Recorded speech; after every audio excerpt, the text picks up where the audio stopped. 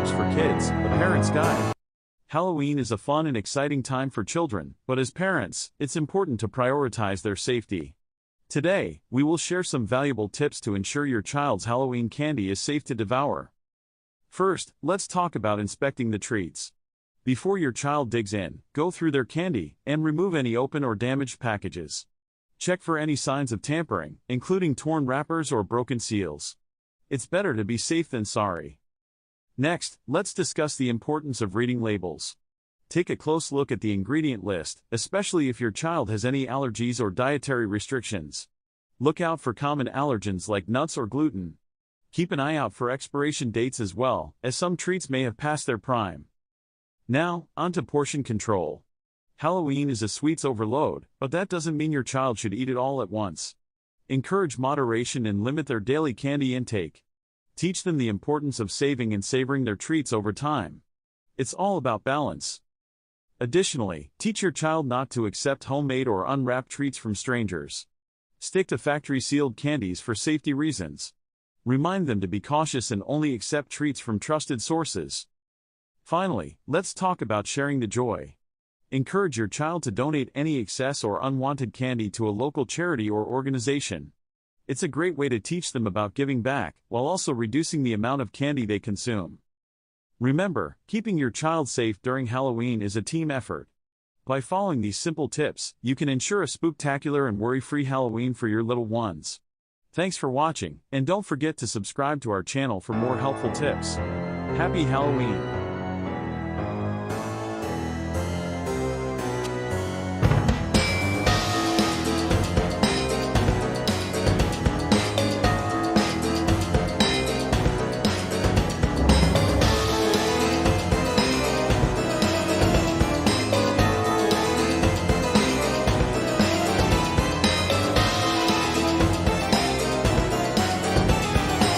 Welcome to Pumpkin Pals, the curious and spooky tale of carving jack-o'-lanterns. Today, we'll dive into the fascinating world of pumpkins and uncover the mystery behind why we carve them. So, let's get started.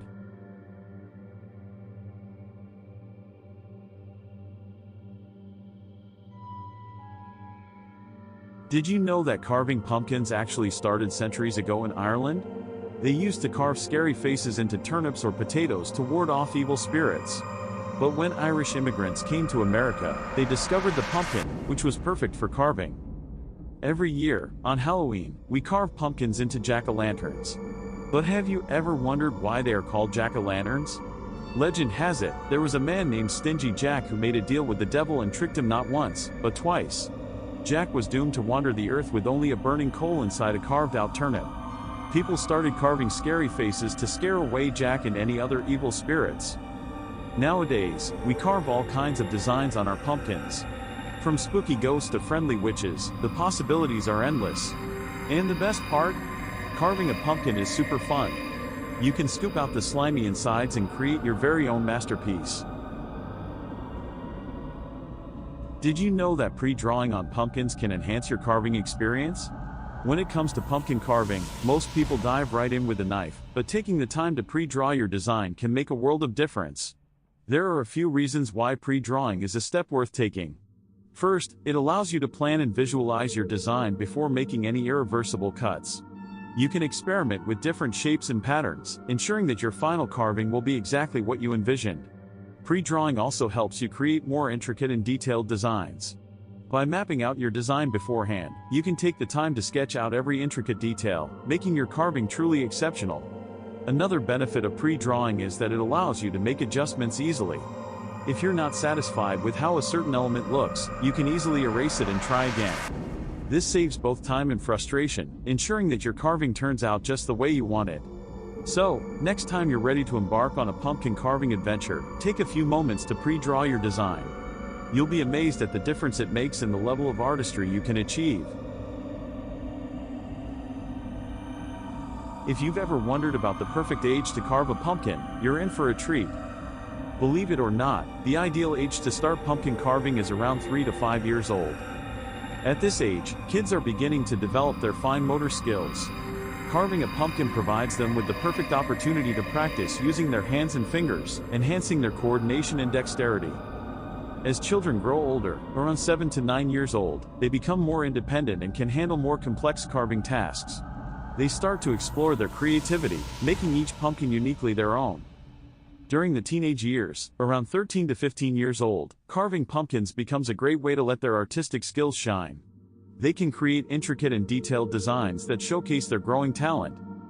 And let's not forget about adults. Carving pumpkins can be enjoyed by people of all ages. It's a great way to bring friends and family together, creating lasting memories and having loads of fun. So, whether you're young or young at heart, pumpkin carving is an activity that transcends age. Now that you know the perfect age to carve a pumpkin, why not gather your loved ones and have a pumpkin carving party? Why do pumpkins symbolize Halloween? Well, it's because they are in season during this time of year. Plus, their bright orange color adds to the festive spirit. So, when you see a flickering jack-o'-lantern on a porch, it means that house is ready for trick-or-treaters.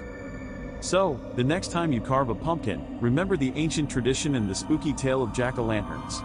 Let your creativity shine and scare away those pesky spirits. Thanks for watching, and don't forget to subscribe to our channel for more exciting adventures with Pumpkin Pals.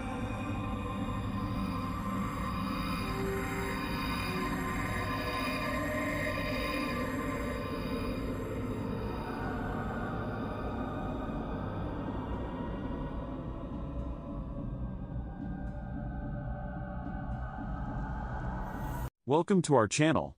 In this video, we will show you how to make perfect homemade biscuits with our step-by-step guide. So let's get started.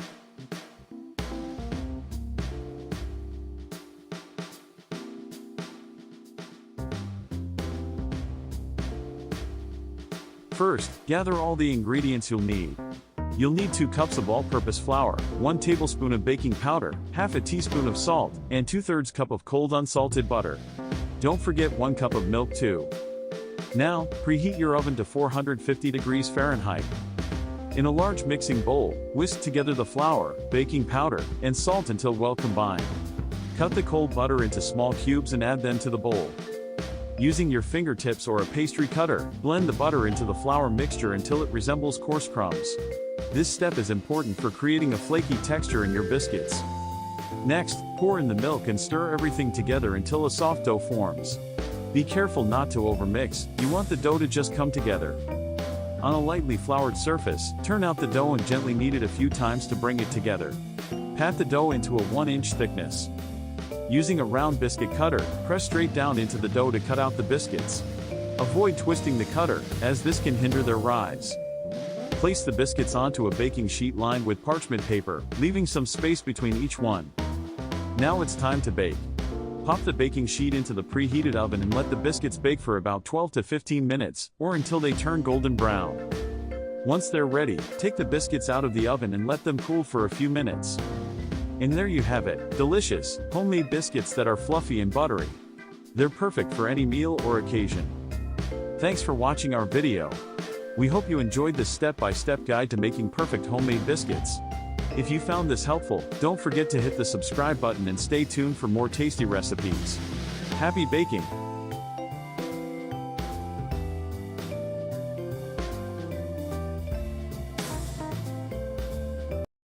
Nobody ever helps me into carriages, or over mud puddles, or gives me any best place. Ain't I a woman? Look at me. Look at my arm. I've plowed and planted and gathered into barns, and no man could heed me. Ain't I a woman? I could work as much and eat as much as a man when I could get it, and bear the lash as well. Ain't I a woman? I've borne 13 children and seen most of all sold off to slavery. And when I cried out my mother's grief, none but Jesus heard me. Ain't I a woman? Sojourner Truth, 1851, Women's Convention in Akron, Ohio. The history of Black motherhood in the United States has been marked by separation. From the time of slavery, the American Black woman has been viewed through the lens of the labor she can provide others. her role as wife and mother minimalized by the expectations of her work outside the home. The legacy of these ideas formed during the infancy of this nation is still felt, even today, as Black women experience motherhood differently than their white counterparts, even in the first few hours after giving birth. Subjected to tropes such as the mammy, who in almost comical irony is characterized as the ultimate caretaker for white children, while simultaneously being neglectful to her own. Black women have for centuries seen their motherhood and their mothering called into question. The modern incarnation of the quote-unquote welfare queen characterizes the Black mother as a dishonest materialist who only has children in order to game the system for more money. The lasting impact of such inaccuracies has been devastating. During slavery, Black women were called upon to be wet nurses to the children of their white owners, often separated from their own children, sometimes permanently, just after giving birth. This practice continued even with emancipation, as many families, especially in the South, continued to employ Black women in domestic capacities. In the first decades of the 20th century, as economic opportunity began to expand for Black men, many Black women were for the first time in a position to make the choice to stay home and care for their own children. The dwindling supply of domestic labor didn't sit well with many employers, and laws were passed in many places requiring Black women to work, even if they had other means of support. A 1918 article from Greensboro, South Carolina, is a prime example of one such ordinance. It read in entirety: Negro women to be put to work. Regardless of whether they want to or have to, able-bodied Negro women in Greenville who are not regularly employed are to be put to work, put in jail, or fined heavily.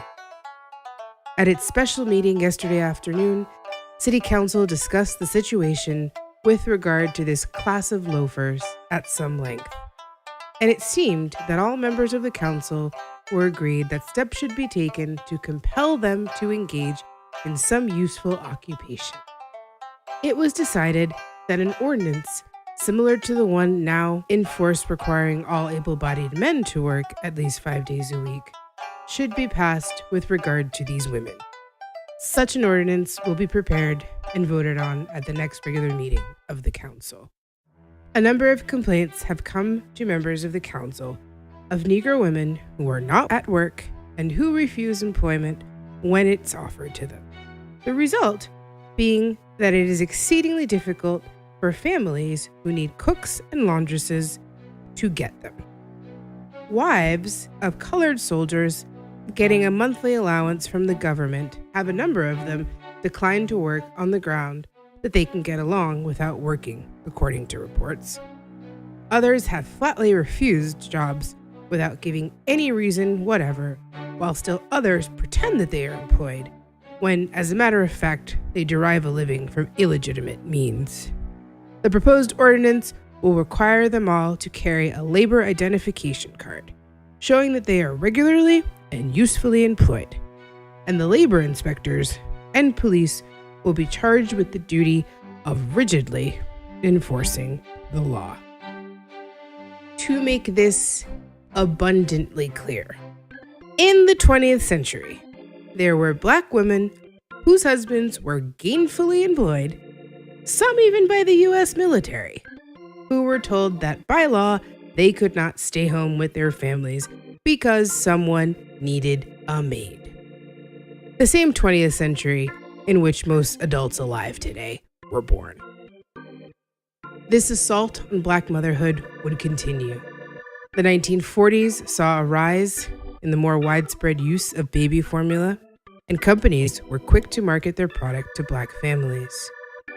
The combination of negative historical associations with being wet nurses and the reality of many Black women having to return to work very soon after giving birth made Black women prime targets for these advertising campaigns. By the 1950s, organizations such as La Leche League were formed. Their messages and campaigns were largely designed to encourage white women to breastfeed, while once again marginalizing Black motherhood. Images of white women breastfeeding their children began to be normalized, while one would only find an image of a woman of color doing so in the pages of National Geographic or the like. The Special Supplemental Nutrition Program for Women, Infants, and Children, also known as WIC, was launched in 1974. Women participating in these programs were more often than not encouraged to use formula, and to this day, Black women remain overrepresented in its participants. Historical wealth and wage gaps between races and genders leave Black women on average in the lowest income brackets. They are employed at a higher rate than any other group in the service industry, working jobs that often offer no maternity leave and almost certainly no accommodation for nursing mothers. A 2016 study found that Black mothers were 9 times as likely to be given formula than white mothers during their postpartum hospital stays. Other studies highlighted implicit bias on the part of lactation consultants who reported spending less time with Black mothers based on the false belief that they would, quote, not breastfeed anyways. Centuries of structural racism, societal norms, and implicit bias have led to the grim reality that as a group, Black babies have the highest infant mortality rate in the United States, with preterm birth also being a determining factor in the disparity of these rates. The survival of preterm infants is exponentially increased when they are given human milk and also time and contact with their parents. Yet, even today, having the opportunity to offer this care to their own children is still not possible for many Black mothers. It's high time we examine the root causes of such disparities and do the collective work of learning from the mistakes of the past in order to shape a better future for Black mothers and their children.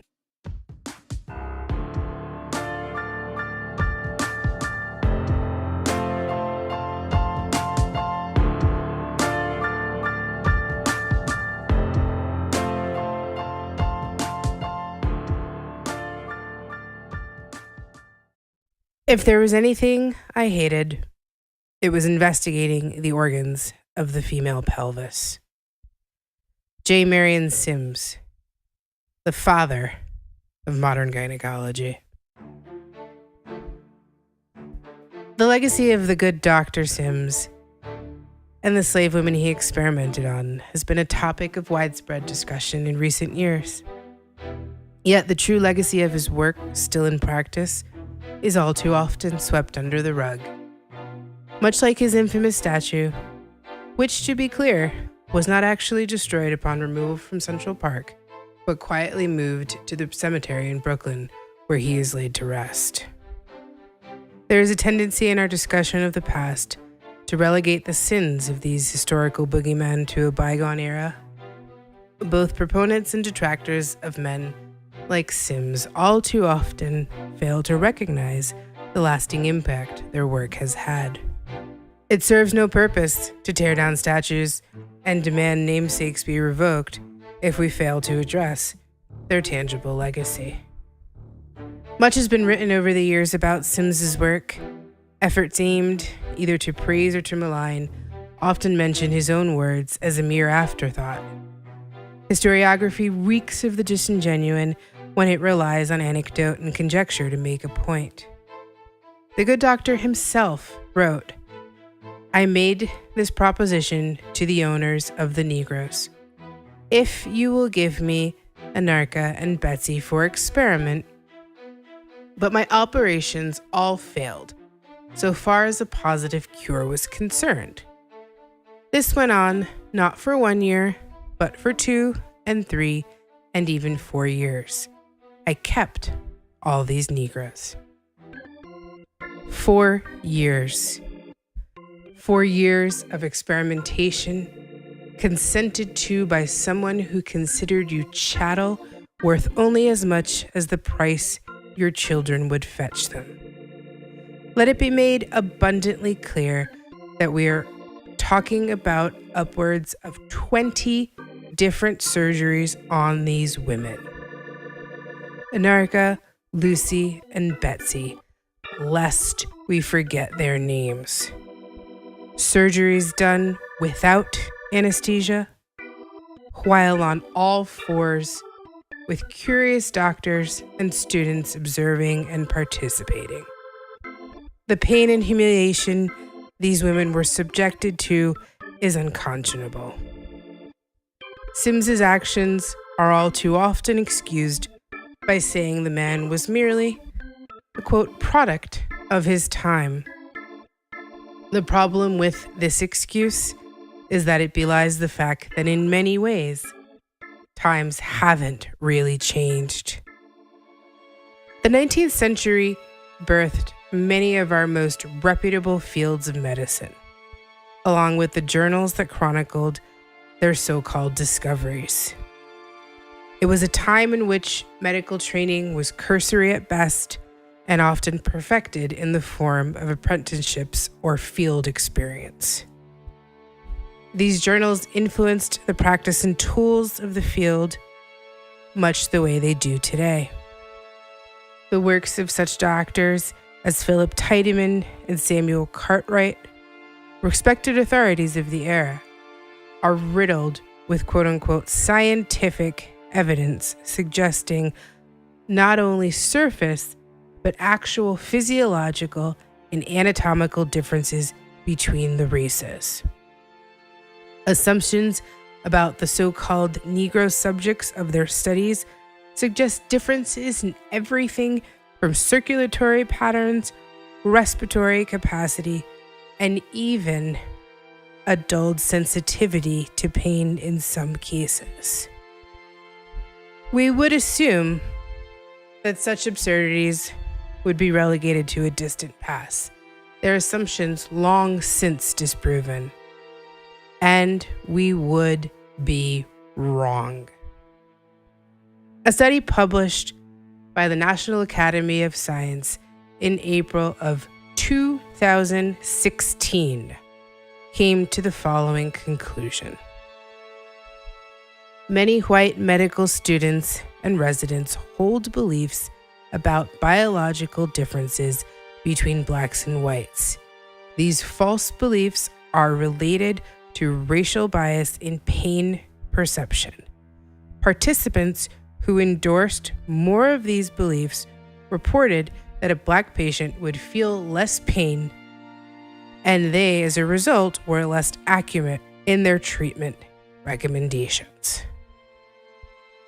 Let's be abundantly clear about what is being said here, because it needs to be restated. In the year 2016, there were medical students and residents who still held long disproven myths about racial differences to be true, and it actually affected the way in which they treated patients. The gravity of the legacy of mistakes made during the infancy of modern medicine cannot continue to be ignored. Removing a statue or renaming a building merely pay lip service to very real and often fatal disparities in this country. It's not enough to wrestle with the demons of yesteryear if we ignore their very real legacy in today's world.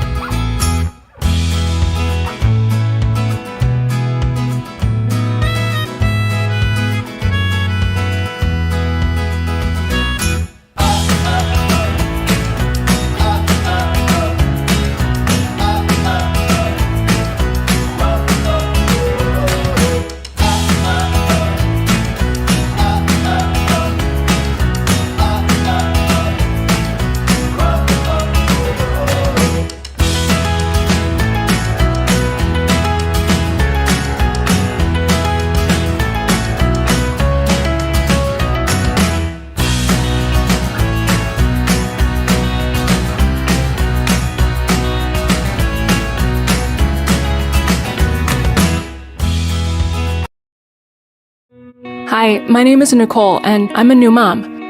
When I was pregnant... Hi, my name is Nicole, and I'm a new mom. When I was pregnant, I learned that more C-sections are being performed in hospitals than ever before, even if the mom and baby are healthy. This worried me, so I decided to educate myself. I learned many things I could do to avoid having a C-section I didn't medically need. I learned how to talk to my doctor about what I wanted for me and my baby, and I brought a friend to my doctor's appointment in case I was too nervous and needed support. I told my doctor I wanted to avoid a C-section unless it was absolutely necessary. When I got to the hospital, I told my nurse too, and she was really helpful during labor. I know there are many things in life I can't control, but I believe it's better to do what I can to make a difference, especially when it comes to my baby. Remember, your voice matters. Educate yourself and start talking to your team today. If I can do it, so can you.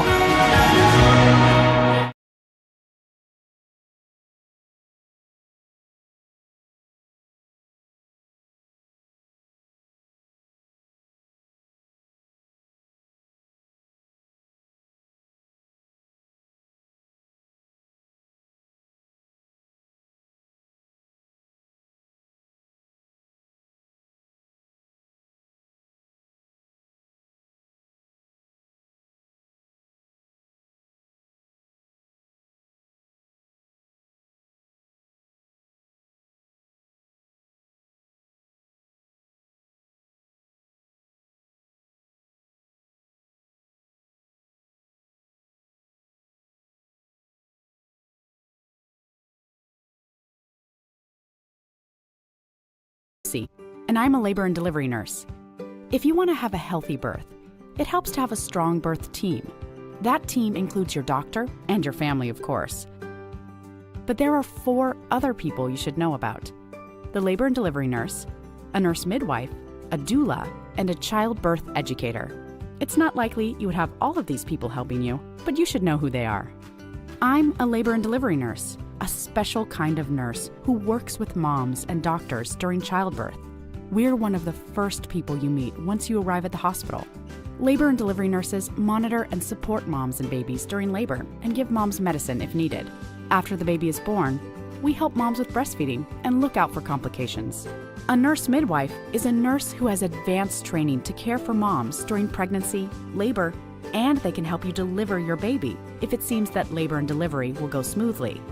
Nurse midwives are really good at helping moms avoid C-sections and other medical interventions unless they are absolutely needed.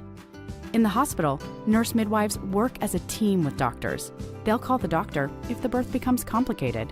A doula is different from a doctor, nurse, or midwife. They're like having your own personal coach who stays with you all through your labor and birth. They provide emotional support and help with things like moving, breathing, and relaxing so your labor goes more smoothly. They'll show your partner how to support you in labor and can even help you at home after your baby is born with things like breastfeeding. Some hospitals give you the option of having a doula, but more often, you will have to hire a doula yourself if you want the extra support. Lastly, it's super important to be as prepared as possible for your birth. If you're expecting a baby, consider taking a childbirth education class. Childbirth educators empower expected parents with knowledge and skills so they feel more confident about the process of having a baby. This is really important. Your birth matters, and your birth team matters. Start building your team today.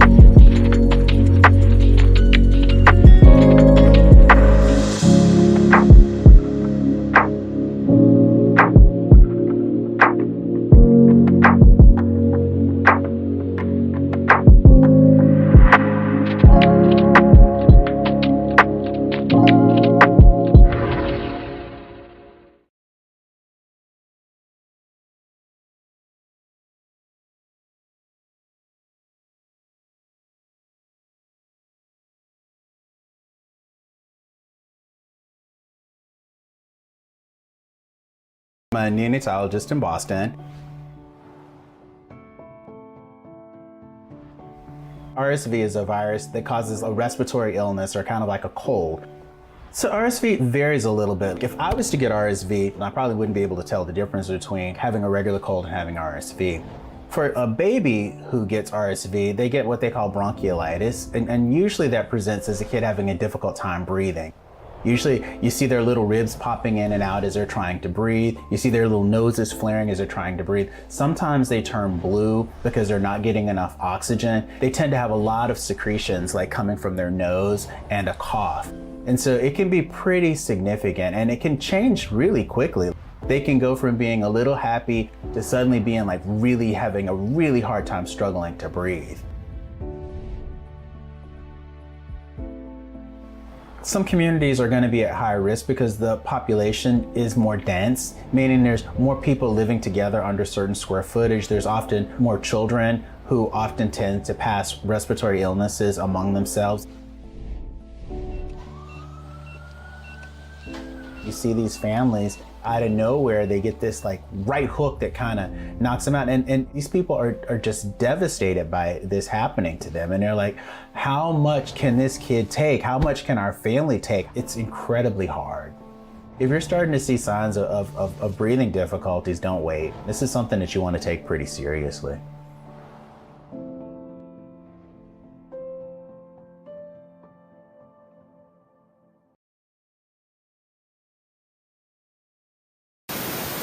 Hi, it's Jen.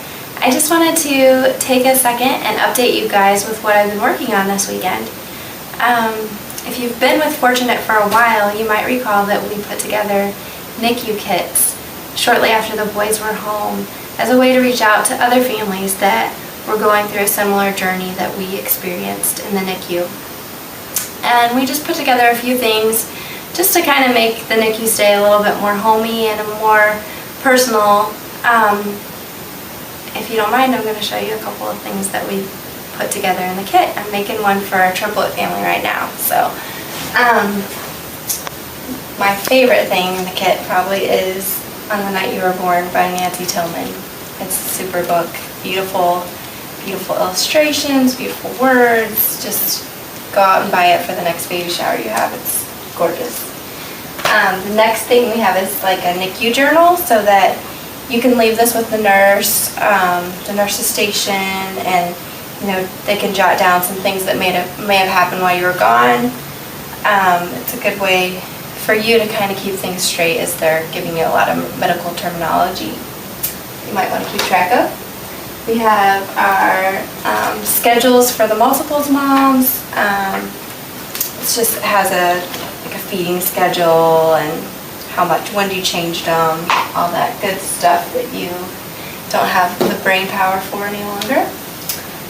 Some lotion because you're washing your hands constantly in the NICU and it leaves your hands nice and dry and chapped. We've got disposable cameras to put in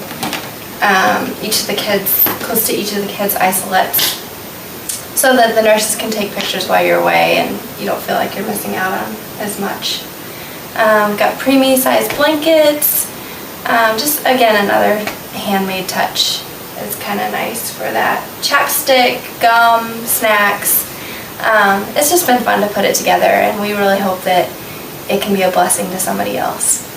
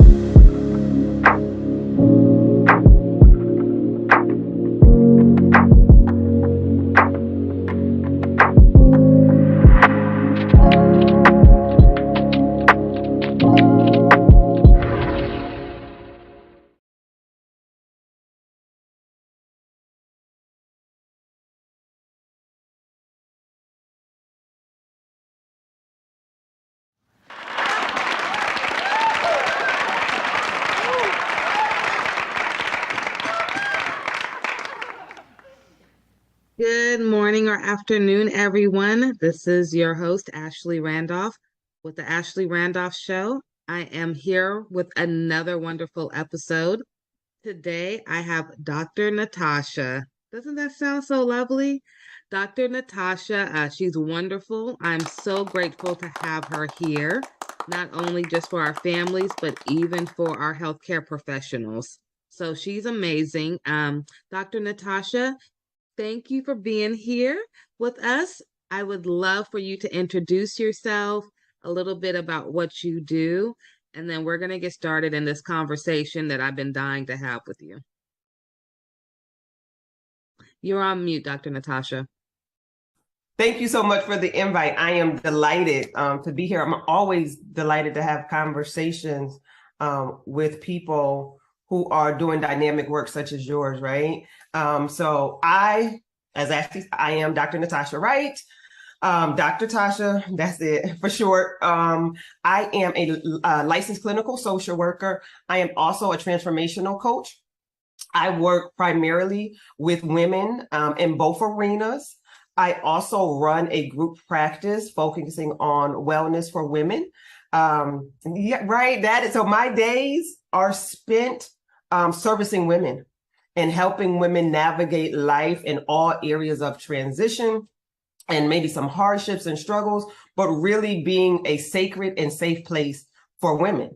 I'm a mom of 2 little boys. Well, not little boys. One's 22. So, right. And the other's 14. So I don't think he would think he was little either. Yeah, they're not little no more. Them your big boys now. Right, because I'm like, my little boys. Well, I guess they ain't. So that's me. In a nutshell, I reside in Connecticut. Ooh, nice fun fact. I'm across the way. Okay. I put myself on mute when you introduced yourself because you just have so much that's so good about what you do that I didn't want any interruptions in the background. Okay. Everyone, she does a lot of amazing work. I am so grateful to have her here, even if it was for 5 minutes. I mean, anything that she can give any of us is going to be of value. Dr. Natasha, or Dr. Tasha, I'm sorry. Whichever one. As long as it's not Dr. Wright, it feels so formal. That I'm the same way. So I tell all my interns and staff, just please call me Ashley. I can't do President Ashley. I know that's my title, but it's okay. Okay, so I'm a mom with 3 kids. Okay, so like you got 2 grown boys. I call my son, he's about to be 12. He's way bigger than me. So I'm like, okay, you my grown boy now. I got 3 kids. I have 2 nonprofits that I'm running. I have all these different titles as well that I have to juggle every day. I probably work 7 days a week, but I'm working on getting that down to 5 days a week. Hello. It's been 8 years. I think I deserve that. What tips do you have someone like me, even if they don't have a lot of titles like me, but maybe just their day-to-day life of going to work and taking care of the kids is a lot. So what advice do you have for us? To start off, let me say blanketed, whether it's entrepreneurship, regular 9 to 5, the children. I don't care if you're a housewife, there's a plethora of things to do. Yeah, absolutely. So almost context almost doesn't matter nowadays because there's always something going on. So the universal conversation that I'm having with women is the question that I originally or first start out with is, how are you? Not how's what you're doing. Not how's the boys or how's the girls, how's the husband, how's the business, but how are you? And usually I get a pause because not a lot of women are being checked on. They're like, oh, I don't know. And I'm like, okay, so sit with it for a minute. I usually got time. Or I get this almost auto response of, fine, I'm good. No, slow down. Let's ask again. And then once I ask, how are you? I pivot to, well, how's your heart? And that is a totally different question. And it forces people, women, to pause for a minute and examine what's going on in life. And I usually get a more authentic response. Because you can't when I ask how's your heart, it's not good, fine, great, how you? No, those are those automatic responses when we are in the hustle and someone asks you, how you doing? Good, I'm great, you good? All right, and then we're in passing. And so having women slow down. So what I want people to know is, women to know, is that I do believe that you can have it all. I'm a firm believer that you can have career, that you can have children, you can have hobbies, you can have dreams. It's just how we manage the time that we're given. So where I come in at is strategy, because I do believe that you can have it all. We are all given the same 24 hours and 1 day. Right. And I'm sure we all have dreams and hopes and desires, but what are we doing with them? Do they get lost in the hustle of life? So one tip is checking on yourself. How are you? That how's your heart question doesn't have to go from one woman to another. We can sit and reflect in our quiet time when we carve out quiet time and ask ourselves, Okay. how's your heart? But having that, stealing a moment to say, how am I doing? And then being real reflective of, I'm having a rough week. It's been a rough month. It's been a rough quarter. Everything is extremely busy. I don't know if I'm going to the right or going to the left. That's data that we can use to say, I might need a better plan. I might need some systems put in place. Okay. Because there are times when we are doing everything that we should be doing and that we can be doing. We're probably just not doing it in a most strategic way. Absolutely. I agree with that. Yeah. So it's like, well, I can't drop anything.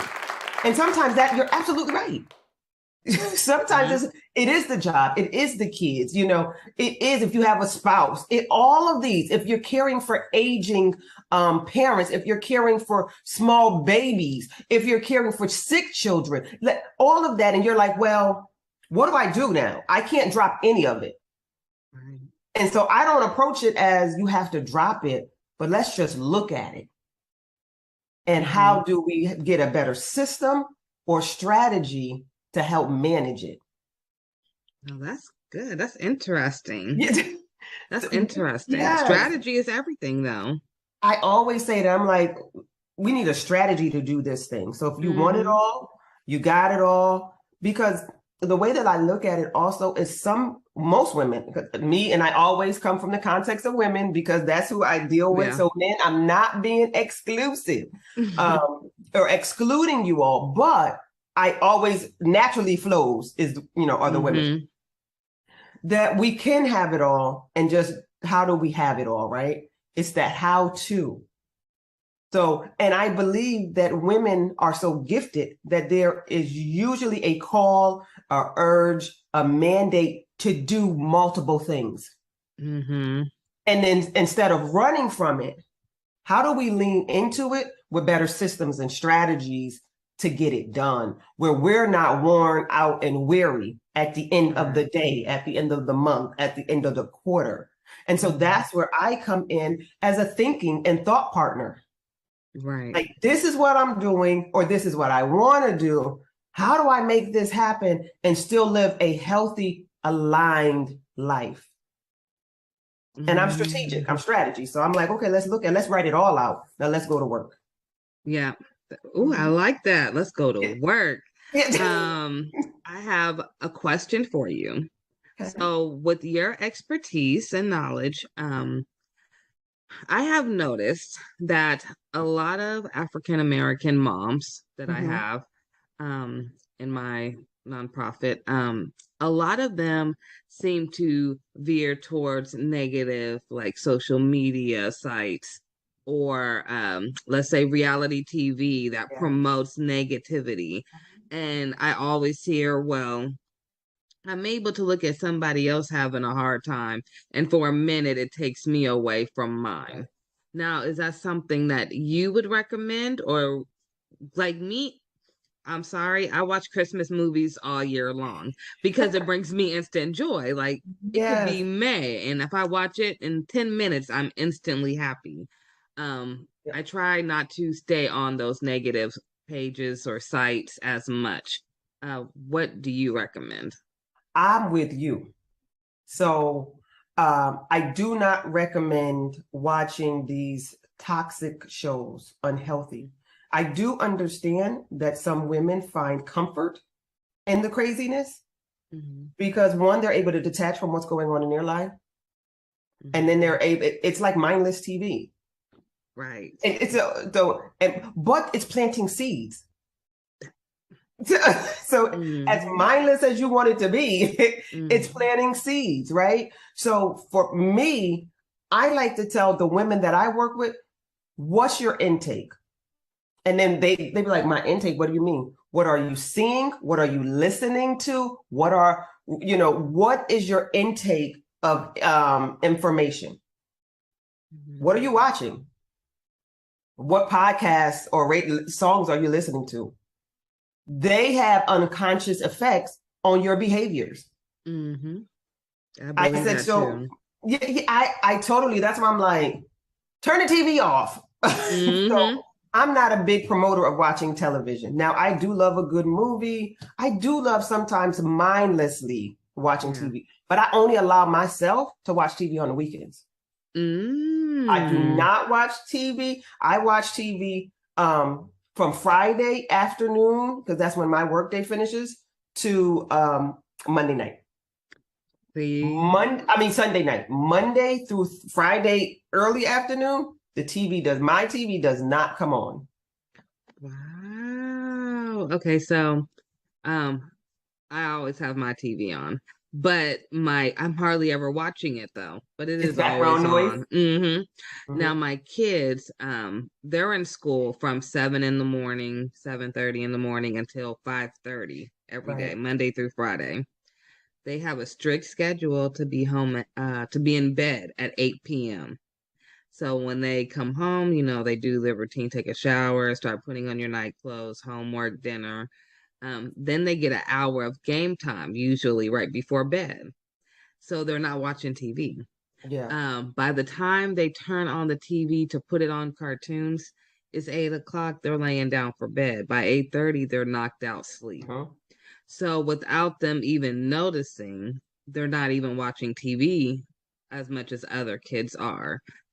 But I do notice that other kids are teaching them things at school. For instance, my son, he's never seen.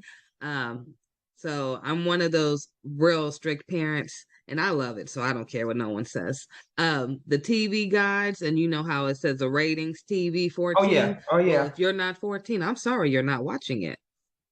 So my son comes home and he'll be like, "Oh, mom, Jason movie. I heard about Jason, or I heard, there's a movie called Saw or something." And I'm like, who's letting their kids watch this? You know what I mean? Yep. And I tell them, yeah, one day you'll watch it, but you're not that age yet. But I do know that a lot of the outside world has an impact.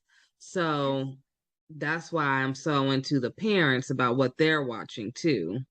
Because sometimes the kids see what you're watching and you may not even be really paying attention, but they're picking up on everything that video is showing, or whatever they're listening to. Like you said, even simple podcasts, it's giving them visuals.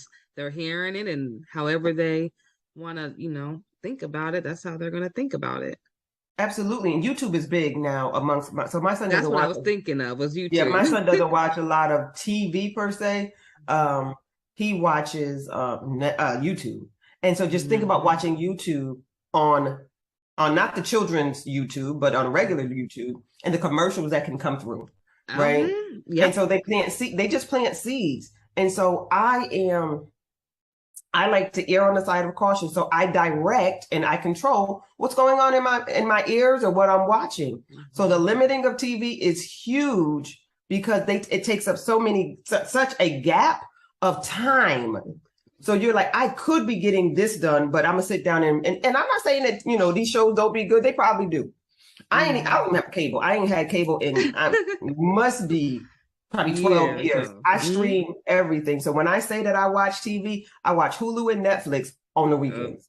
And I don't like series. If I have to watch a series, I may have to make sure that I have time to finish it. Ooh. Because it'll drag into my week and it bothers me.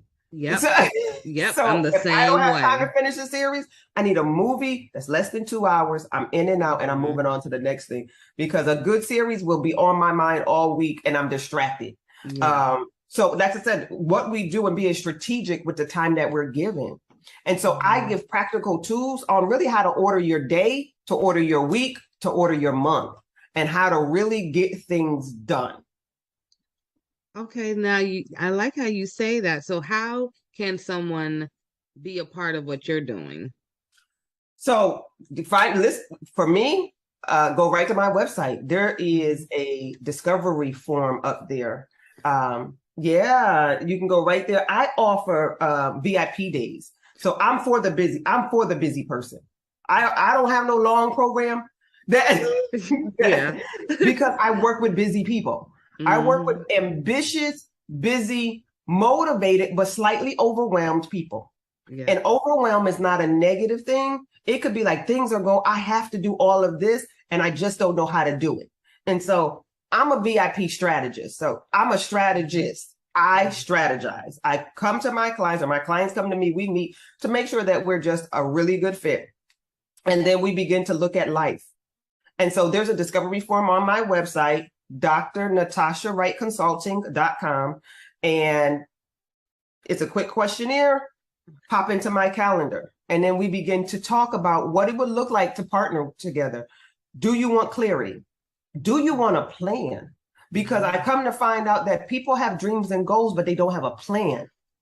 They can't execute. So the dream the goals remain so abstract that nothing's getting done. Yeah.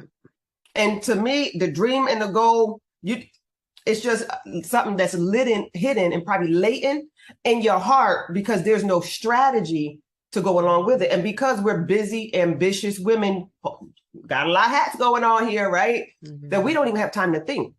So I am that thought partner to help you think and strategize. So working with me, I work in 3-month increments. So in those 3 months, at the end of a VIP day, you leave with a tactical strategy to execute for the next 3 months. Ooh, I like that. This is for the ambitious people that know they have something, they know they're ready, they just can't think. It's the first step. You hear so much. People don't know just the first step. Just show me the first step and I got it. And I make it clear. They actually leave with a tangible document that's like, listen, this is what you do next. This is how you do. And I'm there and I offer support for 30 days post the VIP day. And by the time you execute this 12 weeks, you'll come back to me for another VIP day because we're going to the next thing. Ooh, y'all take advantage of them VIP days. Yes. Okay. And the VIP days looks like me. It's either one-on-one, depending on how it's scheduled, or with a small group. No more than 4, because we're executing. Because you get me that day, and I'm thinking and rolling.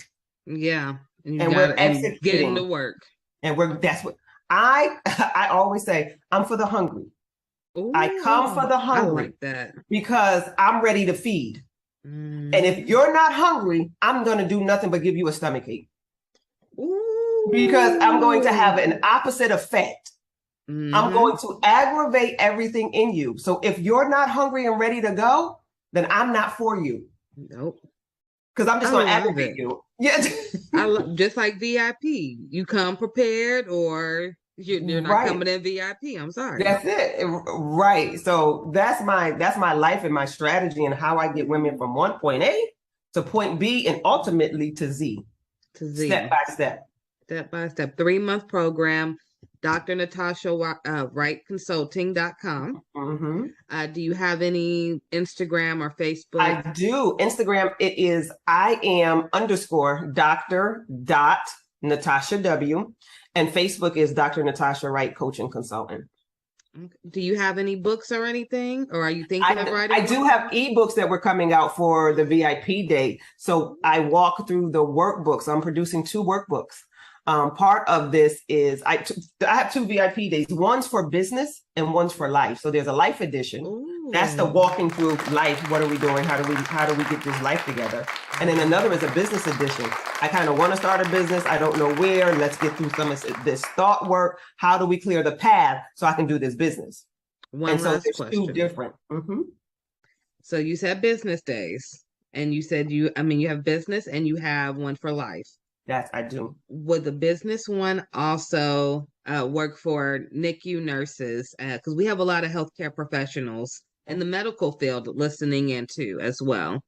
So would this work for doctors and NICU nurses and social workers? Because, that's your your little background. So it does, because it's a day to help you get to strategize how to launch, strategize how to even get through the thoughts of what am I going to do? So remember, it's very tactical. And so afterwards, after they're up and running, then they probably go off to a business coach for the intricacies of the business. But I'm that thought partner that's cutting it out, saying, what is the mind doing? How do we get out of our mind? Here's your first step. Here's your second step. Here's your third step. Yeah. I'm so happy that you created this program. I am so happy that you're African American, first of all, okay? And your voice is powerful. I'm glad of all the work you're doing. I hope everyone takes advantage of these VIP days. Yes, come on, let's get this together. Yes, and if you ever have any days you want me to promote on our GLO Preemies website, wonderful. Send it to me, the flyer, we'll promote it for you, and we're going to have you back. Sure. Listen, I'm here. I love talking about strategizing and getting from point A to point B and getting clear. Yeah, to me, it's money talk to me. If you get your life together, everything else kind of flows. Right. So it's like wedding bells. Like, how can you not love to strategize? So, I told you I'm on a tight schedule. So I keep everything around me in a schedule and to the time. Right to the T. So I appreciate you, and I always appreciate your little talks that we have. They're always so meaningful. And I hope you all look at her website. I will post it below.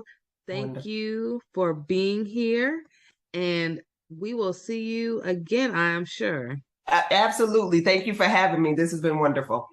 Thank you. Okay, everyone. That is concluding today's episode with Dr. Natasha. She is amazing. Please, please, please go follow her, like and share and subscribe to her pages, and go look at her website.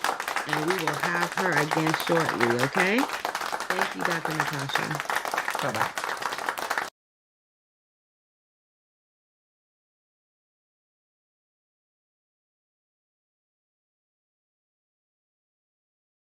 Human milk is the natural food for newborns.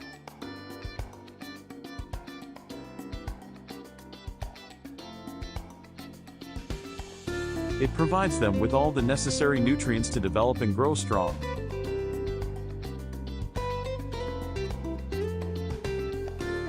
However, not all mothers can produce enough milk for their babies. This is where human milk donation comes in.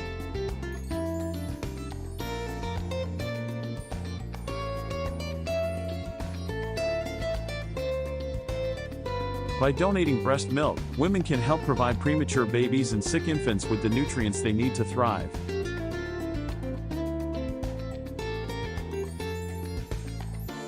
And just like blood and organ donation, there are human milk banks that collect, pasteurize, and distribute the donated milk to babies in need. Donating breast milk is a selfless act that can make a significant impact. And it's not just babies who benefit from it. Breast milk is also used to help people with digestive problems, immune deficiencies, and other medical conditions.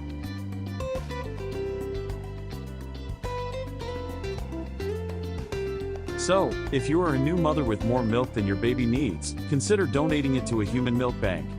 Your milk can help save lives and make a difference in the world. Thank you for watching this video. If you want to support the cause, please subscribe to our channel and share this video with your friends and family. Milk and that. Welcome everyone to today's webinar entitled Marijuana and Breast Milk. This is hosted by the Maternal Substance Exposure Database, which we call MADEX, through CPQCC. If you have any questions for myself or for our speaker, please send that over in the chat. There's also a Q&A function that we're asking you to use, so that use the chat maybe for technical issues that you're having. As I've mentioned before, if you're just joining us, there is a link on the screen. You can type that in bit.ly/THC and breast milk, and that will take you to a really short survey that we're asking attendees to complete. We'll share the survey results with you later, so we promise it'll be interesting the more people that do it. But if you can go ahead and fill that out, we would greatly appreciate it. Here's a brief overview of what we're hoping to talk about today. So we'll do a welcome, a presentation that'll be about 30-35 minutes. We'll share those survey results and then have time for live Q&A. So as you're listening, if you have a question, please feel free to submit that in the Q&A box. The Maternal Substance Exposure Database, that's the group that's hosting this webinar today, is an optional and free database that's part of the California Perinatal Quality Care Collaborative. You might be familiar with us, CPQCC. A lot of you are from California. So we collect data on all maternal substance exposures. So those include, but aren't just limited to, opioids. And by doing that, we aim to improve healthcare for exposed newborns by focusing on treatment and length of stay in the hospital. And while the database is designed to capture information on infants who have been exposed to opioids, many of our members also use it to collect data on infants who have been exposed to other substances as well. So about 23% of our infant records in MADEX report maternal exposure to marijuana. We would assume that the rate for this data is much higher, since a lot of our MADEX centers do primarily use the database for opioid exposed infants. So this is an example of the MADEX report site, where if you join MADEX, which again is free and optional, you can compare your hospital to other MADEX participating hospitals. So we have 32 right now across California and over 500 infant records that have been entered to date. This data is used to drive improvements in the care provided to exposed infants.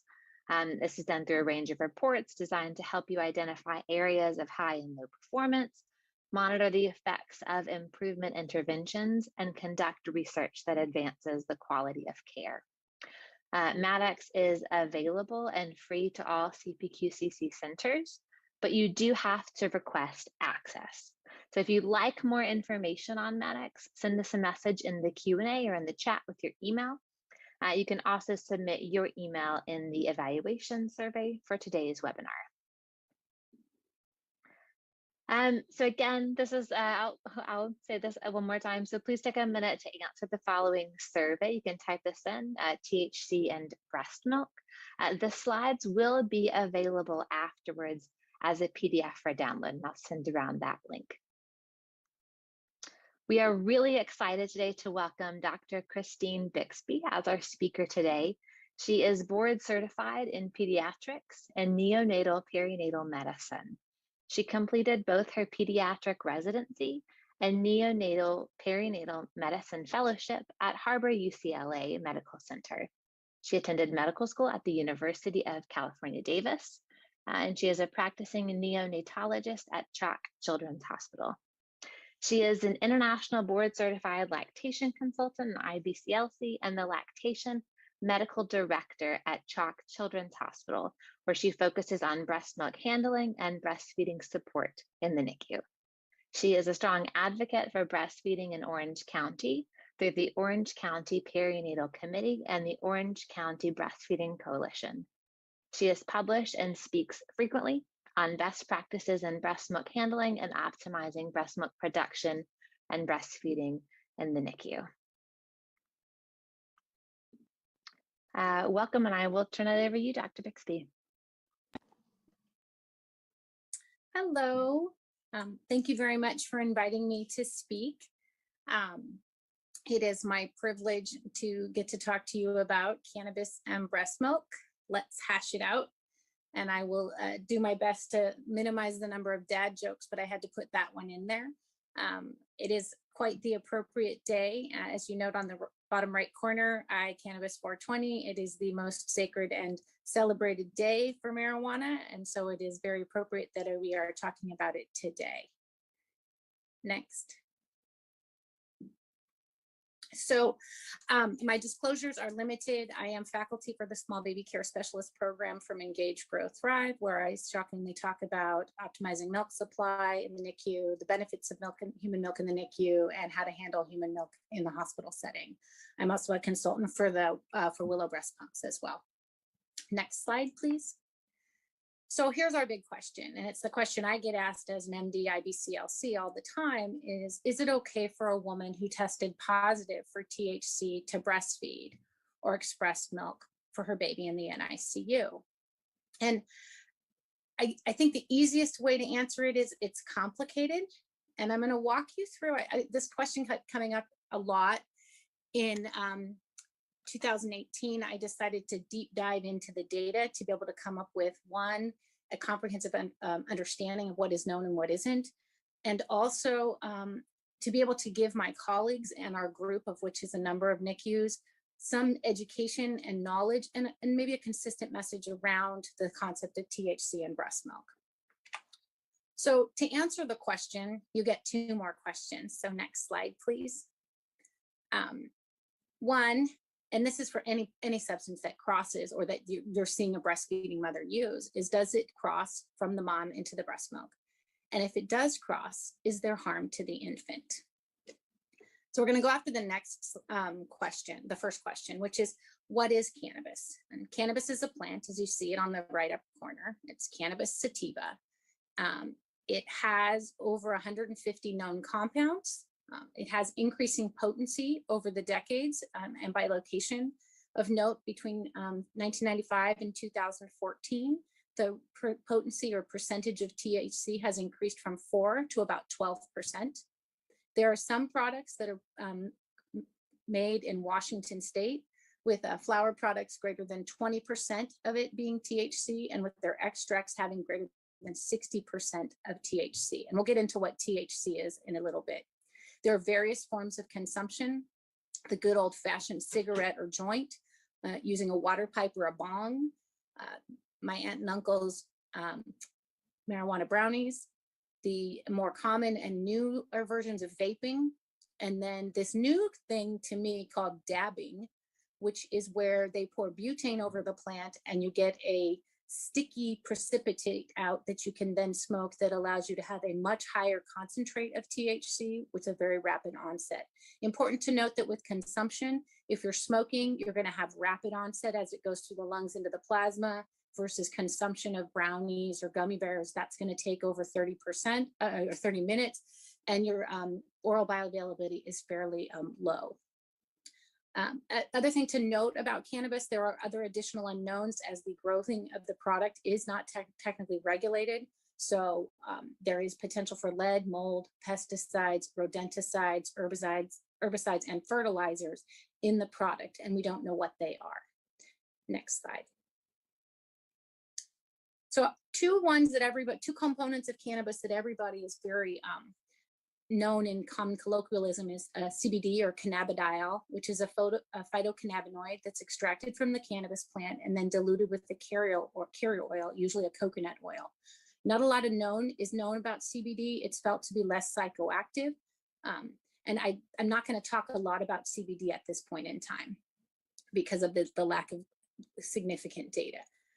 The big thing that we're going to talk about is THC, or delta-9 tetrahydrocannabinol, and I'm not going to say that word again. We're going to call it THC going forward. And it is the most psychoactive component in marijuana. It has a very large volume of distribution, and it enters the plasma compartment almost instantly from the lungs and then redistributes to highly vascularized tissues such as the brain and the liver. It's highly lipophilic, so it likes to store in fat and can be there for weeks to months. And important to note, the half-life of THC is fairly long. In infrequent users, it's 20 to 36 hours. And in chronic users, it can be about 4 days. We'll talk about further data that's come out just in the last few months about even a longer half-life. Of note, it is present in an exhaled breath for 2 to 4 hours after one cigarette.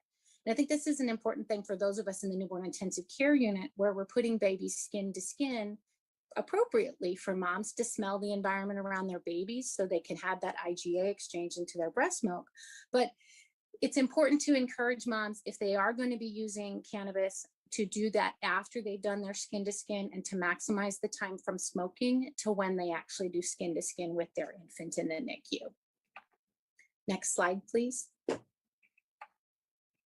So where does THC function? And THC functions in a lot of places. And I think the big area that everybody likes to talk about and where we have some information and some data in both human and animal is the endocannabinoid system.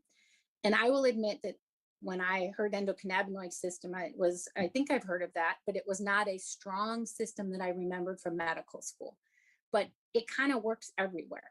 So THC functions with the endocannabinoid system as an agonist to the cannabinoid receptors, where it impacts neuronal cell migration, proliferation, and differentiation, which impacts attention, cognition, memory, emotion, movement, and the peripheral immune system. So in particular, it's hitting in these executive function areas. And we'll see that as we go through some of the data that I'm going to highlight. THC also functions within the dopamine, opioid, GABA, glutamate, and serotonin associated symptoms, so kind of everywhere. But these are areas where you're looking at reward centers and emotional regulation as well. And then it's also seen to promote corticotropin secretion and preventing the secretion of gonadotropins, TSH, prolactin, one of our big breastfeeding hormones, and growth hormone, where there is some data on fetal exposure with concern for growth restriction, which I do not have time to go through at this time. Next slide, please.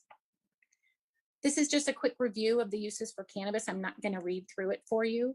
Of note, recreationally has become a very important and significant area of cannabis use in the current times.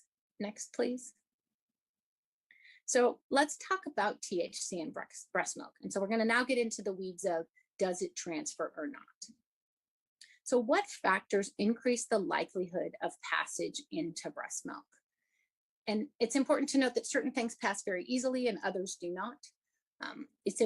You have a low molecular weight, so less than 300 Dalton, and marijuana in particular is a 314 Dalton chemical, so it would pass in that regard. Low protein binding facilitates transfer, although THC is more commonly protein bound.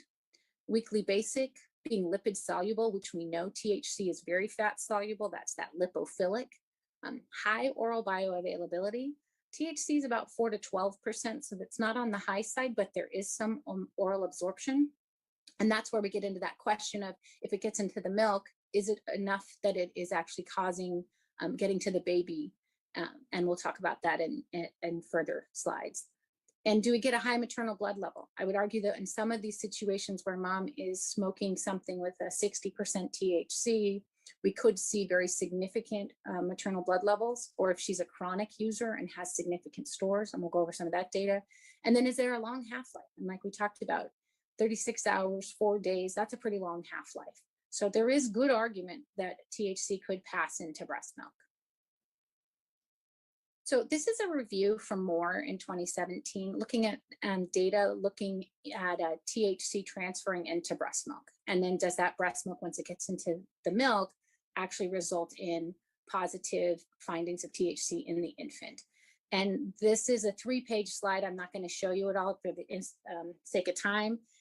The other 2 slides are mostly animal data. So if you want to explore that, you can look, pull up this paper. It's quite easy to find.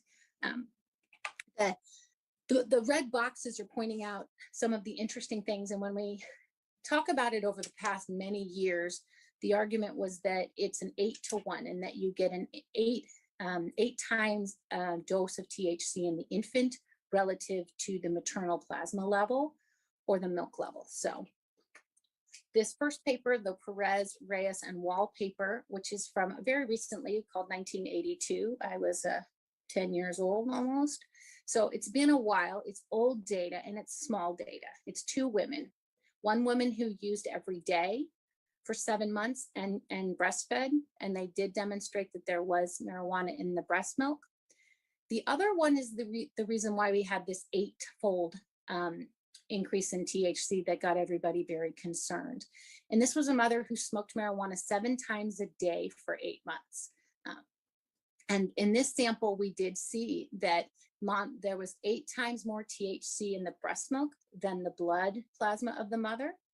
And that we were actually concentrating THC in the milk, and it made for a significant concern. And that, are we giving a really high dose of THC to babies?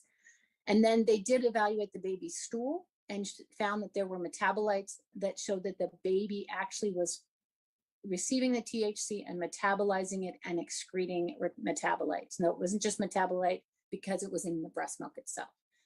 So that paper told us that THC can cross, and it's potentially crossing at a very high concentration, and it's sequestering in the milk, which made things very concerning.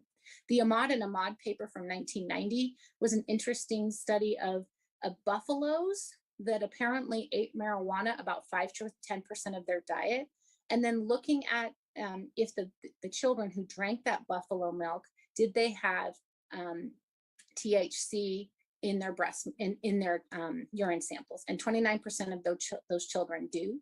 So the argument there was that yes, you did even have it from animal milk exposure. You can see THC. Next slide, please.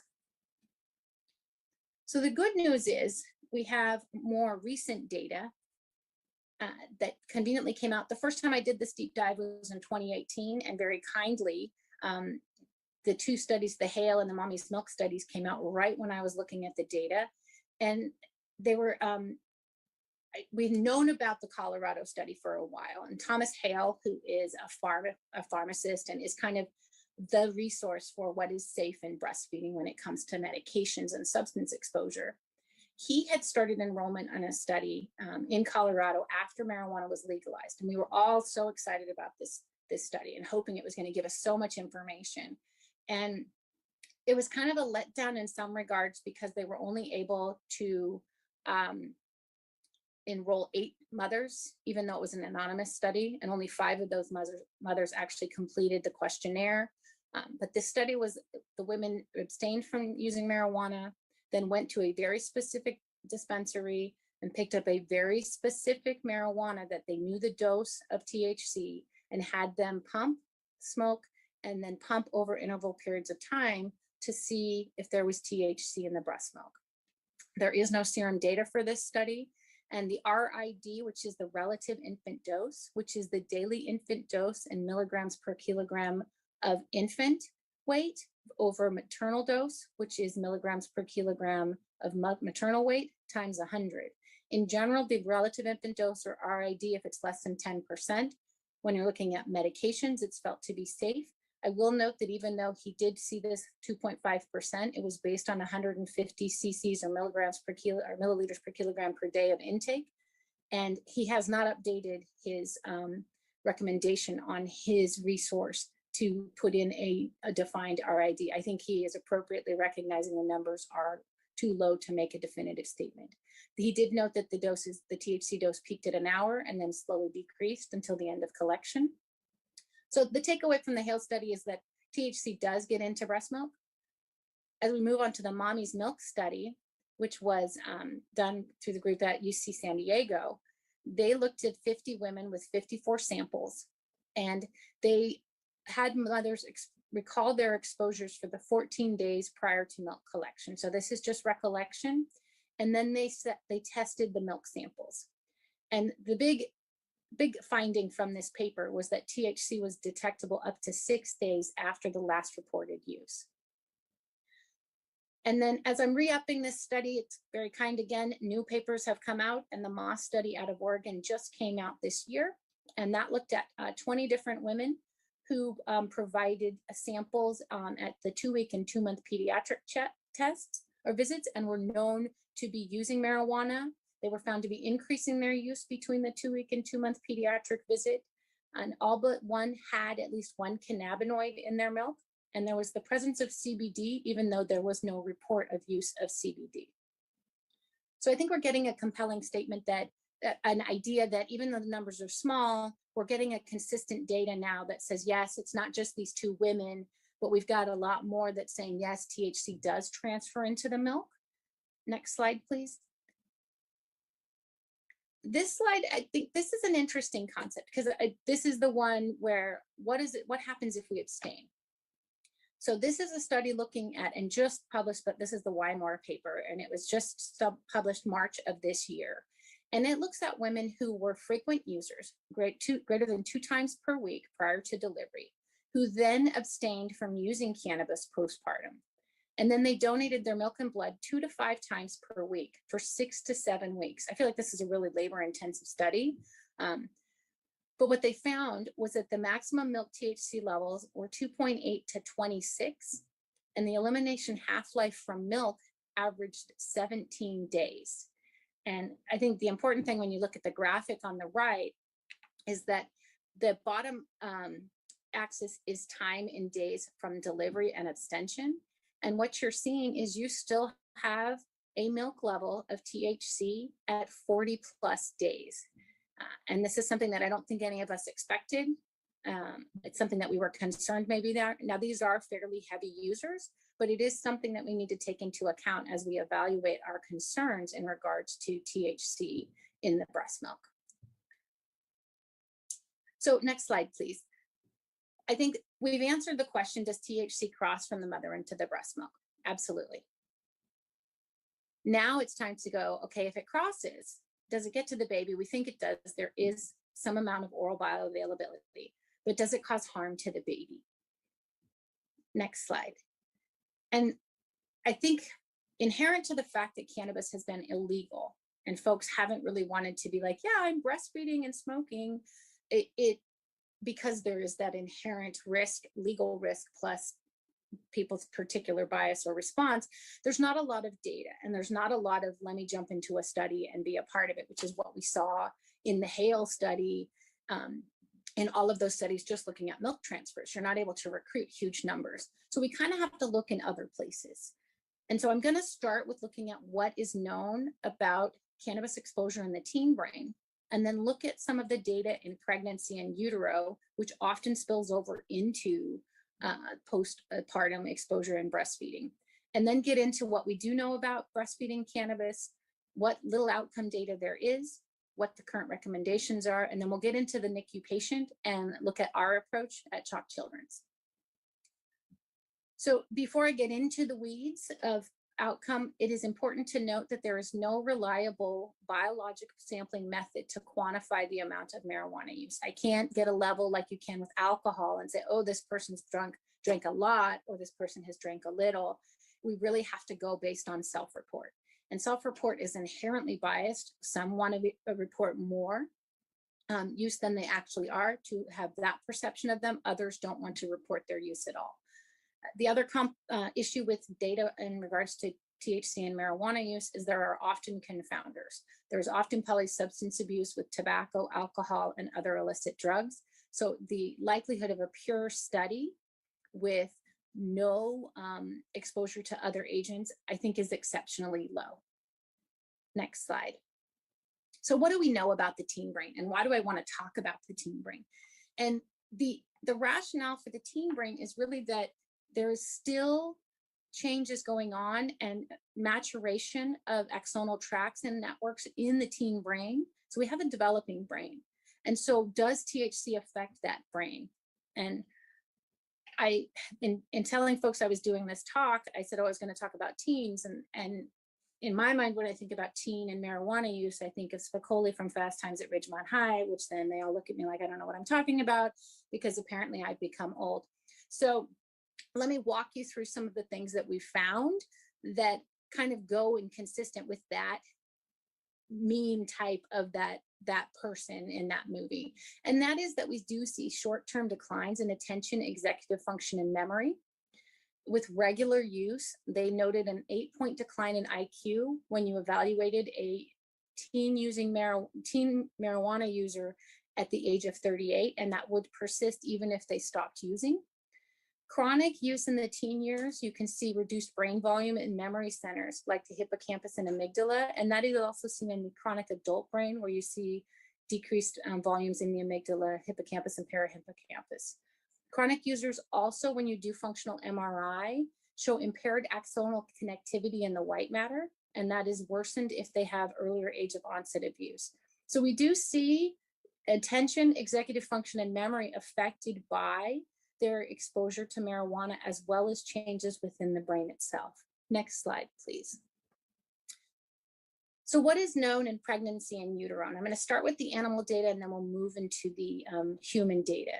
And this is a summary by Navarrete looking at preclinical findings for perinatal cannabis exposure. So this is both pregnancy and breastfeeding, which is generally what we're going to find. If you're using marijuana during pregnancy, I was impressed to see this new paper from Wymore, because it's often hard to find someone who thought that it was okay to use marijuana during pregnancy and that they did not want to continue post-delivery. So they go through in this graphic kind of summarizes things that, since we don't have time to get really heavily into the weeds. There are specific neurobiological alterations that I'm not going to read all of those out, but they result in behavioral alterations that you can see on this of the right-hand side, which is motor impairment, cognitive deficits, decreased social interaction, increased vulnerability to reinforcing and motivational effects of drugs of abuse. And that's what you're looking at with your dopamine receptors and your similar receptors that we talked about where THC functions. And so this is kind of, we're going to start seeing this theme. We see cognitive deficits in the teen, and now we're seeing it in the rat that's exposed. And now we'll go ahead and move on to the pregnancy as well. And so what do we know about pregnancy and marijuana use? 36% use at some point in pregnancy. Use declines over gestation. And if they're using at term, then they are likely a chronic or dependent user. 48 to 60% will continue using through pregnancy as they feel that tobacco is a safer alternative, or that is safer than tobacco. Of past users at between 2007 and 2012, 16% of pregnant responders were using daily, and 18% met the criteria for abuse or dependence. Next slide. So I'm going to talk to you about the big three prospective trials: the Ottawa Prenatal Prospective Study, or the OPPS, the Maternal Health Practices and Child Development Project, or MHPCD, and the Generation R study. And when we look at this next slide, it's a lovely table that kind of summarizes, and I don't have the time to go through all the data, but I'm going to hit the high points real quick. The OPPS is a study that was done in Ottawa, started enrollment in 1978 in a primarily middle-class Caucasian population. MHPCD began enrollment in 1982 in a largely African-American population in a low socioeconomic status in Pittsburgh. And then Generation R is our new study in 2001, which is from Holland, which is a multi-ethnic cohort, but they do have a slightly higher socioeconomic status. I think just based on the years of enrollment, we can state that the amount of THC in product that they were exposed to is going to be a lot higher in the 2001 versus the Ottawa and Pittsburgh studies. As we go down the graphic, the polysubstance use is notable to be across the board present. So we're going to have confounded data no matter what. And then we will look and see retention is actually, I think, impressive, 63% all the way to 22 years. And then even looking at 80% to 22 years on the Pittsburgh study. The Generation R study is still following up, and they have the 6-year data that they've published, and that has exceeded 80% for retention rate. As we move into the outcomes on the next slide, we'll see that one, there's some trend unclear about preterm delivery and birth weight. And that, I think, is still teasing itself out in the literature. And we really need to jump down into the school age to start looking and seeing what they saw as a trend. And it's important to note that they're seeing similar things, especially between the two studies in the 70s and 80s. In the preschool population, we're seeing verbal and memory performance is affected. And then when we move into school age, we're seeing attention, impulse control, hyperactivity, visual reasoning issues, executive function problems, language comprehension, reading, spelling, and academic achievement. So we're seeing issues that are going to show up more about 8 to 10 years of age. And it's that reading, writing, academic performance, which is a significant issue. Now, could that be confounded by the polysubstance abuse? Absolutely. When we move into the teen and young adult period, we see persistence of some of this higher level executive functioning, visual cognitive functioning, academic achievement, particularly in reading. And then as we move to the very bottom, we're going to see issues with smoking, early substance abuse, chemical dependence. When we look at Generation R, we're still really early into the data, and they do note that between 6 to 8 years, they saw altered brain morphology in the frontal cortex. And I think we're still, this one, the jury's out yet. We've got to give them the time to follow over time in order to give us the actual good data that I'm hoping they will give us from this study. Next slide, please. So now I'm going to actually look at breastfeeding and cannabis, because I've looked at the teen, we've talked about the pregnant, and then subsequent potential breastfeeding exposure there. But what do we know specifically about cannabis and breastfeeding? So as we saw in the Wymore paper, maternal use does increase in the first 6 months postpartum. What also is important to note that THC and cannabis absolutely has a potential for affecting lactation, as we see a decrease in prolactin levels and a decrease in the oxytocin levels. These are the two big hormones of breastfeeding. Prolactin is your make and milk hormone, and oxytocin is your letdown hormone. And if we're seeing those, there would be concern if those are lower that it would impact your breast milk production and your ability to maintain a milk supply.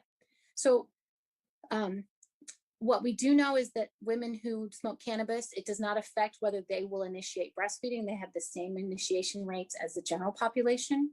But when studied at a greater than or equal to 9-week postpartum, you see a statistical decrease in breastfeeding if mom is using marijuana.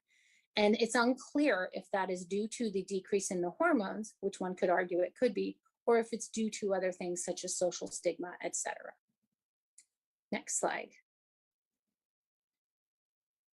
When we get into the weeds of the logistics of breastfeeding and THC, it is important to note, especially if mom is smoking her marijuana, that there is an independent twofold increased risk for sudden infant death syndrome.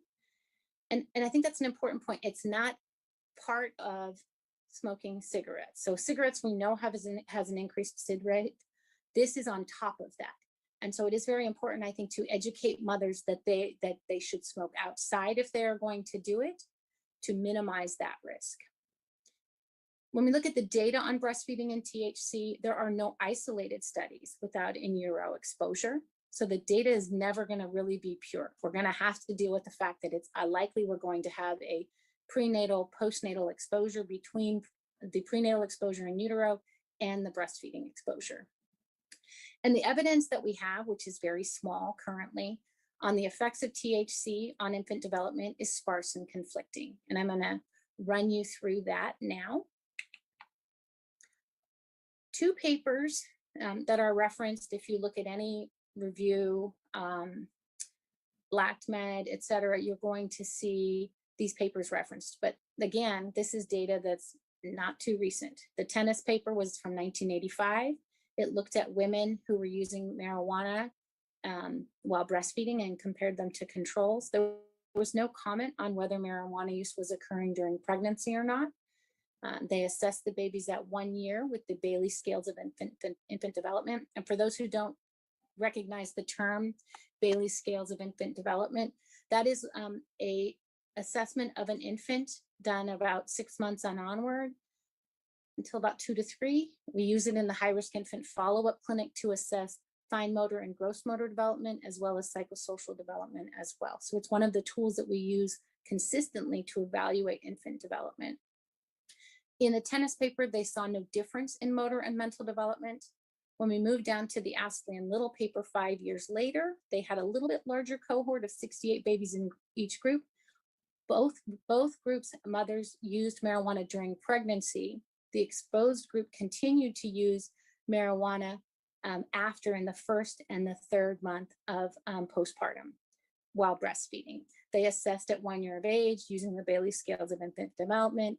They noted that at higher exposure, you saw a lower psychosocial developmental index, and as well as you saw a decreased motor developmental interest on the Bailey as well. So there's no difference, there's difference.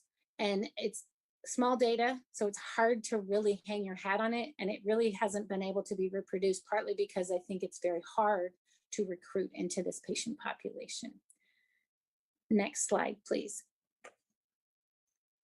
So I don't have the time to run through all the animal data, but I'm going to give you the statements from 2 organizations about long-term concerns about effects on the infant. The Academy of Breastfeeding Medicine, which is an organization of physicians who support and advocate breastfeeding, in their review, noted that the number of studies that have found concerning evidence, both human and animal, outnumber the studies that have concluded no effect. A conservative approach is suggested until evidence can strongly support otherwise. The AAP, or American Academy of Pediatrics, in their clinical report, noted that their current understanding of the ECS, or endocannabinoid system, and its role in the development of neural circuitry in early fetal life also provides theoretical justification for the potential of marijuana substances, particularly THC, to affect neurodevelopment. So there's concern. Next slide, please. So what are the current recommendations? And I'll start with Hale. He's the guy out of Texas with the Infant Risk Center, or Mommy's Meds, or Milk and Medications. And he has the rating scale of L1 through L5. I'm imagining that many of you are recognize that scale. And L1 means that there is no risk, or there's perceived to be no risk, and there is some data potentially that is supporting its use. L5 would argue that there's significant risk and you should not use that substance while breastfeeding. L4 is often considered one that you shouldn't use while breastfeeding as well. So he's saying limited data, possibly hazardous. I've underlined this statement he added recently in the last few years, and it says, while this data poses numerous limitations and does not directly examine the benefits of breast milk versus risk of exposure to marijuana and milk, cannabis use in breastfeeding mothers should be discouraged at this time. And I think his point is valid in that there's a benefit to breast milk. We know that long paper from 2012 from the AAP with the graph that shows all the different percentages of improvement in milk in outcome when you're exposed to maternal milk. But then there's a risk to marijuana that we don't know.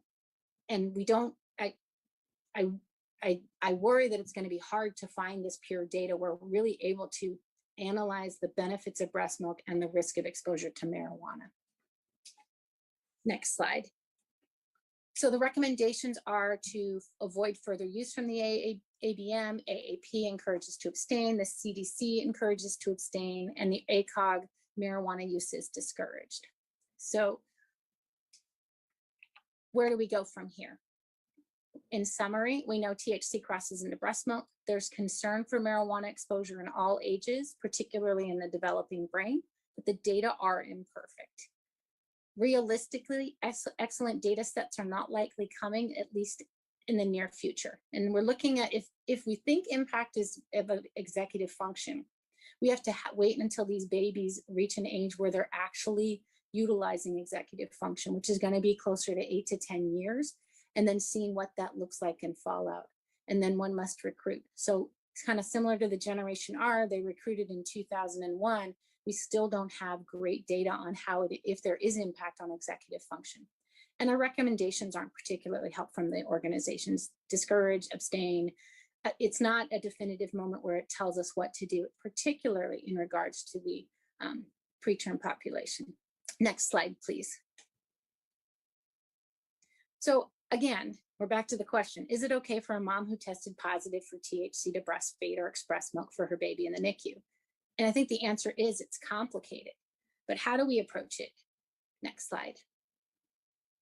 So there's none of the data and none of the recommendations really discuss the preterm or the NICU patient population. And I think it's important to note that most of our infants who are admitted to the newborn intensive care unit have an inherent risk of neurodevelopmental delay due to their underlying diagnosis and subsequent need for neonatal care. The AAP, of course, supports human milk in the preterm and NICU population, but has not given us any guidance on how to address marijuana-using mothers in the NICU. Next slide. So how do we develop a recommendation in the NICU? And I do think it is each unit, because the data isn't definitive, there's a lot of concern, but it's important that we look at what the patient is bringing to us and what we have as options as we evaluate our potential recommendation in our unit. So first, how frequently is mom using? When was her last use? Is there polysubstance abuse? Is there maternal willingness to discontinue use? Is there an ability to develop a trusting and therapeutic relationship? Is there availability and reliability of donor human milk? And what's your NEC risk in your unit, particularly when dealing with your higher NEC risk populations? Next slide, please. So there's 3 possible approaches. And I think that you could argue, based on what your availability of and ability to answer the questions previously, how to approach it. So number 1, you could just say, you know what, we're going to use breast milk for all marijuana users and go with the belief that breast milk is really going to mitigate any potential risk that we don't know is coming from use of marijuana and getting into the breast milk. We could also, the second approach would be to pump to establish supply while mom abstains and utilize donor milk until some time that the THC level in milk may theoretically be low to 0. And then finally, you could say, you know what, mom's used marijuana, we're not going to use her milk at all, and we'll just use donor milk because we have such easy access, and we really feel that the risk of marijuana is significant, and we don't think it supersedes the benefit of what is concerned, what we gain from being exposed to mother's own milk. Next slide, please. So I'm not giving you an answer, unfortunately. I'm going to give you our answer at the Children's Hospital of Orange County, which is our chalk stoplight approach. And I'll walk you through that. Next slide, please. So where are we and what are we? CHOC is a 334-bed tertiary freestanding children's hospital with a 104-bed level 4 NICU in Orange, California. We have a robust and liberal donor milk policy. We will give donor milk to anybody in our NICU. A part of that is because we are very successful in establishing milk supplies in our mothers, and so it is a small portion of our population that doesn't have mother's milk in large volume, and so it's often a bridge, but it's available to all comers. And then we also have a strong lactation team where we are able to support moms and engage with them in establishing milk using a pump. Next slide. So our approach is multidisciplinary. The nurse, the doctor, the LC, the dietitian, and the social worker are all engaged and involved in this process. We identify a THC positive mother, and she is evaluated by the lactation consultant. This interaction is respectful and without judgment. Mom is educated on concerns surrounding marijuana exposure and possible risk to the infant, particularly in the NICU patient. And then we identify mom's lactation goal. Does she want to breastfeed?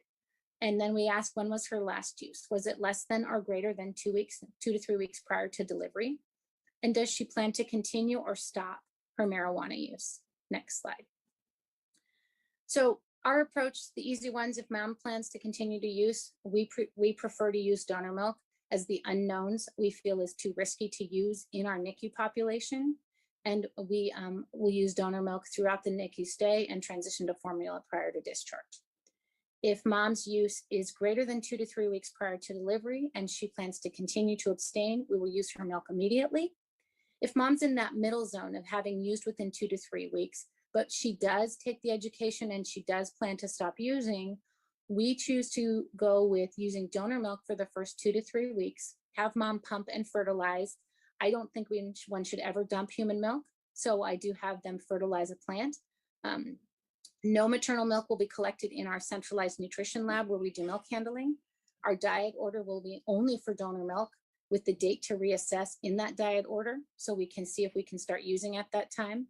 Mom is educated by the lactation consultant on how to establish a milk supply using pumping, hands-on pumping, frequent skin to skin, and regular pumping. At 2 to 3 weeks, the lactation consultant will check in with mom and we'll see if she's continued to abstain. Her transition, if she says she has, we will transition to use her milk. We get to change the diet order, and the nutrition lab begins to accept milk. If her, that's it, sorry, excuse me, next slide. So that's our approach. It's an approach. Is it perfect? No. We've had challenges in that we've had issues with team member buy-in. Part of it was education. This slide deck was initially built to roll out and educate my colleagues on why we had significant concern.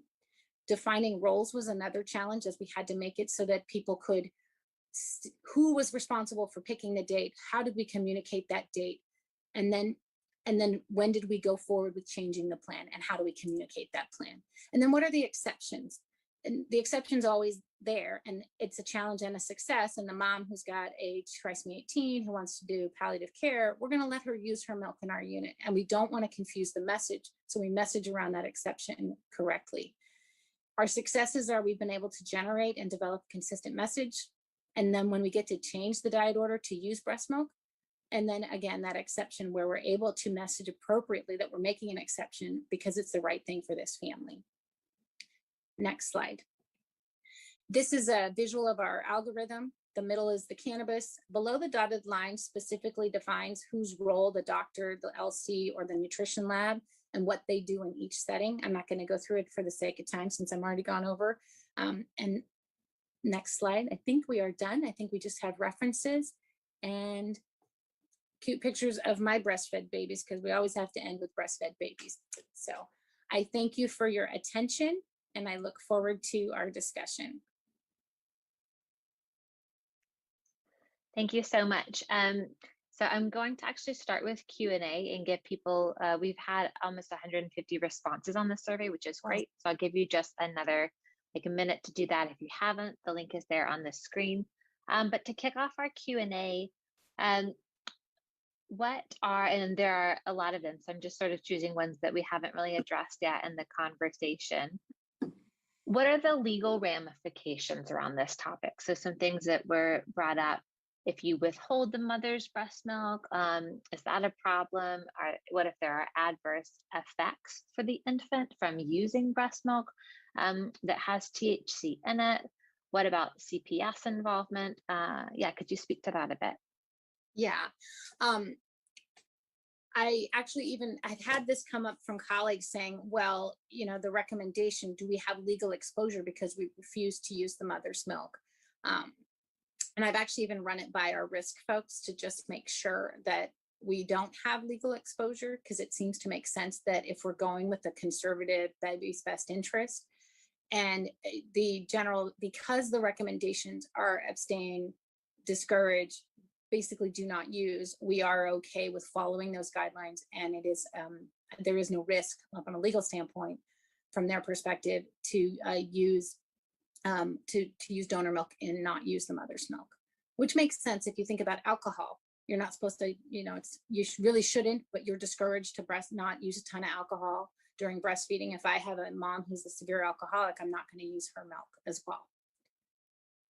And when we look at things like allowing moms to use, I think the important thing is that if your unit needs to proceed in that fashion because you have low, you don't have availability of donor milk and you have a 24-weeker and a high neck rate, you're probably going to choose to use that milk. You're going to educate the mom extensively saying we need to use your milk to decrease the risk of death or severe complication from necrotizing enterocolitis, but we really think you need to stop, and here's the reason why. So I think as long as you disclose and educate, I don't think there would be liability from allowing use if your unit is in the situation where it makes more sense to do that.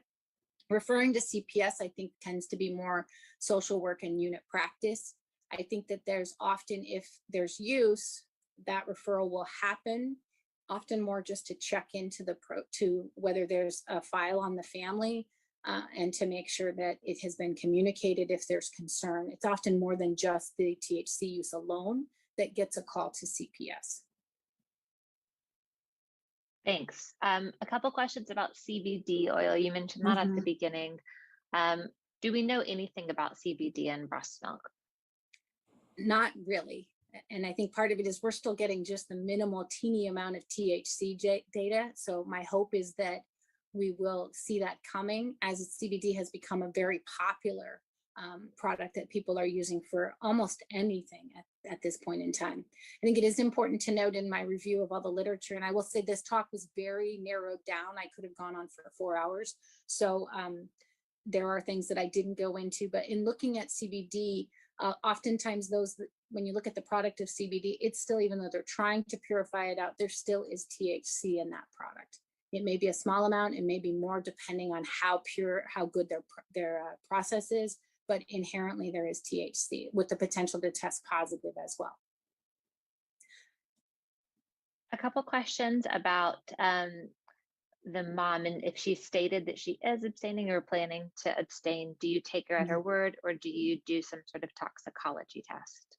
Thank you. I was running out of time, so I kind of glossed through that. I do not. In our group, we do not, because we believe in developing, the multidisciplinary team believes in developing at that therapeutic relationship. And so we work actively with moms and say, you know, we develop that relationship. The LC is working with that mom to establish and maintain the milk supply until we're ready to use. And it's an eye-to-eye conversation of, okay, have you stopped? Remember, we talked about the risks. Are we good to go? I do find that oftentimes moms that are not able to abstain, the nurses already have their antenna up. And if you respectfully question them on it, they'll own up to it and say, you know what, I couldn't abstain.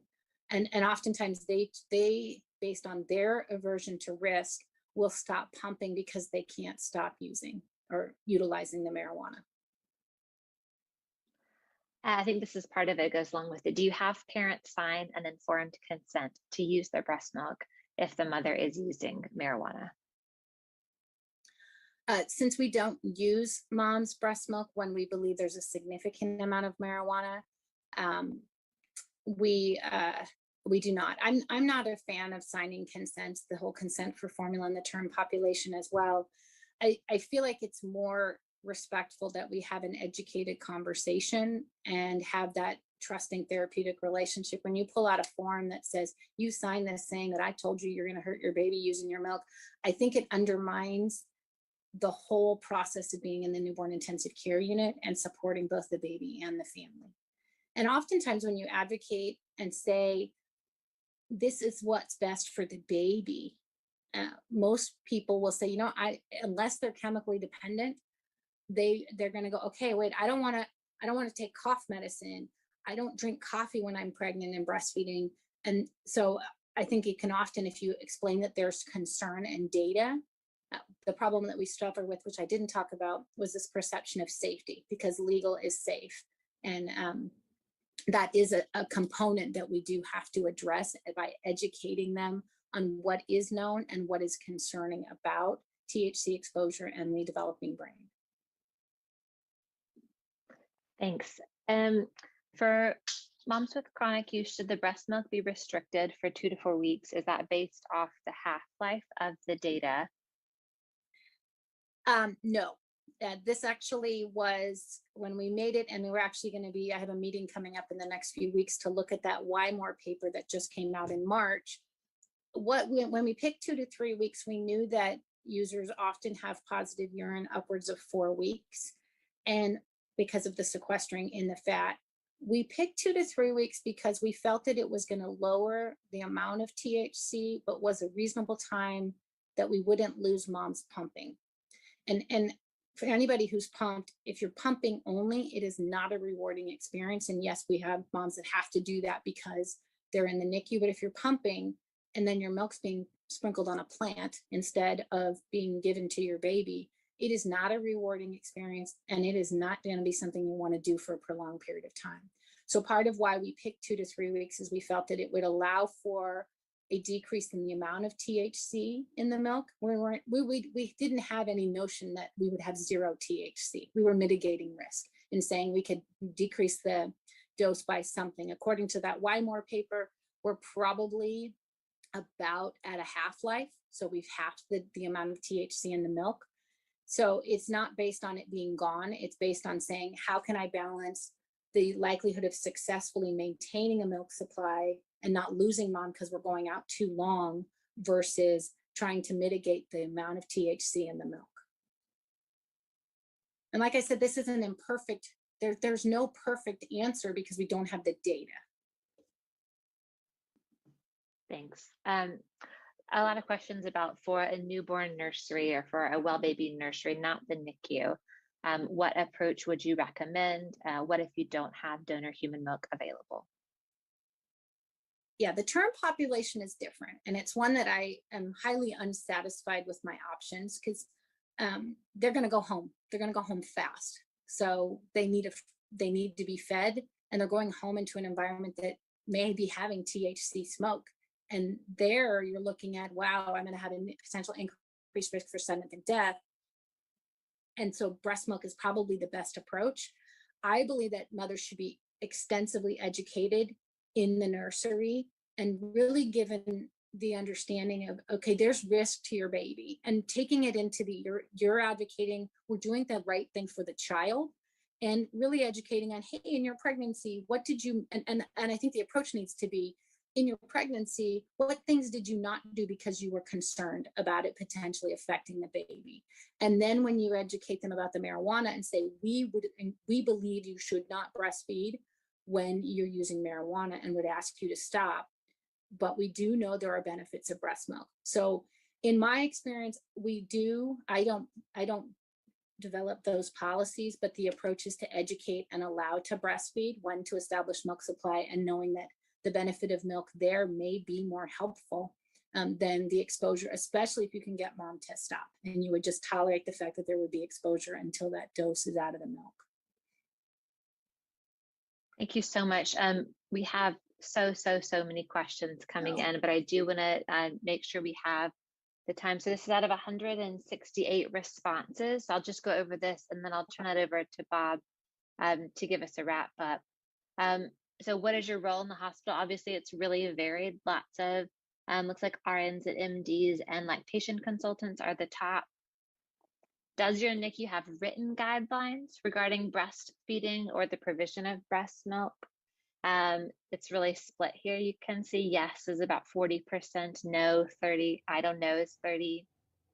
Does your hospital test for THC? Pretty much yes, in both the infant and maternal toxicology screens.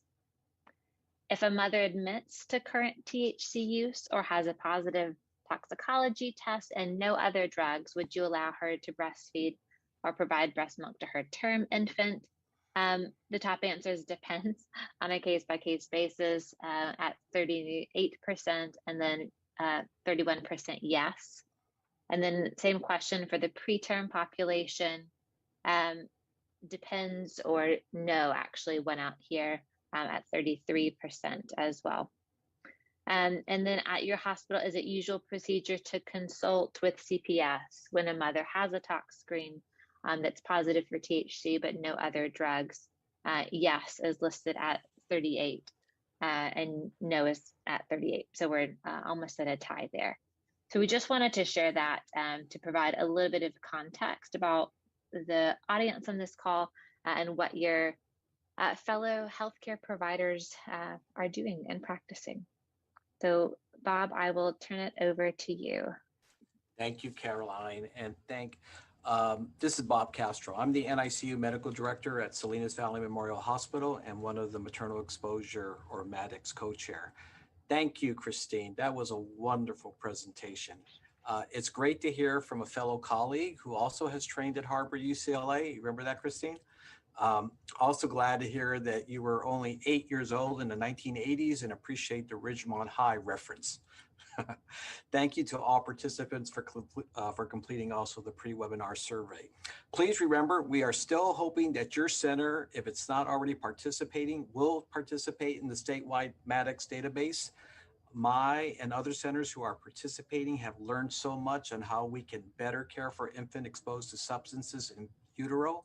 We have started focusing on opiates, but as one of the MADEX co-chairs, along with Lisa Chai, Angela Wong, and Pam Aaron Johnson, we are discussing expanding the database in the future to include other substances exposures, including marijuana and amphetamines. But this can be done already at your specific center. So please reach out. We would love to hear from you. You will receive a link to an evaluation survey for today's webinar. Take a minute and complete it so that we'll know what you appreciated and what you would like to see in the future. Thank you for prioritizing and participating today. And a special thank you to Caroline, Tony Nolan, along with their CPQCC colleagues for all of their services making the Maddox database a progressive success. So thank you, everybody. Caroline? That's all, folks. Thank you so much. The slides, I don't think I showed this, the slides can be available here. They'll also be sent around in a follow-up email link. So be on the lookout for that. Thank you, everyone. This is Ashley Randolph, the host of the Ashley Randolph Podcast Show, right here on Glo Preemies Podcast. I am so happy today to have Bridget Baker with me. And hey, Bridget, thank you for being here. Yeah, we are so excited. We've really been looking forward to this.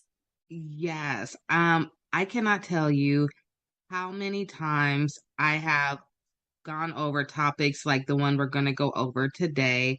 In case you guys are wondering, she is from Booked, Bagged, and Tagged.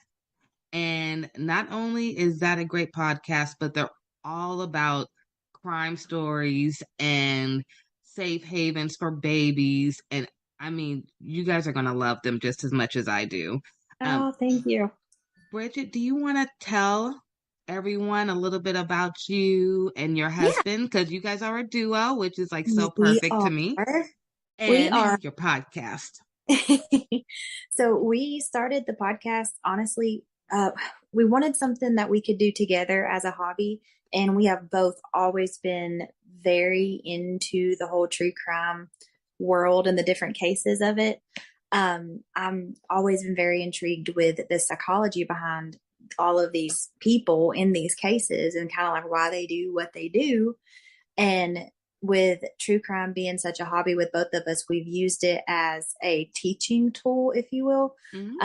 Like our 3 kids, they know what to do and how to do it if they're ever somewhere and something happens, and we've got them like trained on how to react, just from different cases that we went over. And with each case, we try to give out resources, like different things with babies. We've talked about safe havens, or when we have a domestic violence case, we always let everybody know the different resources around us that they can have. Now, that is interesting. Something that you said just made my eye twitch a little bit. You said that you use the stories to help educate your children. I do. That is something that you don't usually hear, but that is actually a great way if you really think about it. So that's actually a good tip. And it's really about the perspective. It is. And I mean, you have to keep in mind, like we have 2 younger ones and then we have an 11-year-old.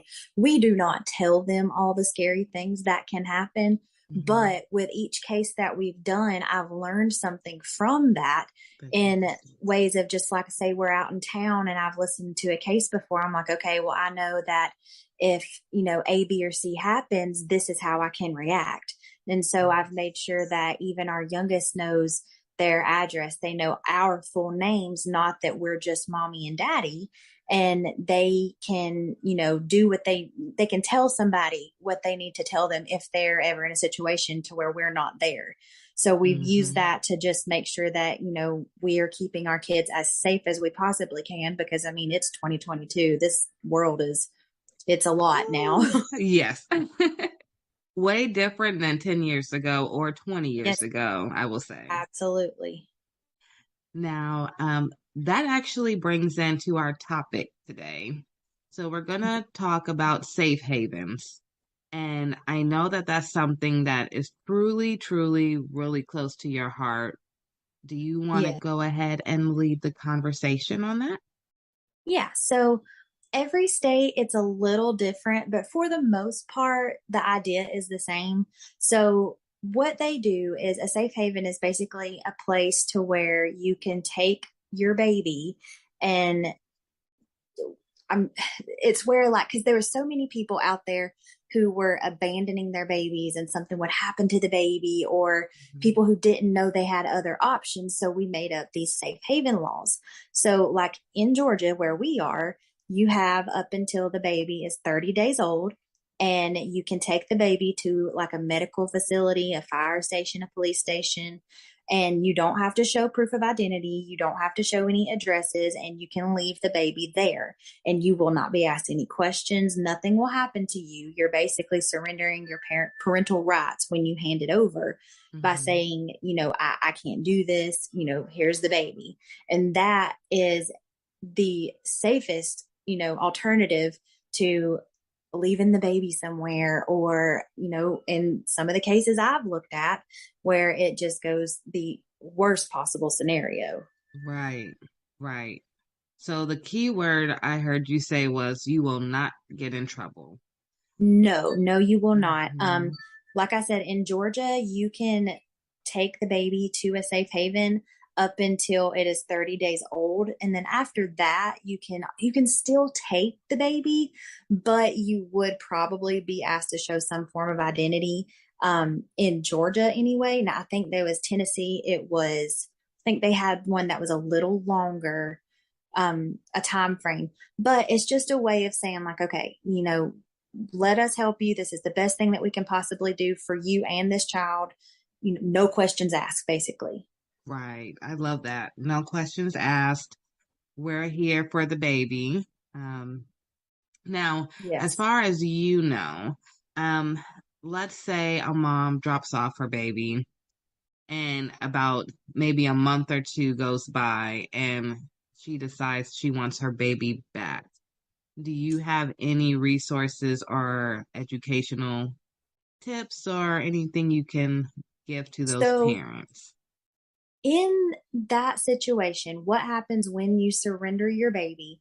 Basically, you're saying, I cannot be this child's legal guardian anymore. So it is a form of you handing over your guardianship or parental rights. Now, to get that baby back, you would have to work with family services and things of that nature, just because, you did surrender your parental rights with it. Right. I'm not saying that it's impossible, but you probably it would take some time for you to get the baby back if that's what happened. Okay, so thank you for that. For any parents who do have that in mind, just keep that in the back. It's not hard. Well, it's not a hard no, but it will be a fight. Yeah, it's just but like they said, they you want have what's best for the options. baby. Yes. Right. The baby's in mind. Thank you for sharing that. As far as are there safe havens in every state, or are you not sure? I'm not 100% sure. I do want to say there's some form of a safe haven law in every state. Okay. I know that I think it was in 2020, there were 4,422 babies that were saved that year, which was almost tripled from, a few years ago. So it's something that sadly it is working. And I say sadly because that is a very hard situation, but I would rather a baby be surrendered and find a loving home and family than the baby struggling and also the mom, Right. And I agree with you. If mom's already struggling, I love the fact that they have options. So if they're not comfortable going to the hospital, you can go to the fire department. You can go to different places. So, where you feel most comfortable and who you can trust the most, you have options. Options are always good. Do you happen to know of any stories of safe havens? I do know that. So it's not technically a safe haven story, but it is one where the law enforcement and the fire station people, they just kind of went above and beyond with it. And the footage from this will just make your heart feel. Actually here in Georgia, I want to say it was 2020. We, not far from us up in Forsyth County, we had there was a family who had been on vacation and they came home. It was pretty late at night and they were walking in the house and they heard something. And at first they thought it was a coyote or just, something like an animal, because your first thought in the pitch black outside is not that there is a baby. Right. Well, they investigated and they found a baby in a plastic bag that looked like it had been tossed off the side of the road. And, they immediately just kind of jump into action, and they named her, I think the hospital named her baby India. You can look it up. It's such a heartwarming story. She's now adopted and in such an amazing family. But the part that of this whole story, you can look it up on YouTube, and it's the baby India body cam footage. And I don't think I saw one woman in the whole video, but the way that these police officers, the man that found her, the EMS that was on the scene, the tenderness and the loving care that they took with this baby was the absolute sweetest thing I've ever saw. It will melt your heart listening to these grown men do their absolute best that they can for this child in that moment. Oh, wow. Okay. I'm going to make sure to put that link at the bottom of our episode for baby India. That sounds really sweet and a good example. Yes. And see, the thing, I called up and I spoke with some police officers. The case is still ongoing, so they could not give me a whole lot of information, but I don't think they were ever able to find baby India's actual birth mother or what had happened. There's now being in the area. Of course, we have heard tons of rumors of who it could be, but I don't think they ever very definitively found out who it was. Wow. Yeah. That's a touching story. It is. It is so nice to see like how good she's doing now, because the way that the community came together in that time, they posted a picture of the baby on social media, and basically they were trying to find anything out, like, who could this baby possibly belong to? And the amount of people who were offering to foster her until they could find something more permanent, it was overwhelming. It was so sweet to see all these people just giving anything and everything they could for this child. We need more of that. We do, especially in a world like we live in today. Yes, that's a real village. That's a really, really good village for that baby. Yes. How old do you think baby India is now? I want to say she is 3 years old. Oh my goodness. Yeah, I'm pretty sure. Yeah. No, that's a good story. I can't wait to watch the video of baby India, and I hope that one day she makes a video at maybe 18 or 25. That would be cool to see, as an update with all. Maybe the staff may not be around, but maybe the same, like fire department or the doctors, hospital. That would be so cool. Testimony. Yeah. Yeah, that's a huge testimony for sure. It really is. Is there anything else that you wanted to cover about safe havens, which is very, very important, especially this being NICU Awareness Month? Yes. And preemies come out pretty early, and I have been in the NICU where I have seen parents who had their baby preemie. I seen this once. They had twins, and the parents never came back. Oh, and so the godmother, she was coming in to see the babies, and she was there like she was the mom. And I remember the nurses always asking, where's mom and dad? And she was saying, I don't know. So I don't know what happened after, because my kids did leave, or my son left before the twins left. But it always stuck in the back of my mind, did godmom have to take the babies? Because I never saw the parents, and it was like 2 weeks. So, that's the story that always stuck with me. So I'm glad that you brought up the safe haven topic, and I know that they do have it here in California. So if they did leave the children at the hospital, like you said, they have that right, I think here it's the same 30 days, if not longer. I'll have to double check. But the parents have that right. So thank you for bringing that up. I do want to talk to you about one more topic. Okay. I have to ask you, where is Irene? What is going on with her case? I know her family made a website called whereisirene.com. Yes. I've been following it closely, and initially, this is why I reached out to you, because this story was so mind-boggling to me that I had to get you on board. Yes. What is your thoughts with Irene?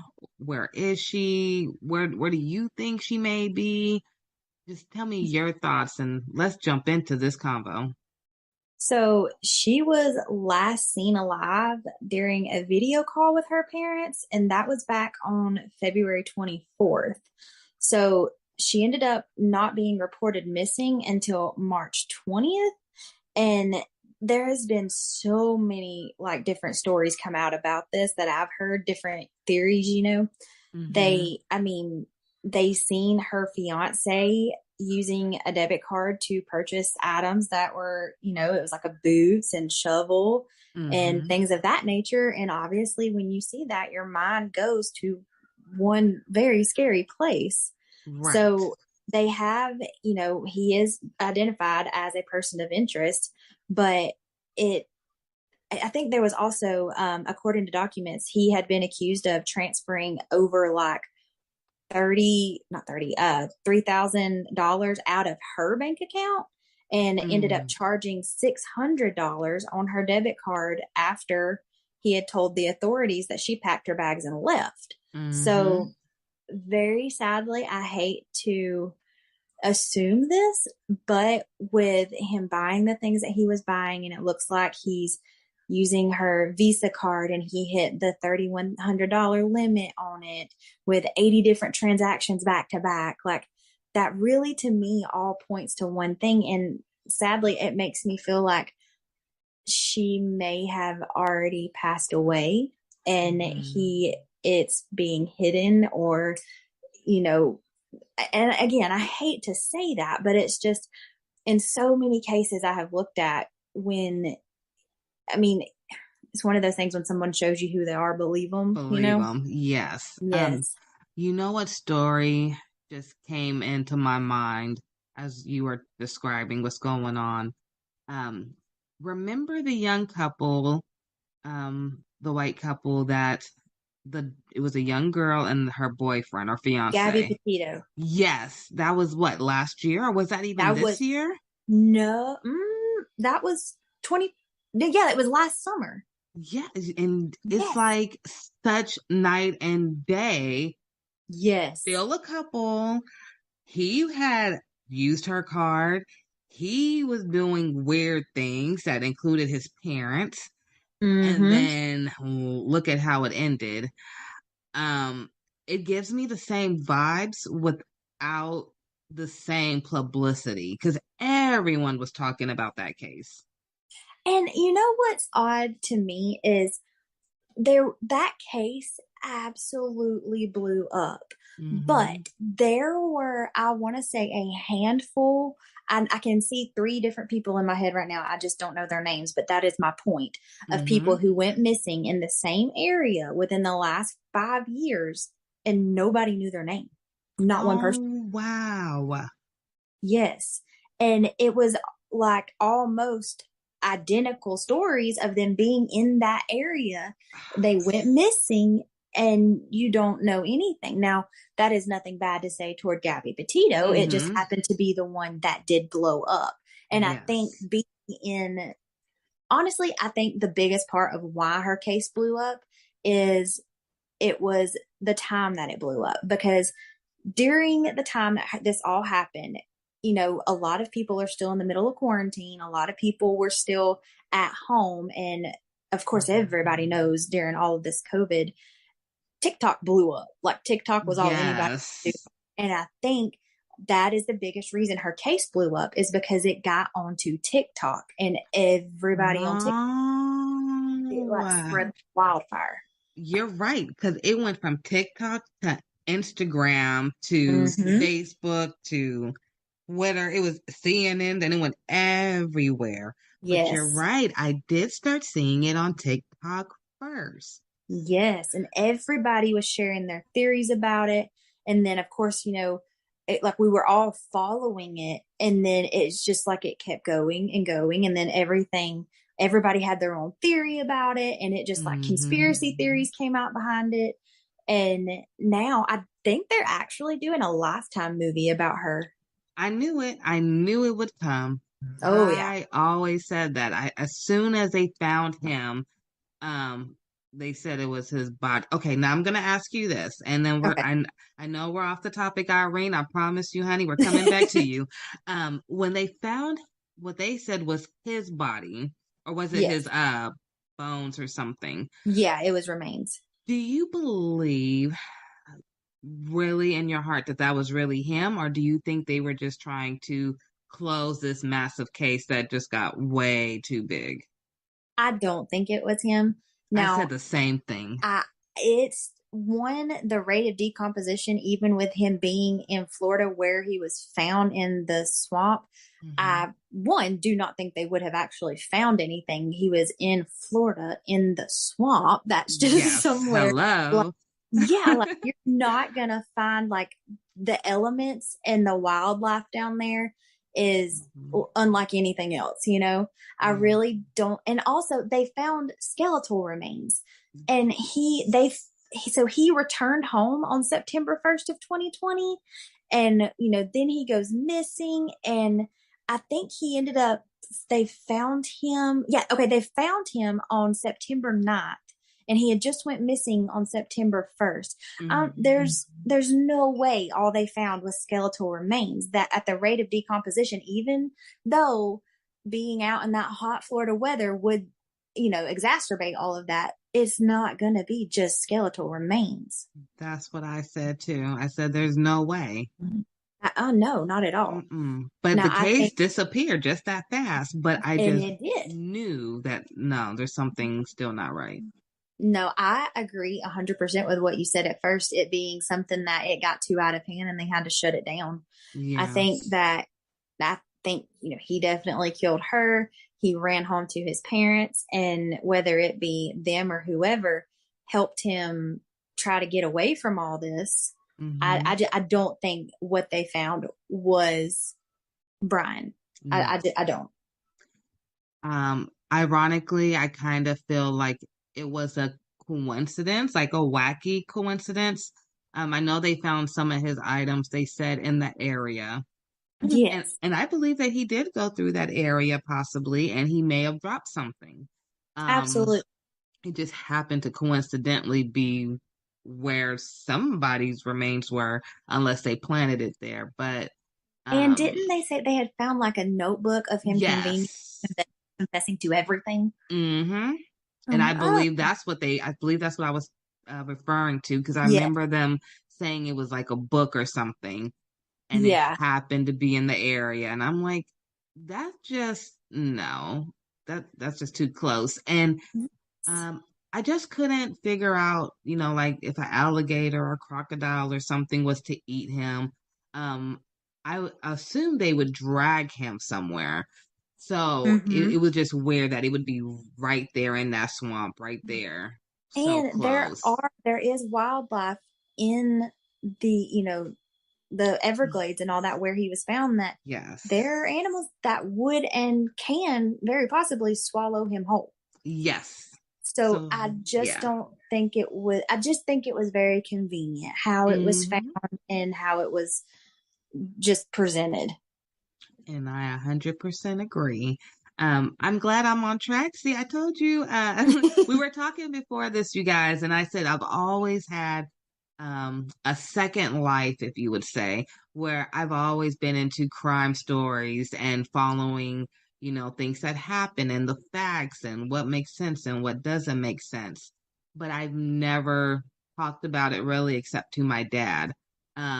So this is really fun for me. Like this episode right here, the whole episode is like pure joy. So bringing it back to Irene, I see the same thing because the cops didn't arrest him, and then he got away. I really feel like he got away. Yes. Now I know the guy in Irene's case, her boyfriend, um, he went to jail and bonded out. Yes. Even though all this evidence, just like Gabby Petito's boyfriend, all their evidence is like almost similar. Both use Oh bank yeah. accounts. Both, they're He staying with deleted them. her email. Yes. Mm-hmm. And then there was a fake text messages, they believe, that came to the family. I think it was right after they last talked to her. And then that Yeah. reminded me so much. Like right now, I'm thinking of, I think Gabby Petito, like they were saying her Instagram wasn't the same caption and writing that she would use. And so Yeah. it's like things to throw people off. And it's like, how can you let someone else walk away? Especially for Irene, because Yeah. she was going to be a nurse, I know, and Yeah. She was. she was I only mean, it's just 32. one of. Yeah, and it's just like this is like you said, it's almost identical, and it's like, are we really going to do this again? Yeah, and it's like I hate to say it, but it's like a slap in the face. Like, yeah, we know what happened the first time, but this time it's not as big. So we'll just let the facts roll out however they come out, and if they ever come out. Mm-hmm. Now, something in me tells me that she may be somewhere close to where they lived. I don't know Yeah. why. I don't have no evidence to prove it. But I always go back to, and you may know this story. I'm gonna call you my crime partner now. In Sacramento, I want to say like 20 years ago, or maybe even longer than that, there was a lady, and I'm from Sacramento. There Okay. was a lady who lived downtown, and she had a house, and she was having people come in who had like SSI checks and government checks. Dorothea Puente. Yes. And she Yes. killed them all and got all their checks. And I almost have like the same mindset for him. Like he used her and then he obviously took her money and Mm-hmm. then nobody knows where she is. And I almost feel like she has to be somewhere by that house. She has to be. Yes. I mean, in Dorothea Puente's case, it's funny. We actually did a case on her recently. So this is very fresh in my mind. You got to send me that link so I could post that too. I will. Like all of her, well, most of her victims after they were killed were just in her backyard, Yes. So it was, I mean, very close. And it's not like he has really ran. I mean, I agree. I feel like he's very close, or she is very close to where they are. Yeah. I just have that real strong feeling. Because he bought the boots. I know he bought a shovel. Yes. There was nothing hinting at the fact that I saw, maybe you did, like any extra gas to carry with him. So like no gas cans or anything. Because I assume if you're driving with a dead, deceased body, that you wouldn't be stopping at gas stations to refill. I just, there was like not a lot of planning, obviously, but it had to be somewhere close to him. And I know they live in, I believe was it Wyoming or Idaho? Wyoming is where they were staying. Yes. Now, Wyoming has a lot of wooded area, I believe. A lot of wooded area. So she could be there. I just really hate that she's been missing for so long, and I really feel for her family. That's the thing. I mean, in any situation, it is absolutely devastating, but I feel like not getting the closure in the end is what hurts the most, because it's like, okay, I'm obviously grieving because this person is not with me, but am I grieving their death or am I grieving just their disappearance? Like, how long do you hold out hope? Oh, yeah. That's so true, because you're grieving, but you don't know what you're grieving for. Mm-hmm. And that alone has to be giving them nightmares. Yes. I And I know know that that, they were yeah. talking about like neighbors had told police that they noticed him burning a 55-gallon drum that he had purchased the day of that final video. Really? Yes. So the shovel, the boots, him burning something in this 55-gallon drum. And it was the same day that it was that February 24th that she had talked to her mom and dad. So, I mean, it really makes you think like, okay, was she killed that day? And that was him disposing of the remains. Because now I'm on her website that her family created for her, and they said she was 5'1", 89 pounds. Very, very petite. So she definitely could have been in that size of a 55-gallon. I Yes. think she would be able to fit in that if. Absolutely. No, I did not know that part. Yeah. And that's just what's devastating about it is if there's really not much in this case that gives you hope other than just, praying that it turns out well. But it's just such a sad situation because, she hadn't been in America very long from what I believe. I think her family was from Kenya. Is that right? Yes. And they said she came May 2019. Yes, that's right. So she hasn't even been here long.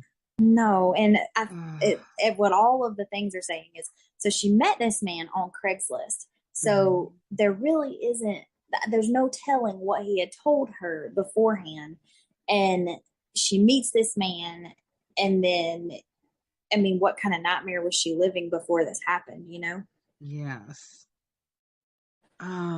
Okay, so let's see. Looking at the timeline now, let's see. So, she moved. Let's see. Oh, I see it now. February 24th.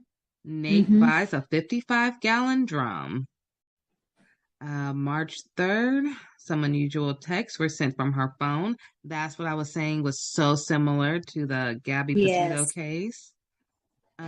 March 8th, her WhatsApp account is deleted. Oh, that's ironic. Oh, yeah. March 10th, her phone number is deleted. Oh, my goodness. And then the 20th, they file a missing persons report. Yeah, they had 24 search warrants, but they really just didn't see much.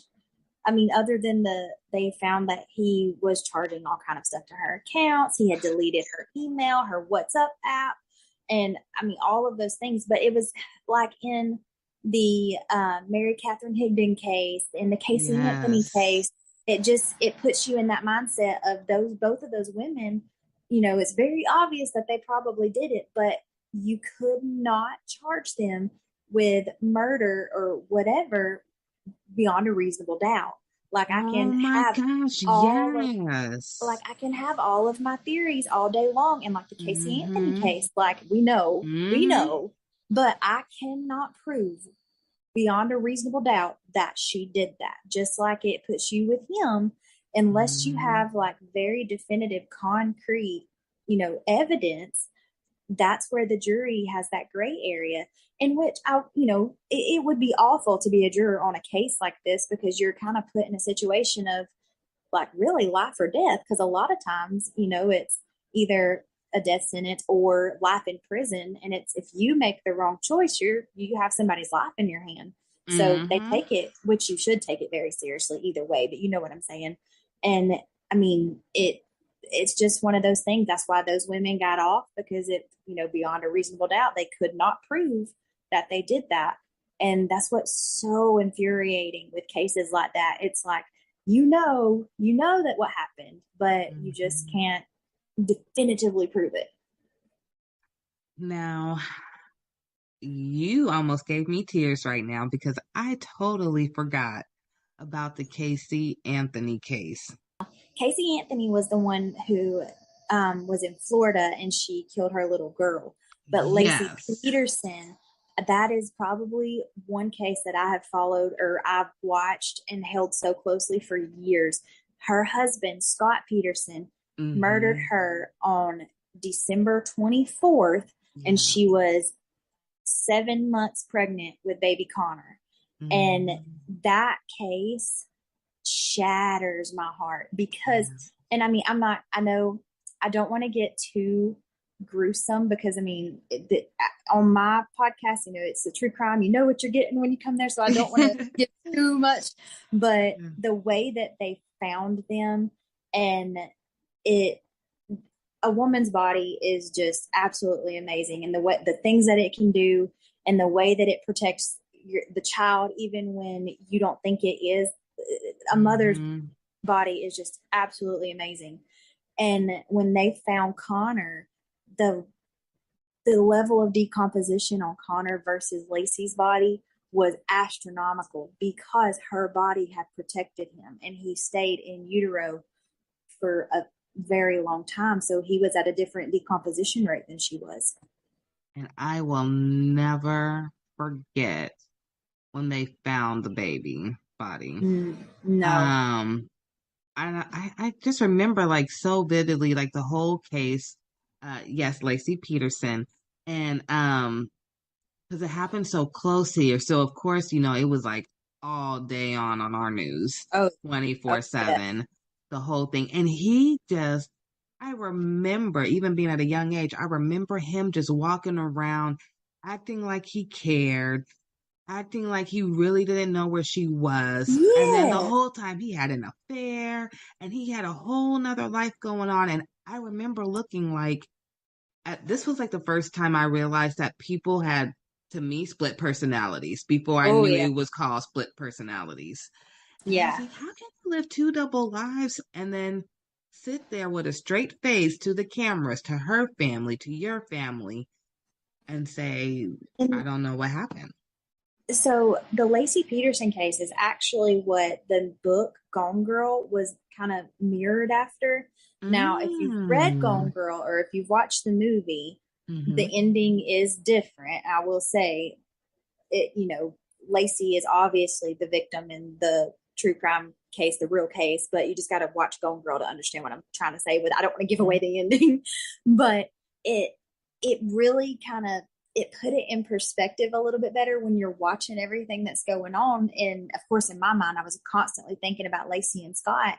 And I'm just like, the narcissistic, like, behavior behind the entire case, throughout the whole case, that Scott was like, I'm not going to get caught. You know, they're not going to look into me. Or the fact that he could turn on those tears at the drop of a hat. I was like, there had to be more going on at home than Lacey had said anything to anybody for it to take a complete 180 turn. You know what I'm saying? And it's just I so actually said that now that I'm older and you know I work a lot with families and families with babies, most of the time it's arguments that went too far. Yes. And so when I look at Lacey Peterson, which I hope did not happen with Irene's case, you know, somebody usually gets fed up. And so maybe Lacey found the pictures of the affair, or, you know, there was something because it was getting close to Christmas.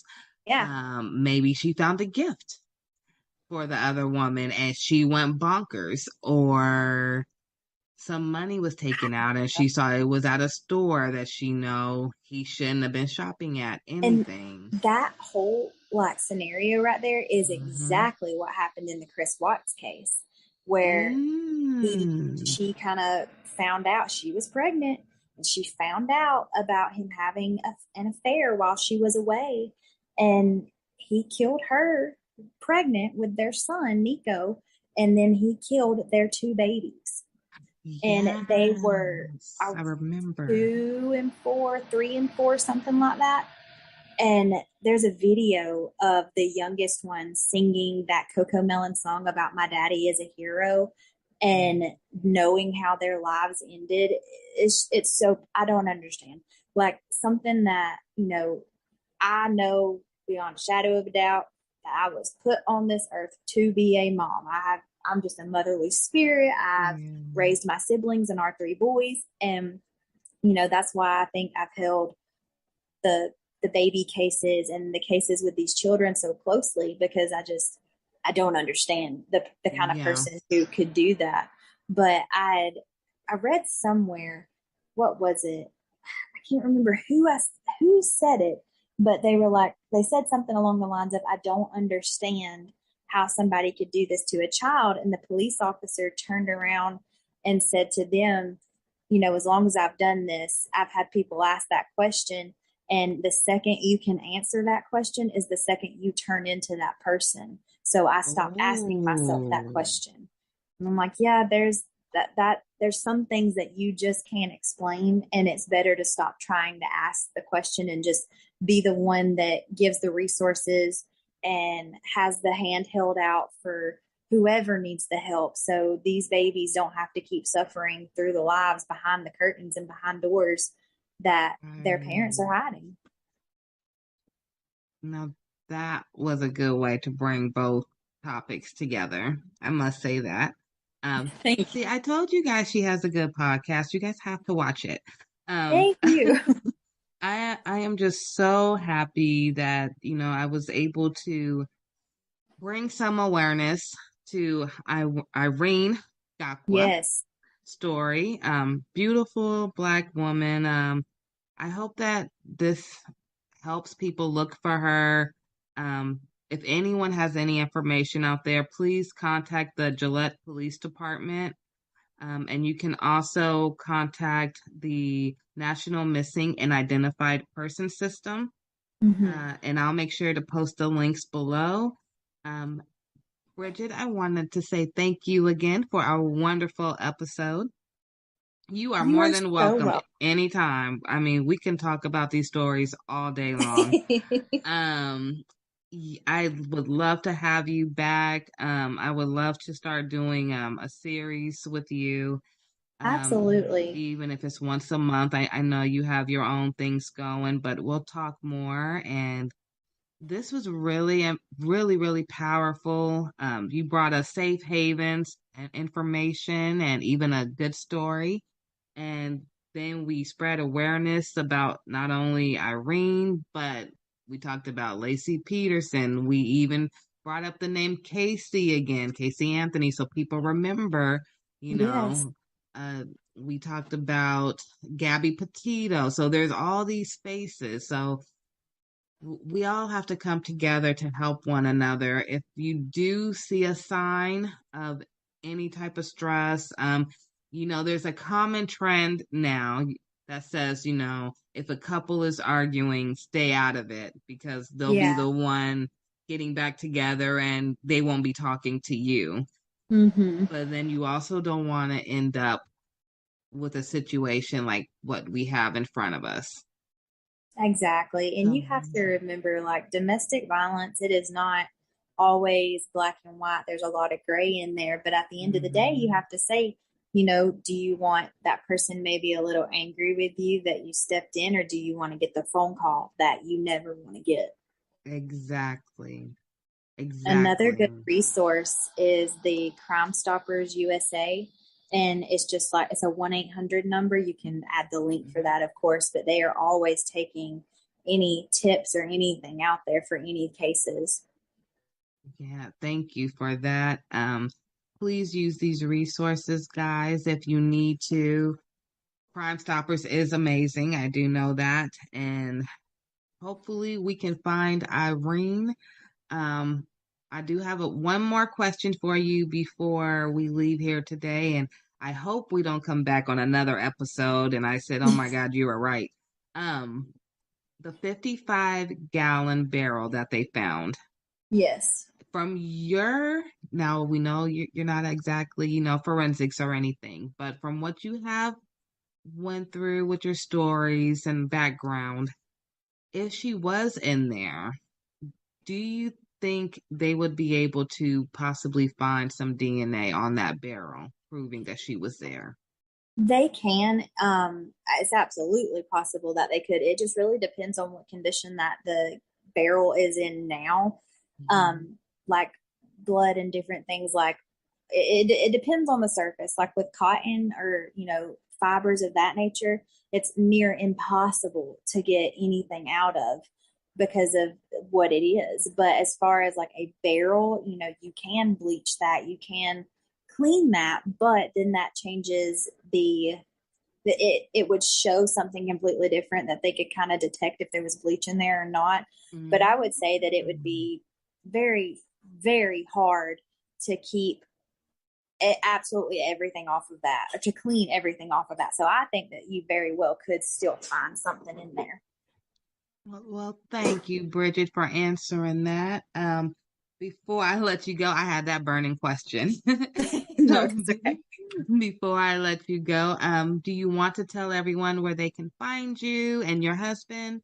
And yeah, go ahead. So we are on Instagram. It's Booked, Bagged, and Tagged, and we post like after every episode that we do, we'll post like pictures of like who the victims were and things like that. I'm a visual learner. I have to see faces after I listen to a case. Yeah. And we also have a Facebook group, and it's the same name, Booked, Bagged, and Tagged. And in there, we do a lot of polls and things like after each case, it's like, okay, what do you think? And stuff like that. We're on every major platform as far as podcasts go. Apple Music, Spotify, Amazon, Google, things like that. So it's pretty easy to find us. Well, thank you, Bridget. I hope you guys get 1 million subscribers after this. That would be amazing. This was a wonderful episode, and I will make sure that we talk again very soon. Absolutely. All right. Thank you.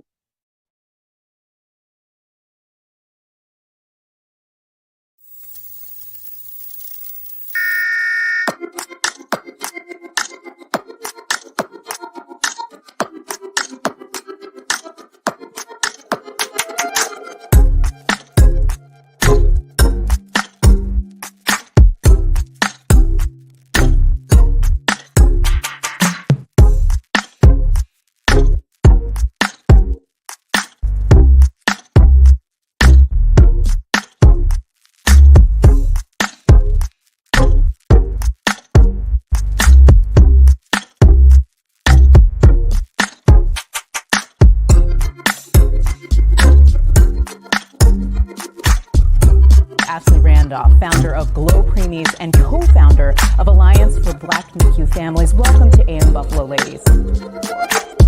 Ashley and Beth, thank you so much for joining me on this great day to talk about Ashley Randolph, join us now. Ashley Randolph, founder of GLO Preemies and co-founder.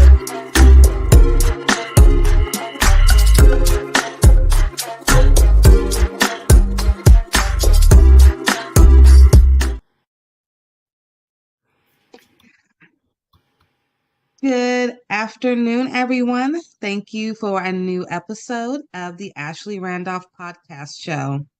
Today, I am so excited because I have someone very special for a very special topic that you guys have been kind of seeing me talk about on TikTok lately. So today, I have Don Mann, but if you research him and look him up, I want you guys to make sure to put Don W. Mann. Very, very important. He's a very important man. And what he's here today for is very important. So I want you to make sure you find him after. Mr. Don, thank you so much for being here. Thanks for the invite. I feel humbled and honored to be here. I'm excited. You know what's more exciting to me is when you came today and you had your shirt that matched your background. I just love that. I love the quote. You saw I put it on the flyer, known, needed, loved. I mean, it's 3 words that really any kid needs or any parent would love to hear, even from their own families. Yeah, it's foundational, and it's really simple, but it's not easy to discover and own in yourself. So yeah, that's part of my story, and that's I love it. So now that you brought that up, you have me curious. All right. Can you tell us your story? Well, so I think like most people, we just try to live life. We wake up and we go with the flow. And so I grew up in the Midwest, was born in the Midwest. And then we moved to Florida, South Florida, when I was 8. Those are tough years of transition, because that's when you're trying to build out your friendship base, and you're learning your social and emotional skills. So when I got uprooted at those times, it was tough. So when I moved to Florida, I never felt like I fit anywhere. So I was just like an island. The friends I had, I really didn't trust. It was just somebody to be around and something to do.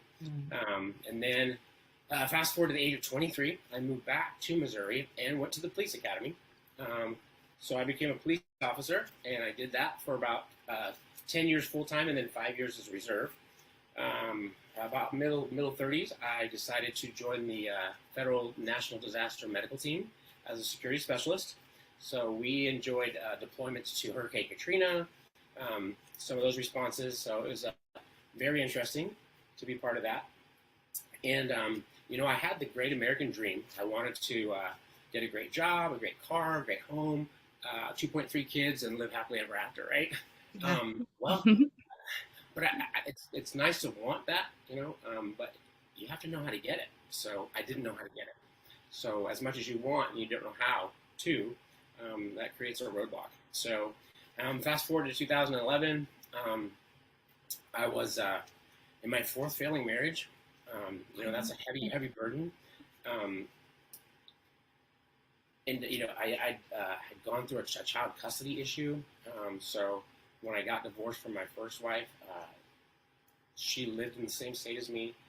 And now that I'm in my fourth failing marriage, she petitioned to take the kids halfway across the country to Georgia.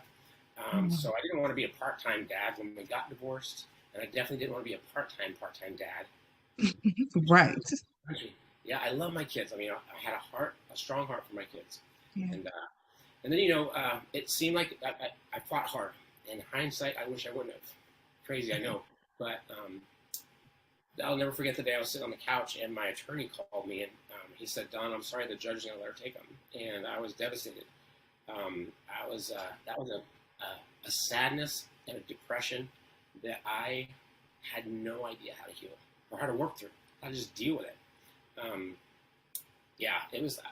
I changed. That was the day I began to change and then start to spiral down because of those big emotions I didn't know how to deal with. I didn't know how I became the person that I was. I just knew I didn't want to be that guy anymore. So I left full-time law enforcement and became a full-time security director. So it's on the outside, life seemed great. I was living the social media life. It looked great on the outside. Yeah. But on the inside, I was broken. I didn't know who I was. I didn't know what I was supposed to be doing. I just knew that what I was doing, I wasn't doing well. And so I ended up getting fired from my job at the hospital. And but my wife was great. She put me through she put me through real estate school. Wow. So I became a realtor. I had a lot of drive, a lot of grit. I always wanted to be successful. But it was something in my past that's always held me back. I became a realtor in 2008, 2009 here in Springfield, Missouri. I won a Rookie of the Year award. But in the background, again, it looked great outside. I began to drink because those big emotions that I didn't know how to deal with. Alcohol is a great emotional number, negative emotions. But the problem with that is it also numbs out all the good times in your life too. And it often comes with legal battles. And so that's kind of what happened to me is, and the crazy thing is so my ex-wife ended up sending the kids back because it didn't work out with her. So in March of 2011, I had all my family there. I was making great money as a realtor. We had a 5-bedroom, 3-bath house with an in-ground pool. I just bought my wife a Mercedes. So on the outside, it looked like it was perfect. But on the inside, I was so tore up and so lost and broken. And I was March 9th. I was driving home in her Mercedes, and I was drinking, and I sideswiped a wooden fence. And when I got home, I looked at the damage, and that was the day that things got really dark. I just took this analysis of, you're a horrible father, you're a horrible husband, you can't keep a job, you're drunk, and the world would be better off without you. And so I was convinced. So I went inside and I grabbed my service weapon that was meant to protect me, and I shot myself at point blank range in the stomach, and I tried to take my life that day. Only by a miracle did I survive. I will say I'm glad that you did survive. I am too. You know, it's and because this is Mental Health Awareness Month, I wanted to add this little part in here. Yeah. I think it's important for people that are experiencing depression and maybe suicidal ideations, and thinking about suicide and thinking that that's the only way out. What happened to me is I knew in one moment that I wanted to die, but the moment I pulled the trigger, I knew I wanted to live so bad. Like I never wanted to live so more. I think it's helpful if people if you think about that. Like, yeah. You don't really want to die. You just want the pain to stop, and that's where I was. But then it was fear. You know, it was like I may have just taken my own life, and I didn't want to. Right, right. And I love that you said that, because there was so much going on the inside that a lot of people didn't even really see what was going on. But like you said, you had this 5-bedroom house, you had the Mercedes, you had everything, but it wasn't what you needed to fulfill you. And, when you said, wait a minute, after everything, it was a fear. You didn't really want to do it. It was just, you just wanted the pain to stop. Yeah. I found myself in a deep, dark place, and I didn't like it. And I didn't know how to get any other way out. It seems like the only answer, but it's not. It's not. And the answer comes in hope. And I can share that a little bit later about the power of hope. Even in our darkest moments, we just get a little bit of hope. We can find the strength and the courage and to go forward. I don't remember much after I shot myself. I got life flighted to a hospital here in town, and I woke up a week later in the ICU. And the emergency physician came in and he said, I thought you'd be dead on my table when they brought you in. He said, but I cut you open. He said, I looked for damage. He said, you nicked your bowel. I had to cut out about 6 inches. You'll have a colostomy for about a year. It'll be reversed and you'll be fine. And so I was like, wow, that's crazy. And then he starts to walk out of the room, and he stops and he turns around and he says, what I don't get is how a 9mm bullet that travels over 1,000 feet per second travels less than 4 inches and stops right before it hits your spine. No. Yeah. So being in law enforcement, I knew that 9mm bullets are made for penetration. They can penetrate up to 14 inches of solid plywood. So that was the day that God said, hey, I'm real. This is me. This is who I am. I had no doubt that I was here for a reason. Yeah. It's funny, the first picture that popped into my mind on that hospital bed that day was, I used to see a little picture of an old, dirty little girl in a dirty dress, but underneath it said, God don't make no junk. Wow. I was like, you know what? That's true. That's true. So, see, and it's moments like that you can't deny that he was there. Yeah. Can I tell you my little miracle story? Absolutely. I didn't even tell you about this. Yeah, I love that story.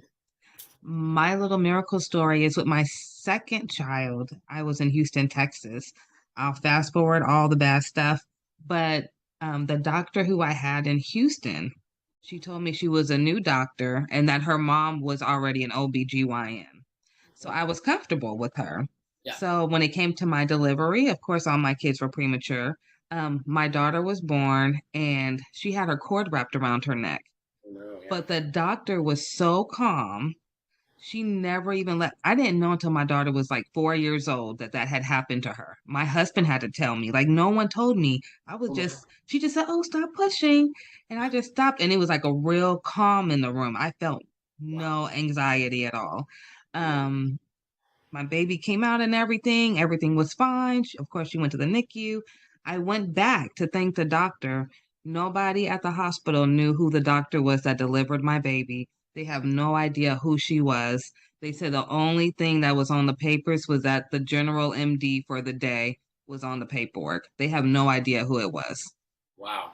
That's when we can't explain something that's good, we just gotta give You just can't explain it.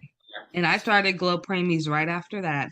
I said, God, what do you want me to do? I don't know. I had just stopped going to college, so I was going to Xavier and Tulane at the same time. And I just didn't know what to do. I had my second preemie, and then it just came to me, God, little ones. And Glo Preemie's been with me ever since. I love that. That is so cool. Such a great story. And all significant lives that I know of are foundational on amazing God stories. So when you got out the ICU and you got out, what was the first thing you did when you walked out them doors knowing you just had a miracle? Probably not what most people would do. I went and got a drink. Wow. That's honesty, though. Yeah. You would think that God showing up in my life like that would have like smacked me into reality, right? And just chase your purpose. No, I still had all that unhealed, unfaced internal pain, emotional wounds. And the crazy thing about pain and emotional wounds, we try to beach ball it. We try to stuff it. It's kind of like stuffing a beach ball under the water. Sooner or later, it's going to pop back up.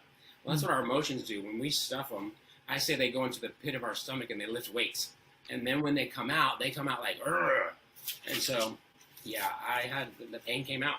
And so I had to go, or I felt like I had to go and drink. So I continued to drink for a few months. And then, it was actually a couple of years. Then December 28th, 2013, I was driving home from a bar, intoxicated, and I rear-ended a pickup truck of firefighters at low speed. Nobody got hurt, thank God. Okay, good goodness. But I got arrested in the same jurisdiction where I used to be a deputy sheriff. Oh, no. So the thing about being arrested in the same jurisdiction where you work is all the people that are in jail know you. And, even worse. So I got put into protective custody, which means I was locked down in my own cell by myself for 23 hours a day. I would get out 1 hour a day to take a shower and to hear all the other inmates scream death threats at me. But it was usually like 2 or 3 o'clock in the morning. I couldn't call my kids. I couldn't call my family. So it magnified the isolation. So I was in jail for about 7 months because I burned all my bridges with the alcohol abuse and just my life was turmoil. So I was in jail for about 7 months, and it was pretty lonely, just me and my own thoughts in that jail cell. I'd never been a reader. I didn't like to read. I've always been a disciplined reader. Like, I'll read a book in school if I have to get a grade off of it, but I'm not going to sit at home on a Sunday afternoon and just read a book, right? Yeah, it's not your forte. Yeah, not then. I do it now because I appreciate it. But anyway, you've seen the movies where the guy comes around with the book cart? Yeah. So it's real. They do that. So I was in my cell, and the guy comes around and he asked me. He says, "Do you want a book?" And I said, "Give me the smallest one you got." So he hands me this little. He just picks a random book. He hands me this little white book, about 300 pages, and it's called The Shack. I don't know if you know the movie or the book, but The Shack is a book written by a Christian author. He wrote it. It's fiction, and he wrote it to his grandkids just as a gift. Well, anyway, the story, I don't have to spoil it for everybody, but it came out a while back. It came out a while back.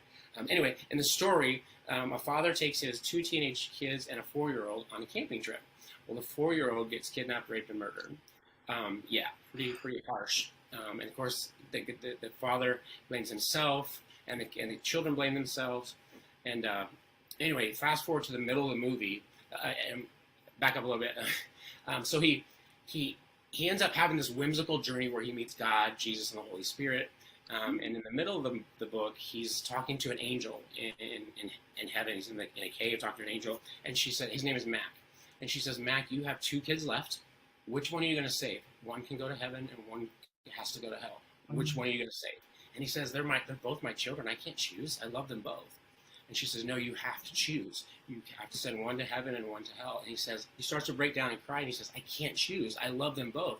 And she says, "Neither can God." So what she was saying was that the guy that did that to his daughter, he loved him to God. God loved him too. And that was beautiful. And then something clicked for me that day. God showed up in the hospital room that day when he saved my life. He decided to show up in that jail cell too that day, because I thought, wait a minute, hold on. Everything just stopped. I'm like, you mean to tell me that with all of my mistakes, all of my mess ups, my unfabulous life, I mean, I'm in jail. You mean to tell me that God loves me as much as he loves the pastor behind the pulpit? That's crazy. That's big love. That's crazy. I want to know that, right? Yeah. So I dropped the book on my bunk and I said, God, this is your life anyway. Take it and do what you will. And that was the day I fully surrendered. And life has been, you know, I didn't get zapped and get released, and life happened. You know, I actually stayed in jail for another couple of months. But here's the crazy. I love this part of the God story. So my brother, because of our past, he's always been a self-proclaimed atheist, right? Oh, okay. So I'm in my jail cell one day, and the jailer comes by and he says, "Man, get your stuff. You're bonding out." And I was like, "Who's posting my bond, right?" Because I burn all my bridges. I said, "Who's posting my bond?" He said, "Your brother's posting your bond." Yeah. And so I get out in the truck and I said, "Why did you post my bond?" And he says, "It's a loan. You're paying it back." And that's all he's ever said. So I love that God can work in and through people that claim not to even believe in him or have met him yet. So.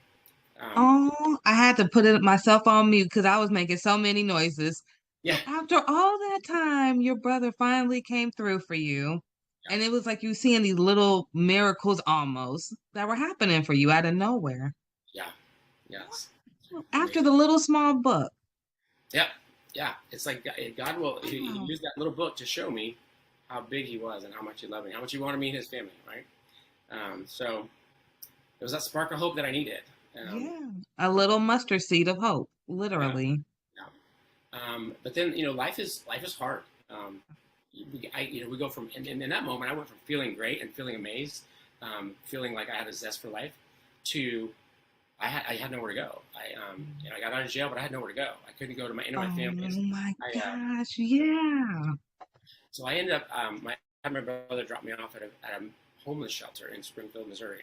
And so I lived in a homeless shelter for 4 months until I was able to get a job and get back on my feet. But it was just one foot in front of the other. Just the determination to know that that I'm here for a purpose. I may not know it right now, but it's going to get revealed not by staying where I'm at, but by taking one step at a time and trusting God to get me there. So, and that became the journey of finding out if I'm known, if I'm needed, and if I'm loved. So, okay. So I have a question. So you're at this part of your journey.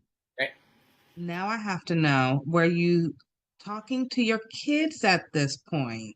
Because I know a lot has happened to you. It's like a year now, maybe. Yeah. So I had 2 older kids and then 2 younger kids. So the older one, my oldest daughter was probably 14 when I attempted to end my life. And I remember about a week before that, because I drank all the time because I was in pain all the time. Not an excuse. That was just where I was at. But I'll never forget her little face. She looked at me with tears and she says, "Daddy, you chose alcohol over us." And even though that wasn't that wasn't the truth. That was her truth. That was her reality. And I had that hurt. That cut deep, right?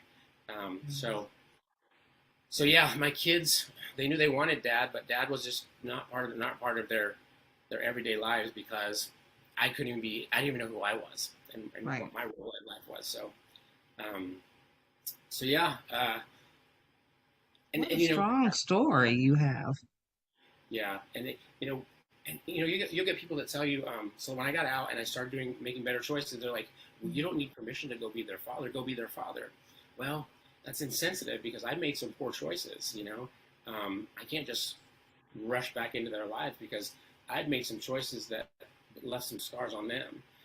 So, yeah, and that's when I learned one of the biggest qualities. And one of your questions you're going to ask later, one of the biggest qualities I think a parent can ever teach their kids is a good one. So, yeah, humility. Humility is perfect. Humility. It's so inclusive. Like it comes with it has collateral other characteristics that set your children up for success with the characteristics. So. Oh, okay. So I guess we have to hurry up because now I want to get to the good tips. Okay, so we know your kids, they really do want Dad. So I'm so glad you said that because that's what I wanted to hear. So I know dad still has room to come in, but like you said, it doesn't just happen overnight. You can't just wake up one day and say, okay, I'm perfect dad, and they don't expect you to just walk out the door one more time because they've seen it so many times. So, and it's a reality. And I do hear a lot of families that have that. Either the parents saw the same thing you said growing up or the kids. So very, very relatable. I'm glad you brought that up. I was asked on a recent podcast, they said, well, how did you restore your relationship with your kids or your other relationships? And I said, well, I didn't. And here's why. Because when you think about restoration is repairing the whole thing. We don't have all the parts. I don't have all the parts. They have some, I have some. So what is the goal in reconciliation? The goal is no regrets. So I had to take those steps to do what I needed to do to apologize, ask for forgiveness, admit my wrongs, my mistakes, and then that's where I had to leave it. No regrets. I did what I could do, right? And then that creates that safe space for restoration. That has to come from both sides. So. And wow, you need to go into counseling. That was actually great tip right there. And I think that works even for relationships too, just for a husband and wife or, sister and brother, all relationships. So it has to work both ways. Just communication is key. So thank you for that extra tip. I told you, everyone, he's very good. If you want to see him afterwards, remember, it's Don W. Mann. You're going to want to look him up. Okay. So I'm going to ask you what's your favorite quote, but I'm going to assume it's what you are wearing. Actually, no, believe it or not. Okay. I thought about this one pretty hard. So this is foundational on I always say the comeback is greater than the setback. And so this is my foundation on the comeback. But my favorite quote that spoke deep into me when I was in the dark, deepest despair it's a Bible verse. It's Genesis 50:20. And it says, you meant it for evil, but God meant it for good, to do what it's doing now, the saving of many lives. And when I look at that on my life, it's like, wow. That's it. That's it. So, I feel like that was my life too. Oh my goodness. Look at that. Yeah. Wow. Genesis 50:22, right? Genesis 50:20. 50:20. Oh my goodness. I'm going to look that up. I may print that out and post it in my house as a reminder. That was beautiful. Thank you for sharing that. That's a wonderful quote. Really, really is. Okay, so we're going to go to the next question. What are the best resources that have helped you along the way? So when I think of resources, I think of when I burn all my bridges, when I made those poor choices, and basically I was an undesirable person to be around, right? Mm-hmm. And when you're undesirable, you don't have access to very many resources. So number one was my faith community, my faith-based community, because I'll never forget the day that I walked back into church. And you think that everybody knows your story and everybody knows the junkiest things you did, and they're going to look at you and they're going to talk to you about it. But that's not the case.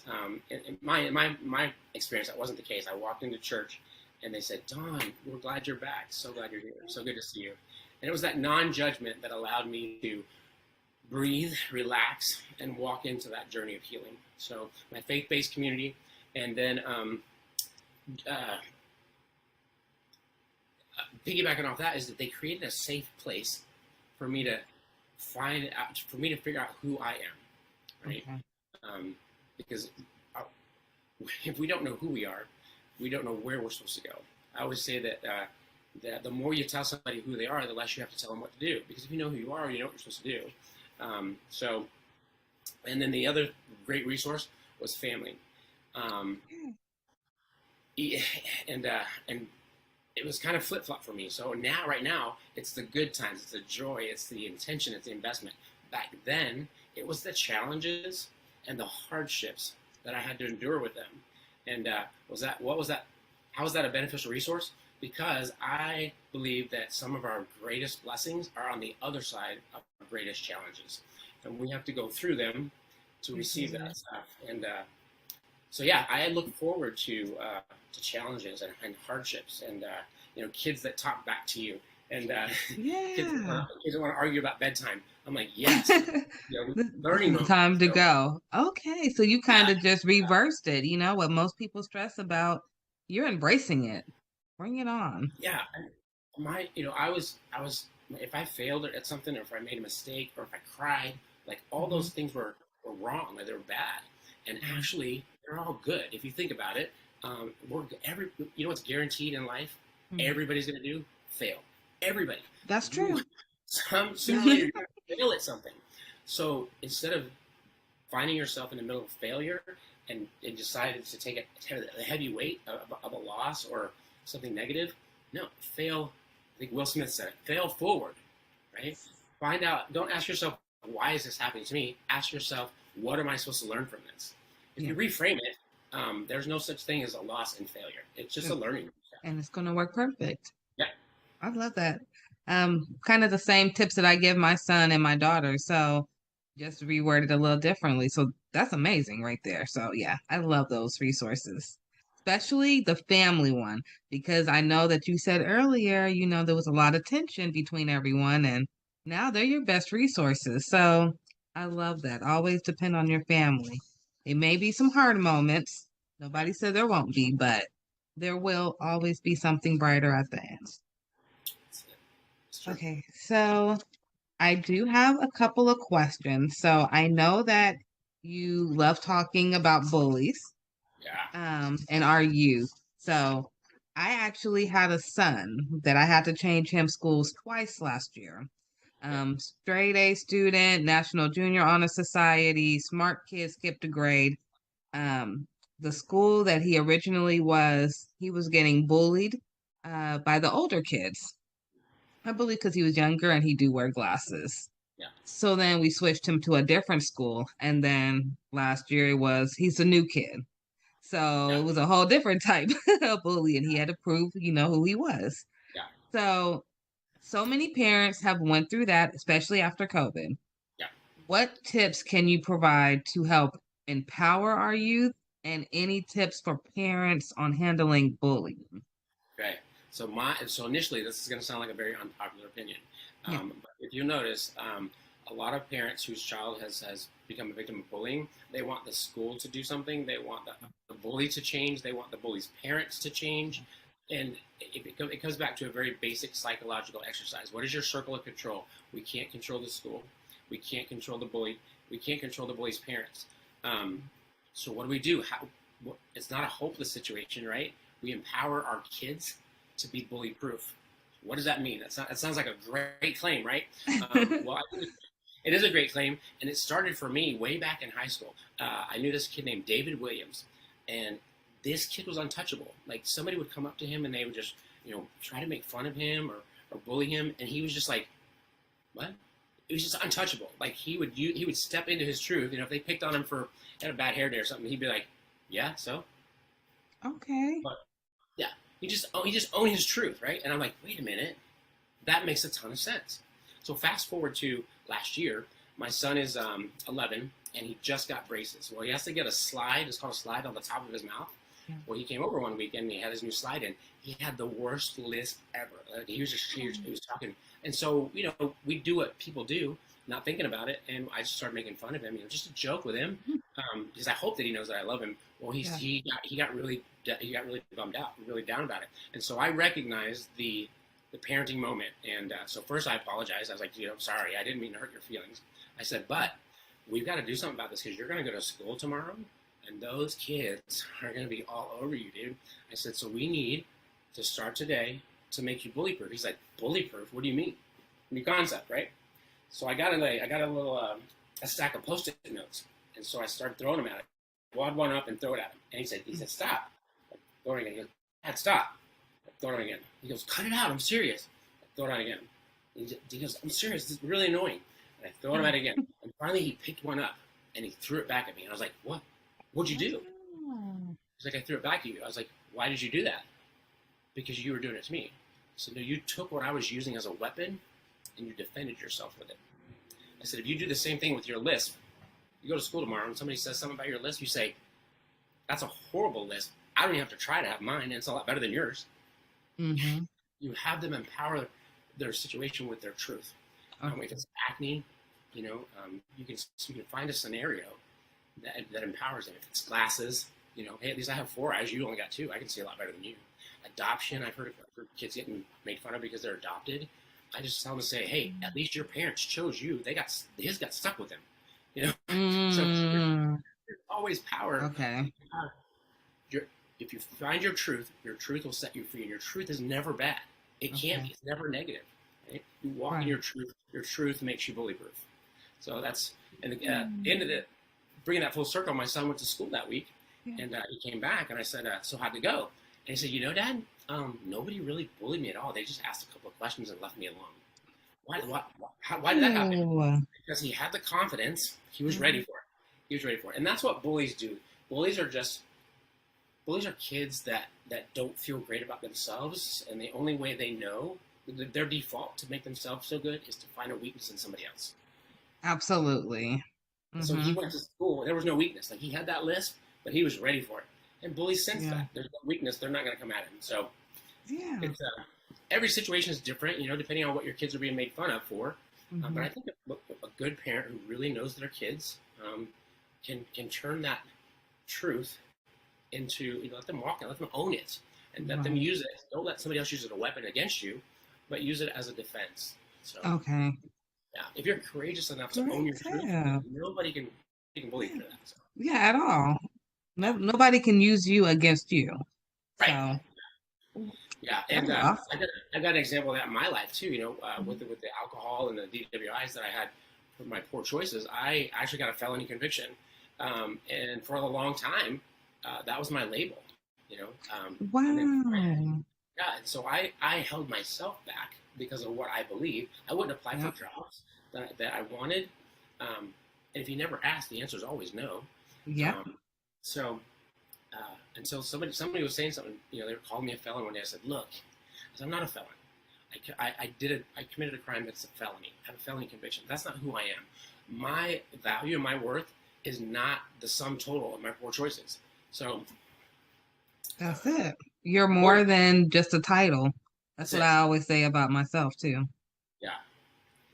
Labels. I don't like labels. No, I don't like labels either. I have to agree with you on that one. So I have a question for you. And I don't think you talked about this, but I wrote down, did DARE make a huge impact for you?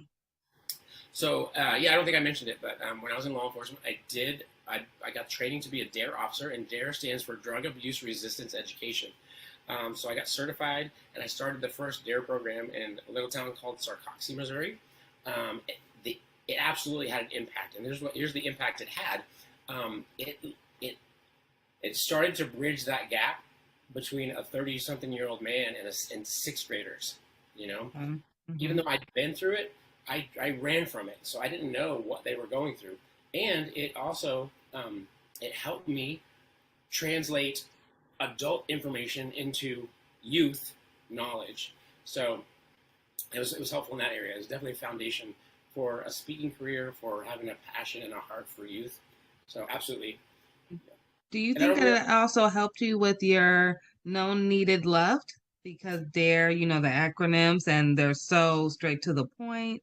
And so is like everything about you so far has been straight to the point almost. Yeah, I think the message that it sent me was, I went to school. I went to an adult training to teach kids how to stay off of drugs and alcohol. And then in my worst moments of life, I found myself neck deep in alcohol. Mm-hmm. So if I knew it, if I knew all that information, why didn't I apply it? Why didn't you apply it? It's not about knowledge. You know what's interesting? There was a nurse who wrote on, she was advocating on TikTok, and she said families need more in the NICU than just education, because everybody can get the education, but if they don't know what to do with it, then it's just wasted information. Yeah. Books on a shelf don't make you a smart person. Right. You can take in all the knowledge. It's knowing when to apply it, Right. the difference between knowledge and wisdom is, knowledge is knowing that tomatoes are fruit. Wisdom is knowing not to put it in a fruit salad. So absolutely, you gotta know. yeah, you gotta know. And I think it also the other side of that is you can have knowledge, but if you don't feel like you're in a safe space to apply it, it's not coming out. Definitely not. Definitely not. So you did give us some tips earlier. Did you want to review the tips that you wanted to give to parents to help with their children? Or did you want to add on? So this is what I was talking about before. So how do you help your kids, right? The first thing we can do as parents, right? And I'm coming from a guy who made a lot of poor choices as a poor parent. I'm not saying I'm like the greatest parent in the world, because I'm not now, and I definitely wasn't. I made a lot of poor choices, but making those poor choices caused me to dive in harder and become better, not for me, but for them. So that's what they deserve, right? Kids deserve that. They deserve the best chance. They deserve for us to set them up for success the best we can. So how do we do that? Well, the first thing we can do is we can become the best investigators we can of our kids. Yeah. Because we didn't create them. We didn't set them, on this path.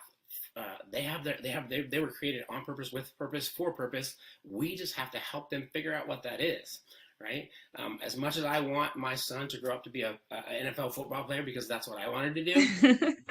If he doesn't want to do that, I'm not gonna force him into that and ruin his life, and take him away from his purpose. So become the best investigator you can of your kid, and be bold and be brave and be humble to walk that out with them. And then there's 4 nuggets that I think parents should help their kids learn and apply in their lives. So if you think about a race, we're all running a race, right? It's our job. So if you think about a relay race, whose responsibility is it to pass the baton and to make sure that the baton is passed at the right time, perfectly, right? It's always the runner that's giving off the baton, because the runner that's taken off, like, they just got their arm, they're not even looking, right? So the parents, we're passing the baton. It's our responsibility to pass the baton well so that they can win their race. And so how do we do that? 4 nuggets.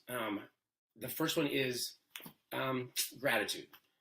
If you teach your kid to be grateful for even the smallest things, even the smallest amount of things, being grateful, it just changes their perspective. It allows them to connect. We're all wired for connection. So grateful. The second thing is forgiveness.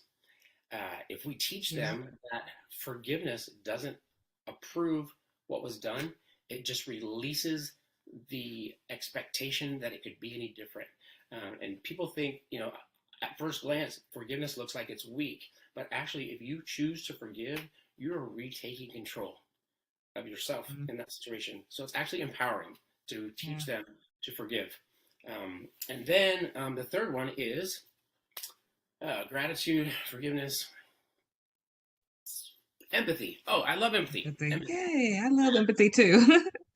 Empathy. So I just had a discussion with my kids last night. They're like, sympathy. And I said, they said empathy, and then they explained it. And I said, well, no, what you're describing is sympathy. So the difference between sympathy and empathy is you look at it like this. They said, well, you walk in somebody else's shoes. That's empathy. I said, no, that's sympathy. Having empathy is taking off your shoes before you put their shoes on to walk a mile. I like to use the lens. We grow up and we have life experiences, so we look through life through a lens. It's our lens. Well, everybody's like that. Empathy is stepping out from behind your lens and then stepping behind their lens to understand what they're going through. If you teach your kids empathy, it helps them be grateful. It helps them forgive, right? It helps them understand why people make the choices they do. And then the last one, I love it, and I mentioned it before, it's humility, right? If you teach your kids to be humble, when you think about it, to be humble, you have to be grateful, you have to forgive, and you have to have empathy. So if you could just if you can't do all 4, you got a busy life, just focus on humility, and not just teach them. Remember, we're not just giving them the knowledge, we're demonstrating it. And this was tough for me. I remember I was going to school, and my son was 6 at the time, And he used to always come and interject himself in conversations with like these big lies. Like he would make up some story to include himself in our conversation because he wanted to feel known and needed and loved. Yeah. And I would get so mad because he's lying, and I knew it was a lie. Everybody else knew it was a lie, and so I felt embarrassed. Well, then I was going to nursing school at the time, actually. Then we went to school later that week. We learned about Erickson's stages of development, and at 6 years old, they have what's called magical thinking, and they're not lying. He just wants to be included. He's not trying to lie because he's trying to be conniving and manipulative. He just wants to be included, and so that I felt guilty. I'm like, oh man, Dad failed, right? So I went home that night and I said, hey buddy, I would never thought I would have to apologize to a 6-year-old, right? I said, hey buddy, you know how Dad, accused you of lying, and I said, well, I learned in nursing school, but you're not lying to do wrong. You're lying because you just want to be included. I said, so I'm sorry I did that. And he's a 6-year-old. He's like, it's okay, Dad, don't worry about it. Yeah. That was a huge lesson for me. So what that taught me is, we all have failures, we all have mistakes. So if you're humble enough to admit your mistakes in front of your kids, that's setting them up for success. I know that we think that we have to be the perfect example so they can follow a perfect example, but that's just not real. That's not authentic. And I think your kids would rather want a parent that's real than a parent that's right. Just be real. If you make a mistake, own up to it. That's going to bring you closer. It's going to draw you closer together. Not have them look like you're weak. So, and it also helps them with accepting their own failures when it comes up, because they've already seen their parents go through a failure, maybe work their way out of it. Now it's not so stressful on them. Yes. Wow, good nuggets. I like those. Thank you. Very good. I hope all of you wrote that down. Those are very important. I'm going to leave with one more question. This is the most important question I have for you. Where can people find you? And I know you have something special coming up in the works. Do you mind telling us a little bit about it? You bet. So my website is it's donwman, all lowercase.com. So if you just go to www.donwman.com, that's where you'll find me. I've got resources. You can contact me. I've got a contact sheet on there. I just have a passion. So my life's goal is to impact as many youth as possible, because right now suicide is the second leading cause of death between the ages of 10 and 24. I think it's tragic that children choose to take their own lives because of big emotions. So that's where you can find me, and a lot of resources on there. We'd love to hear from people. Love to hear stories. I love stories. Everybody has stories. Yeah, you love stories too. Good. So you guys don't just send me stories, send him stories too. He loves stories. Yeah. And so I am in the process of writing a book. I've had so many people say, Don, your story is so crazy, you should write a book. So I'm going to write a book and hopefully finish it by the end of this year. And then there's editing and publishing. And so, but yeah, it's going to be called Known, Needed, Loved, God's Story Through My Life. So I am so blessed to be able to give my kids a second chance for the father that they almost lost. So What a story. What a story. And when the book comes out, please let us know. We'll share it on all our websites. We thank you so much. I'm a huge advocate for mental health, usually for postpartum moms, but it can go with the youth and the dad as well. So I thank you for being here. I thank you for sharing your story. I appreciate the invite. So honored. Thank you. I appreciate it. You're welcome. And please come back and please let us know when the book comes out. We'll make sure to include everything in the description for you, okay? Thank you so much, Ashley. I appreciate it. You're welcome. Thank you, everyone. See you next time.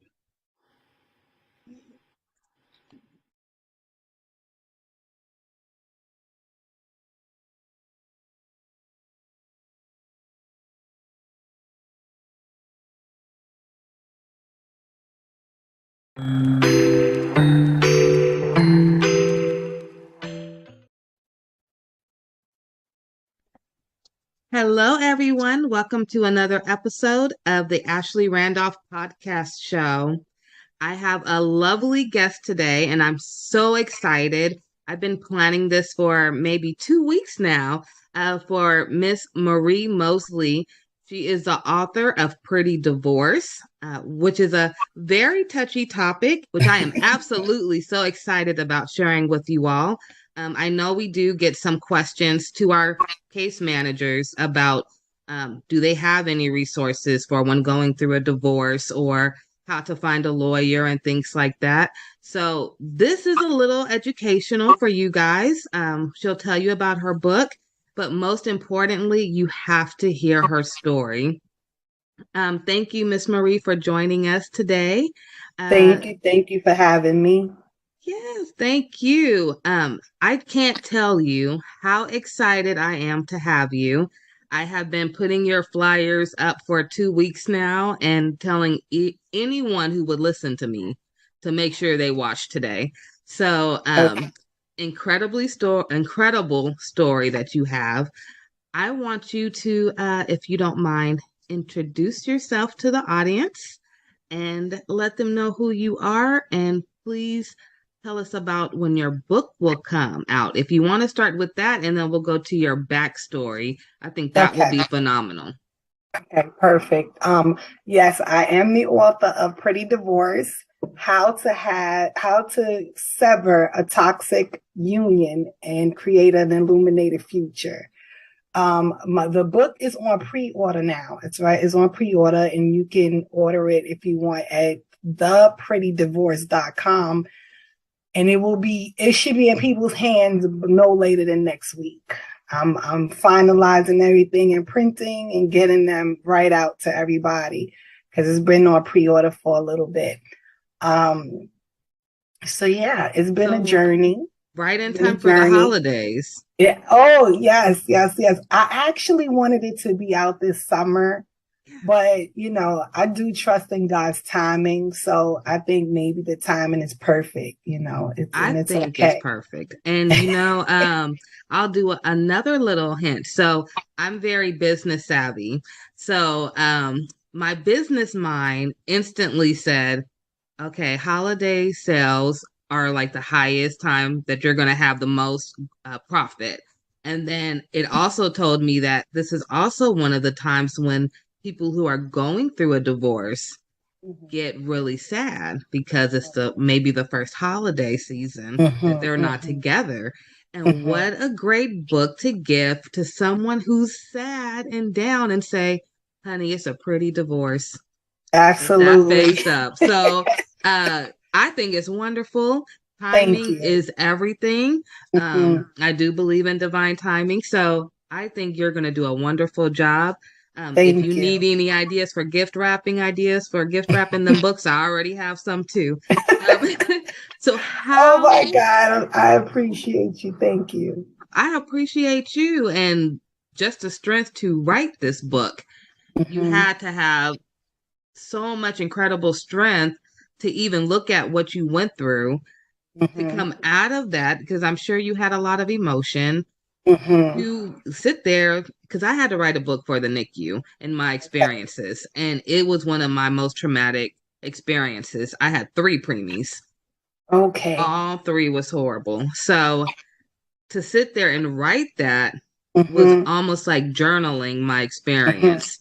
And there were some moments I forgot about. So I can only imagine how hard it was for you, and to still call it pretty divorce. I mean, yes. You are the first person that understands exactly what I was going through. There were times when I had to put it down for a little while, and just go back, because it was almost like reliving everything over and over again. The editing, the going through it, the writing, it was really taking its toll sometime on me. And I began the process because let me go back. I want to say this part. At first, I really did lose my identity in this marriage. And my story was wrapped around being teenage parents that stayed together and kind of made something of themselves, All right. So that was my story. Like a fairy tale story. I didn't think about the toxicity. I just like, all right, we're together. You know, we have a story because I've always wanted to be an author. I always knew that I was going to write my story.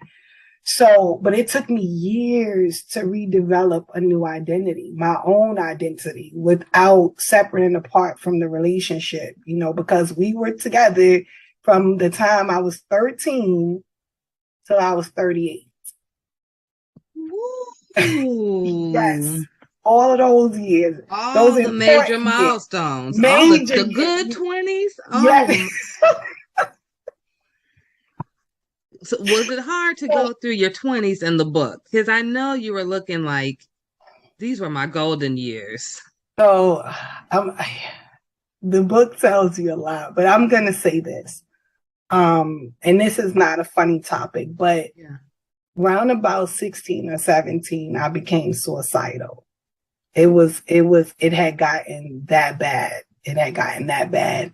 And I talk about it in the book. My girlfriend introduced me to her boyfriend's friend, and he kind of became an outlet. So yeah, I don't advocate side relationships. However, I have to say that my side relationship kind of saved my life. You know, so that moment it worked. Yeah. So my 20s were horrific at home, but they were glorious somewhere else. If that can, you know. So I don't know why, you guys. I'm sorry, but I have to say this. I am getting the song Khalees Milkshake Bring All the Boys to the Yard stuck in my head when she said, you know, it's like this at home, but outside. Oh my goodness. But it worked for you. You're still here. Absolutely. So, absolutely. I'm not advocating for it, but not at all. And I'm, and I'm I don't take, because I was an educator for so many years working with kids, I would have a lot of children with suicide ideation, attempts, different things that I've gone through. So I don't take that lightly. But as a teenager, becoming a mother at 14, I was a good student. I was a really, really, really good student. I started to fail in school. Like all of the things that made me who I was beginning to change. And it's like I deviated from the plan and I was spiraling out. So, so it became a little bit rough for me around that age. But finding another outlet, albeit it was a side relationship, it really did help me. It helped. He helped me a lot. You know what I mean? Like I'm married to a different man right now. my girlfriends, some of my girlfriends, they were like, wait a minute, what? Like you're not with him anymore. How are you not going to be with this guy? Because that's how that's how it was forever. Yeah, we really, really fit. But things happen, and I'm in a new relationship. He's in a new relationship, but I definitely know for a fact that we both still have a really high regard for one another. Him and his family were my solace. They were my peace. So I can never forget that. Like I can never forget them, and what's awesome is my husband now, he knows all about it because him and I were best friends. So he got to know and understand how crazy I was about this guy and how indebted I was and how, I hold him in a really high regard and stuff. So, and he's okay with it. He's an alpha. He's an alpha and he's confident. So absolutely. Yeah. So he's not intimidated by it or anything. So I can talk about it. He knows about it. So, but that's a good thing too, because he knows what he's coming into. Mm-hmm. I hear a lot about baggage and people coming into new relationships with extra baggage. But for him, he already seen your baggage. So you're really not coming in with no baggage because you already knew each other. So that actually do you think that you guys are more on like a soulmate type of plane now? Because my husband, let me be honest, now. because you know what, my husband was like, tell your story and be honest. I really felt like the other guy was my soulmate. I really did. And there's some amazing stories about our journey that I'm even thinking about putting into a book. Like, I used to be able to feel his pain. Like, if something happened to him, I would know, you know? Mm-hmm. And so when I think about my soulmate, I don't know. My husband right now, me and him I guess because we were best friends or something, we fit. It's crazy to me. You know what I mean? Because some women wait their whole lifetime to feel what I felt with the other guy and even what I feel with my husband. You know what I mean? Like, my husband is my dude. He's my, my ace home. You know what I mean? Yeah. Mm-hmm. So it's so I never compare the two of them, but they both were like gifts to me. That's how I feel, honestly. You know what I'm saying? And I wouldn't give my husband up for anything, like, for anything, because he's really been there for me, for my children. Like, that's their father. You know what I mean? Yeah. That's their father. And so his place in my life and what he means to me is tremendous. So it doesn't compare to the other one. It's different, but both of them were beneficial to my life. You know what I mean? Yeah. I can't in all honesty take anything away from the other person. You know what I mean? Because it's like getting two different jewels, and it's like they're both beautiful in their own way. Absolutely. And it's fine for that. You know what I mean? It doesn't have to be one part or the of your other. crown. Absolutely. And so my husband is just like, he's my life now. And he knows that I wouldn't deviate from that for anything. You know what I mean? I can still give honor to the other person without being disrespectful to him. It doesn't take, because he's that guy. You know what I mean? He really is. He's awesome. He's one of them people.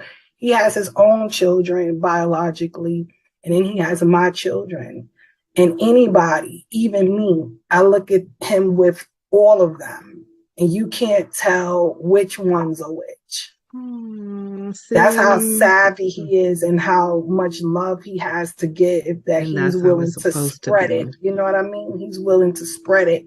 And so, but yeah, we both have a really good understanding. A lot of people think that you shouldn't talk about your past relationships, but we were best friends, so we told each other everything. Yeah, I feel this way, and this person did this, and I feel this way about that. And then we ended up together. So, and we didn't let it get in the way of what we felt for each other. Yeah.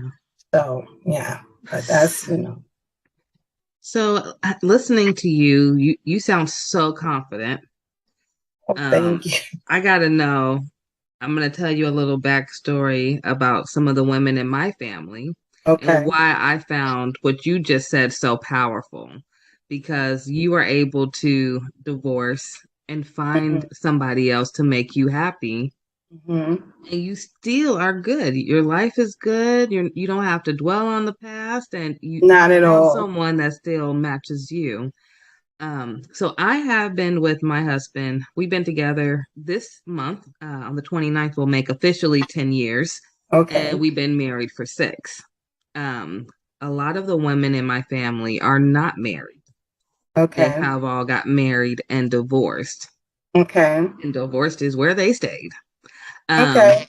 So to me, growing up, it was almost looking to these women. They were all powerful, independent women, but it was like, why did you stop on your love life after divorce? Like, they didn't feel they were worthy enough. But then I hear you come, and I'm like, okay.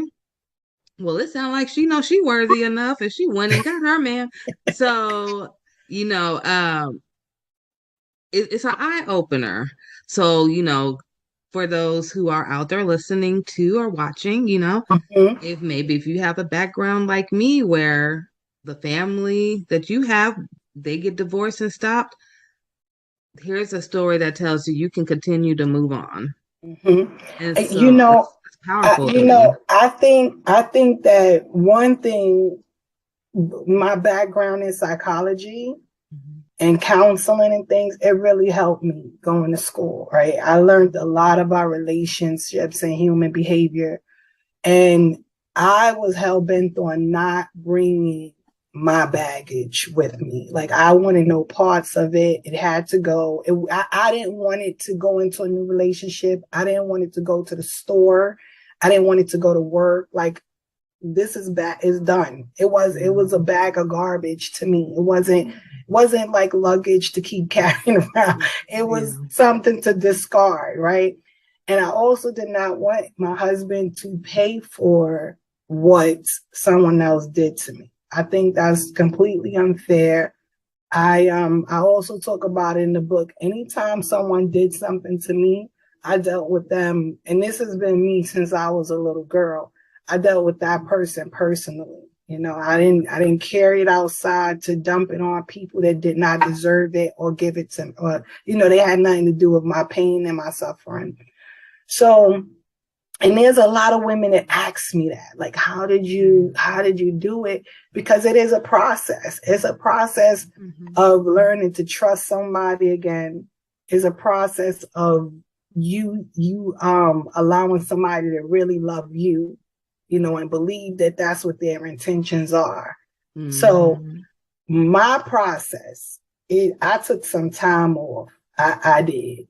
I wasn't, because a lot of us, where we make mistakes is jumping in and out of relationships, back and forth. Like, we get the revolving door and we never take our time to really heal, process what happened, reflect on what happened. What did I do wrong? Because everybody's not perfect. You didn't do everything right. What did I allow myself to be involved in? What do I not want to be involved in? And you used the key word earlier about journaling. It's really important for women to start writing down what's going on. I have 5 million notebooks. Okay, so I do too. All over the place in this house, but they're good because you get to get your feelings out. You get to, and you also said something before we started. We talked about girlfriends, right? Yeah. Girlfriends are good. Their intentions are good. But most of the time when you talk to your girlfriends, if women want to admit it, it turns into a male bashing session. And we just go, Absolutely. On it, and here, and this one from 10 years ago, he did this. Those, you're muted, Ashley. That's those, Absolutely. Those conversations are not productive. They're not productive, and they keep us stagnated. They keep us bitter. They keep us resentful. And those are recipes for never really going on because now you're not really open. You're not open to having love come to you. Yeah. And you're not willing to give love because somebody already trampled all over it. Yeah. But you know that saying about the $1 bill or a $10 bill, you can crush it up, smash it, kick it all around, and you drag it through the dirt. When you open it and take it to the store, it's still worth $10. Still $10. So if we can understand that our value is not diminished because of the stuff we've gone through. And life does go on after whatever his name is. It's okay. You don't let one monkey stop your show. You keep the show going. You have to, because if not, they win. I don't like to reduce it to that, but the truth is they win. Yeah. They left you a shell of a woman, while they're out enjoying their life with whomever, and you're sitting around you've not really find yourself, and that's only if you want to have another relationship. Some people go through so much they don't want to be bothered anymore. Yeah. But even in those places, I think that if they went through some healing and mindset changes and self-development, reinvent yourself, turn things around. It can work for them. They don't have to be alone. I don't think that we're designed to be alone. I agree. I don't think we are either. We Definitely are not. I think we were designed for companionship, and to have someone that genuinely loves us in our lives. And because one man didn't appreciate it and didn't understand the treasure that he had, that's his problem and his loss. And you have to shift your mindset. You have to. Because if we sit around pondering what we went through, why, if I shoulda, coulda, woulda, why didn't I, we're wasting more time. Yeah, I agree. And we don't have that much time to lose. Every day we get older. Absolutely. I have to ask you a question. I'm here for it. You have this accent. You got to tell us about your accent, where you come from, and if you don't mind, I know we talked a little bit offline about some of your family and some of your family stories and how they are in the book. You don't have to say it all if you don't want to, because we do want you guys to get the book. So, but if you want to, just touch on it a little bit, just to invite everyone into your life and how you were able to get this beautiful mindset that I hope we all can have after meeting with you today. Thank you. So I was born and raised in the Bronx in New York City. Right? Growing up, people thought I was Southern for some reason. Now, my dad, I don't know. My dad is was born and raised in South Carolina. So I didn't know, maybe his genes were that powerful that I got his accent. But I'm originally from Bronx, New York. We just quickly, my dad died when I was 5. And we came from a quaint little neighborhood. And after his death, we had a fire. Really? So no, I shouldn't leave my precious dog out. After my dad died, maybe like 2 months later, we lost our dog that was there when I was born. And then we had the fire. And then we moved to the projects in the South Bronx, which were a bit intimidating, but we had to do what we had to do. That's where we were placed. And so we lived there for a while, after getting used to all of that. Around about when I was 12, my sister passed away. And I don't want to say, well, my sisters, both of them are my favorite siblings. I'm going to say, my brothers, I got my oldest brother that I'm like in love with, my oldest brother. But my sisters were my sisters. They never treated me like a pesky little kid. I was like their life, anything, like, what do you want to do? Take me shopping, doing my hair, everything. So I love my sisters. But my middle sister, she was 22 years old and she had a preemie. Yes, she had a baby. She was born 1 pound and 7 ounces. Ooh, little warrior. Yes. And she fought through that. She came home on Valentine's Day of 1983. She was born in 82. Oh wow. Okay. Yeah. So a long NICU stay. And my sister, they gave my sister the wrong medication. Oh no. For an allergic reaction. And she ended up, oh God, I've never told nobody this. I wrote it in my book, but I didn't never utter the words. Well, you're in a safe place, so know that. Yeah, I know, but it's still difficult. It's still hard every time. I know. Oh, God, so she ended up she was hallucinating from this medication, and she and the baby went out the window. Oh no. Yeah. And I'm so sorry. it's That's been why a you're minute, such but a fighter. Man. so the baby passed away that day, and then my sister was in the hospital for 2 months. And the day we told her, because we didn't tell her for the whole 2 months. She was in the ICU, unit for 2 months, and the doctors suggested, because she couldn't really remember what happened, and the doctors suggested that we didn't tell her, because it would be detrimental to her healing and her health and everything. And once she got herself together and she was in the regular room and she was asking, like, now I'm out of the ICU, I can see the baby. I need to see the baby. They got a psychologist, my mom, the clergy, we all were in there, and we all told her what happened. And she was gone the next day. No.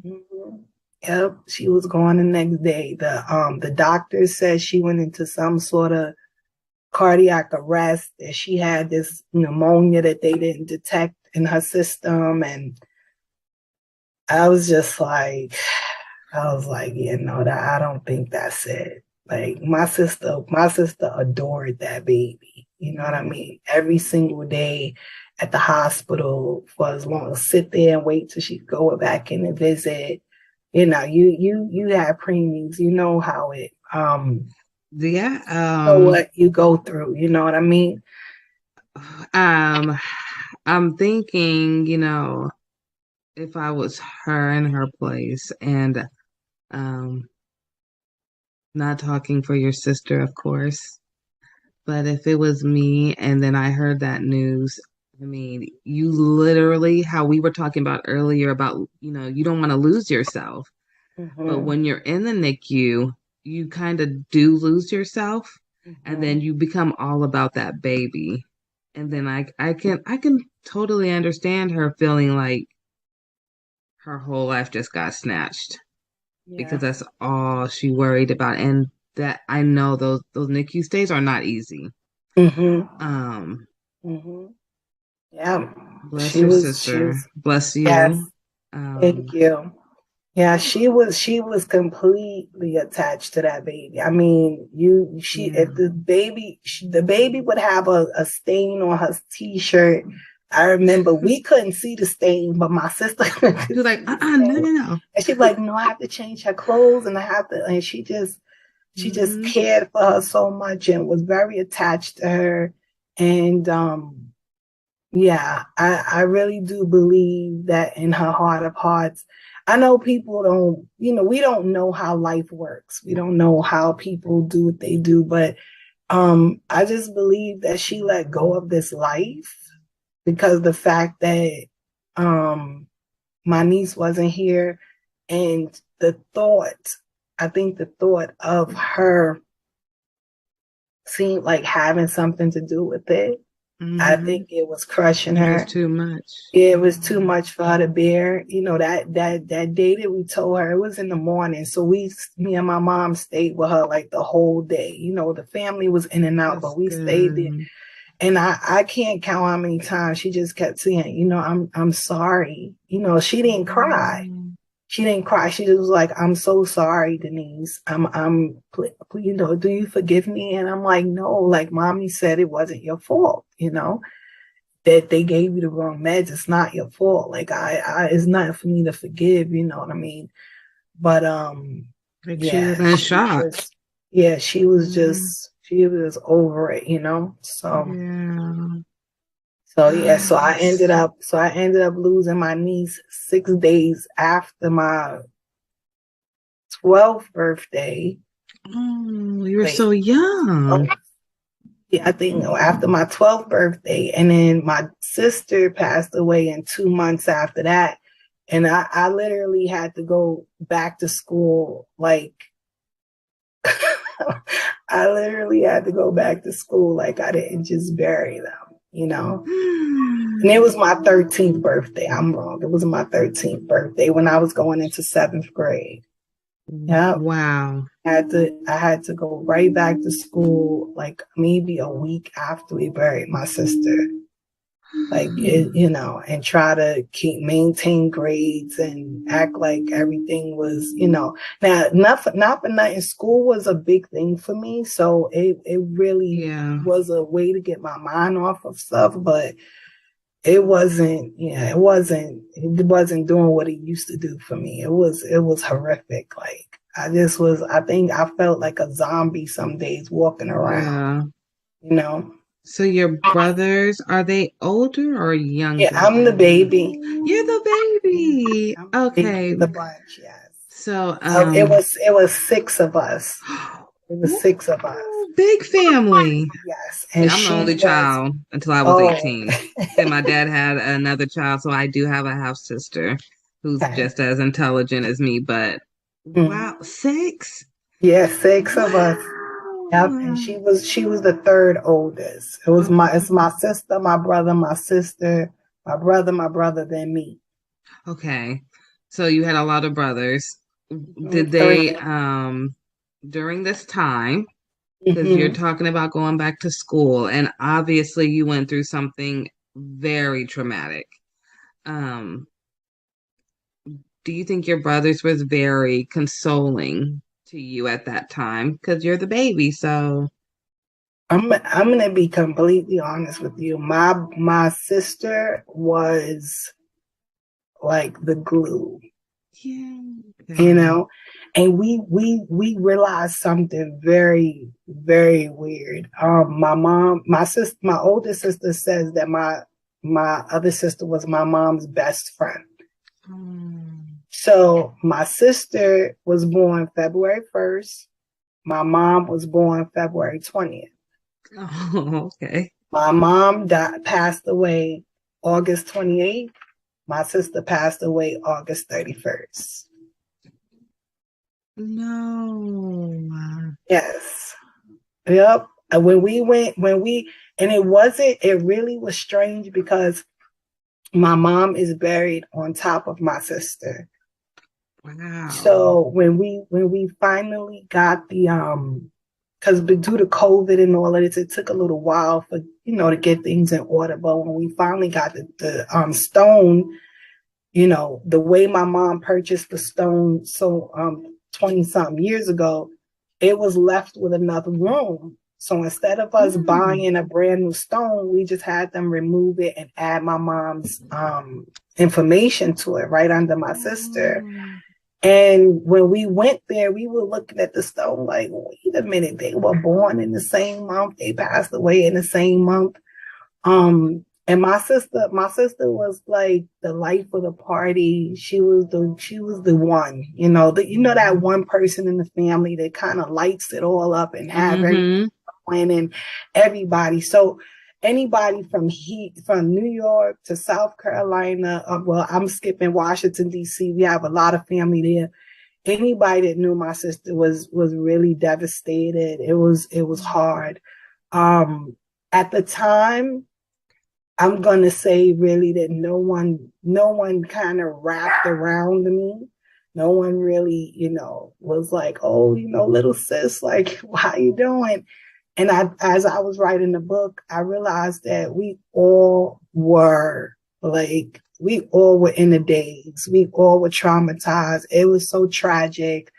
My brothers thought that her boyfriend had something to do with it. They were on the warpath. They were thinking more about that. Really, yeah. Yes, because she was at our house. She had left her house in the pouring rain with the baby. That's how we knew something was wrong. So, and she came to our house for like shelter. And then her boyfriend showed up around 3-4 in the morning trying to get her to go home. And so she went home. And then the next phone call we got was that she went out the window.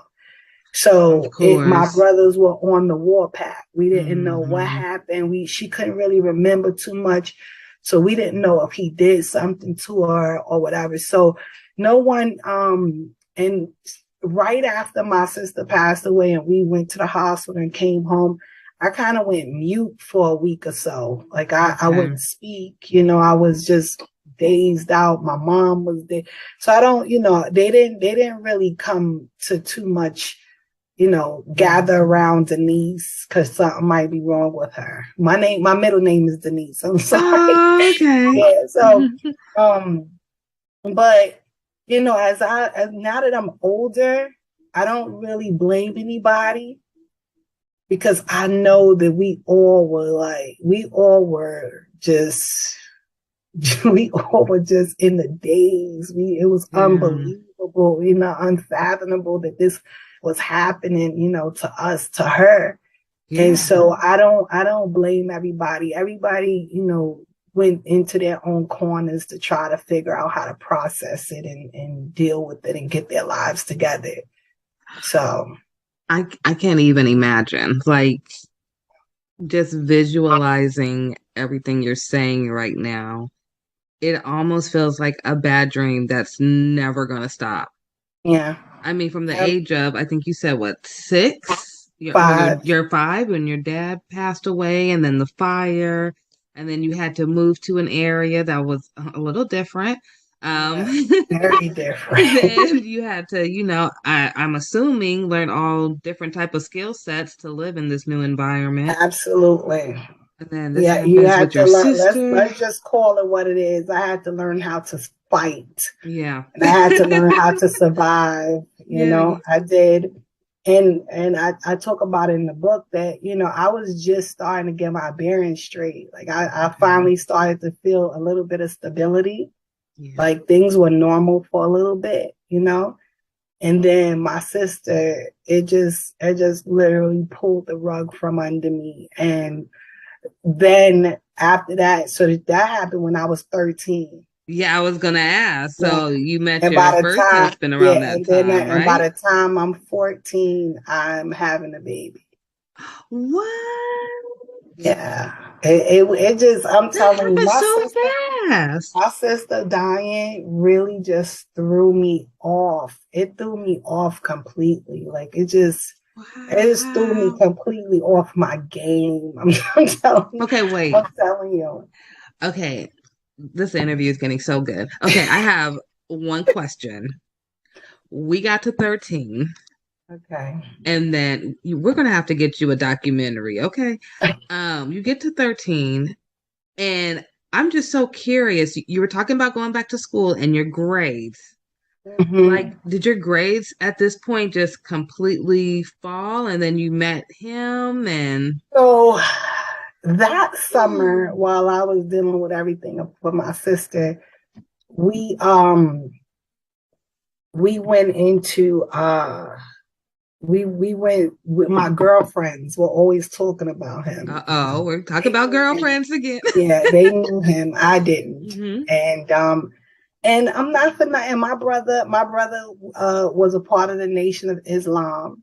And he used to teach me a lot of stuff. And he used to teach me a lot of stuff about being a Black woman and, a female. And, how it's because of women that we populate the earth and how important we are and our contribution to society and stuff. And so my brother was he was a very integral part of me being almost as powerful as I am. God had a lot to do with it. My mom and my sister, but my brother, young, that's the type of time he spent with me, teaching me who I am, teaching me to look at people's character, and not just taking them at face value or what they said or material things. People had to show me who they were, not just, So I didn't really like this guy, which makes matters a lot for me, because I didn't really like him at first. I didn't like him. He was not a good person. He messed around with a lot of girls, different stuff. So we ended up getting to know each other, and I gave him, I let my guards down and gave him a break or whatever. And by the time I turned around, I was in a serious situation of peer pressure. And yeah, no, really, it was peer pressure because I knew better. Yeah. I knew better, and you know how hard it is years later to look at your life and know you've made these mistakes or gone down this path, knowing that you knew better. I'm working on that with my son who's about to be 12 this year. Yes. Now. Absolutely. You know what I mean? You have to tell him that, because my husband, my new husband, he has a saying: decisions, decisions, decisions. And your decisions can change the whole trajectory of your life. Like it really, you could think it's minute, you could think it's small, one little decision could just change your whole path. So we have to be, because life is life. Yeah. And life is not playing with people. There's no redos. It does not care that you're 12. It does not care that you're 13. It does not care. It doesn't care that this is your first time. The sperm met the egg, and guess what? You're having a baby. See what I mean? Life is for real. One time. That's all it takes. And it was my first time. No. Even more traumatic. Let me tell you something. I was just like, what is happening to me? Like, why? Wow. You know? And it's so many years later that I can say that it's okay. You know what I mean? Because now that life has given me so much lessons and so much experience that I can help other people. You know what I mean? So they say that God gives the toughest battles, to the strongest soldiers. So if he saw fit to say, like, you know what, she can handle it. She's gonna make it through it. She's gonna come through, and she's gonna glorify me and let people know that I do exist because I brought her through. Then it's okay. But in the process of it, it's not. In the process, it wasn't okay. I know you were just wanting to throw in the towel so many times. What's going on? I was like, what is going on? What is happening? Why is this happening? All of these things just keep happening. And I'm in the center of it all, What a testimony. Yeah. And we haven't even got to the end yet. We're only at 14 years old. Oh my goodness. I have to ask. Yes, ma'am. I won't get into so many, because you do have this in your book, right? Yes. Some of this. So I won't ask too many questions. But I am so curious to know, when Mama Baby came in and said, Mama, I'm pregnant, what was Mama's response? Because you the baby. We got to remember. Yes, absolutely. I'm glad you realized that. I can't wait for you to read this book, because I'm glad I can't wait to read realize that I'm 13 and pregnant. And as a woman, you can say, she's still a baby. Because some people didn't treat me that nice. Yeah. Some people didn't care that I was 13. But you'll read about that. So my mom, my sister, the person that didn't treat me well, was on the warpath against me, and I had to get to my sister. I couldn't think. I couldn't take time to think about anything, so I had to call my sister. My sister is my rider. She does not have children. Okay. I am. And I don't care about her godchildren. I don't care about my children. That's her nieces and nephews. I am the closest thing she has to her own daughter. You claiming that right now? Absolutely. And you can ask her. She'll tell you. She has always treated me well. She has always taken care of me. She has always, she's never, in all of my ups, downs, back and forths, mistakes, my sister has never treated me like, what's wrong with you? Are you dumb or something? Like, what's happening? Like, she's always That's all we want to hear. She's always just like, little niece, what's up? What we going to do? What you want to do? So I got to my sister, and once my sister was on my side, that was all she wrote. That was really all she wrote. You know, she was like, she had just moved into a really nice area of the Bronx. She had 2 bedrooms, and she was like, if you want to come and live with me, you know, with the baby, she's like, you're more than welcome to that room. She was like, I know you might be a little embarrassed. Like, I don't know what you want to do. You know, she was like, well, I don't care. But all I know is you're finishing school. I'll pay for daycare. I'll do you're finishing school. You understand? And I was like, all right, you know. So when we went, she went with me to tell my mom. She actually told my mom for me. Oh, so good. She wasn't one of those people like, you have to say it. You're gonna say it. It was like, Mom, this is what's going on. This is what's happening. This is the part I'm playing. Like, so what? And my mother was like, what? My mother was like, like, wait a minute. Wait, that ain't a part of the plan. You know, we talk about college in this house. We talk about finishing school and education. That's not a part of the plan.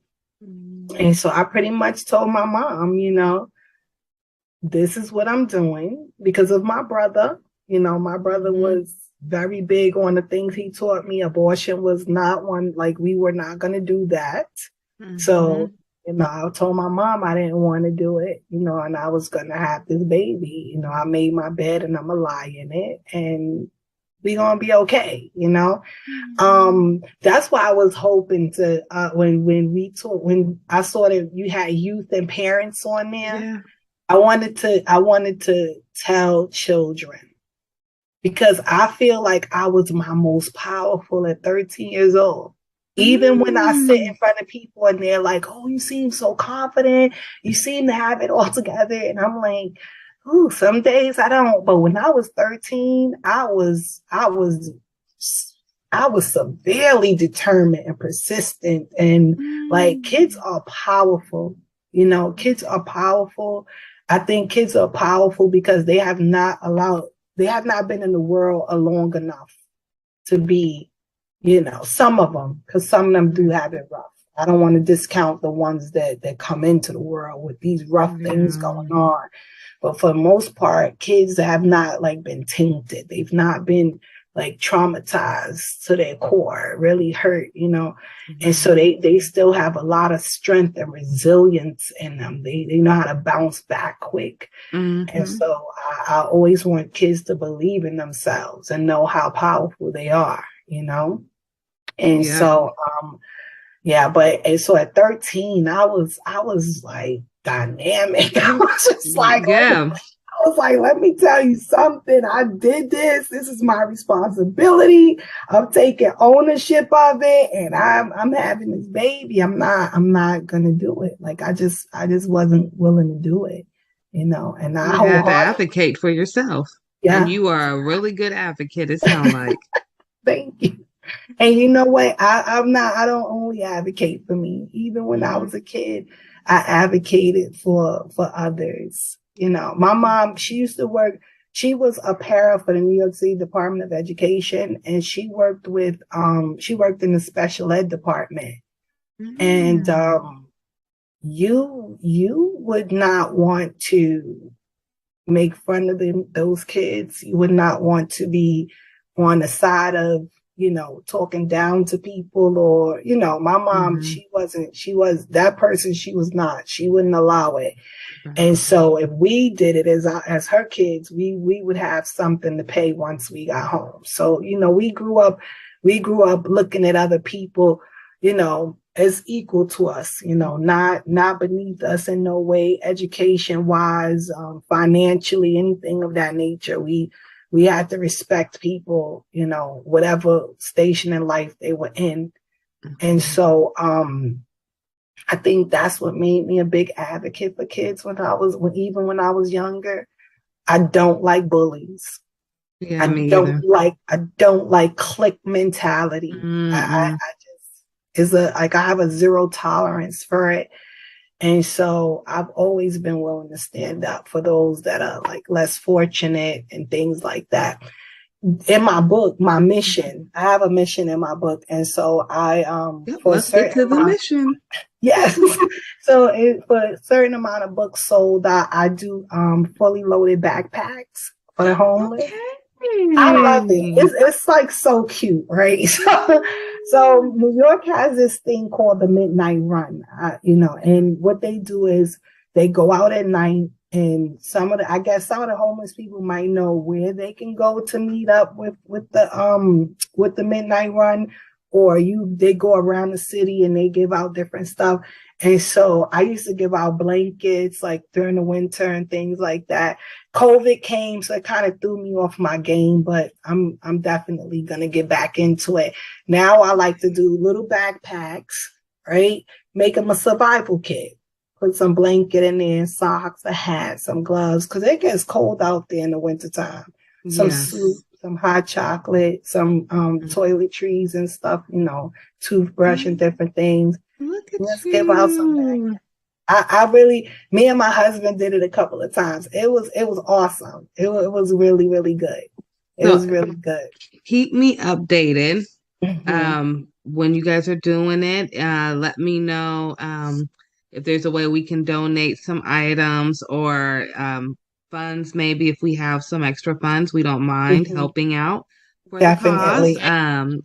Let me know. I know I've talked to you. You're still in the Bronx, right? Yes, ma'am. Okay, I think I talked to you before, but we work with a hospital really closely in that area. So we do have a lot of families in Glo Preemies who live in the Bronx. Okay. So I will be coming out there soon. We were supposed to come last year, but COVID. So we'll probably be there next year to take a little tour of the Bronx area. Yeah. But I would love to help meet you face to face. Yeah. I'd love to meet you face to face. I would love to meet you too. I got want one more to say, question. Hold on. But wait, I want to Okay, say go this ahead. to you. I want to thank you for doing that for people in the Bronx. The Bronx is a very low socioeconomic territory, and we don't have the greatest health care. We don't get, the Bronx in New York City, to me, gets treated like the little redheaded stepchild. And so we don't, And so there's not a lot of programs for our families here. And so I take my hat off for you for coming from somewhere else to help the people here. I really appreciate that. I will tell you, thank you so much. Let me start with that. I appreciate it. I'll tell you this much. My family is not involved at all with what I do. Okay. So if you ask them, hey, what does Ashley do? They'll probably tell you, I don't know. She works from home, I guess. They have no idea what Glo Preemies is. They have no idea what the Alliance is. They have no idea how many policies I have single-handedly helped change. For your area alone, I believe we have already sent maybe 6 breast pumps to new NICU moms, Black NICU moms. We are working on sending more right now as we speak. Okay. So that is just one of the little things that we do. So just to let you know that I am very appreciative for you acknowledging anything that I do, but I never do it for clout. That's what they say. I do it more because I was a NICU mom who had no family who came to see me when I was in the NICU with my baby. I'm a mom that never had a baby shower because I had preemies. I'm a mom who's been let go by a doctor because I was too sick. Just too many bad things. So I thank you for sharing your story, particularly the preemie story. Yeah. But is there a way for those who just heard what you're doing with the mission to be able to help donate to you?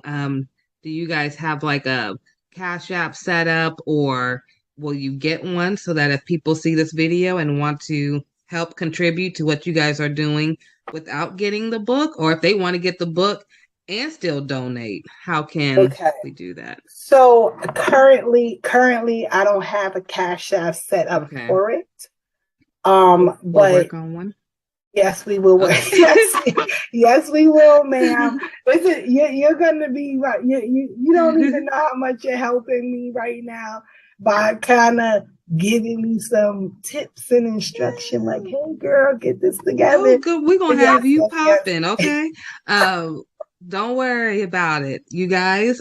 So you heard her. She is gonna get a Cash App or something to that caliber, and when she do, I will post it under this video. So keep looking for this video, see if there's any updates. I'm sure I'll have you back when the book comes out. Absolutely. I do want to do a giveaway for the holidays. I need that book for the giveaway. Okay. For and sure. we will definitely stay in touch. I want to see you when you come to the Bronx. I want to, I want us to get some lunch or something. Yeah, I can't wait. I greatly appreciate you having me. It's been an honor. And to know what you're doing here in the Bronx is really, is very moving to me. Because like even when my sister was in the NICU, there was no helping. There was no, it was thank God we had my mom and my sister to do stuff and to help and to, even me when I had my daughter as a teen, I was like that, growing up, I was like, there's nothing here to help, people that have I did have a high school. I did go to a high school that had a daycare, but even with that high school is still an alternative high school, but it no longer, I don't believe it has the daycare center anymore, which was tremendous because that gave people a real opportunity to go to school and continue their life and, so, but yeah. Do they have any of those options anymore? I'm not really. That was the only school. It was called Bronx Regional High School, and I forgot the name of the extension because they had an extended piece to it where all the pregnant girls went to school. So if you were pregnant, you can attend and you just be in class with other pregnant girls. You wouldn't be amongst the general population. Yeah. And then once you had your child, you were able to still come to school and bring that baby to the daycare center. But they don't have, it was beautiful. New York used to be a really awesome place to live, and it had a lot of resources, but not much is going on here anymore, so for you to still be in the place of trying to help out here, it's wonderful. We're gonna have to connect really, for sure. Definitely, because I'm ready. It's gonna the winter months are coming soon. Yeah. So I'll be this year I'm doing something special.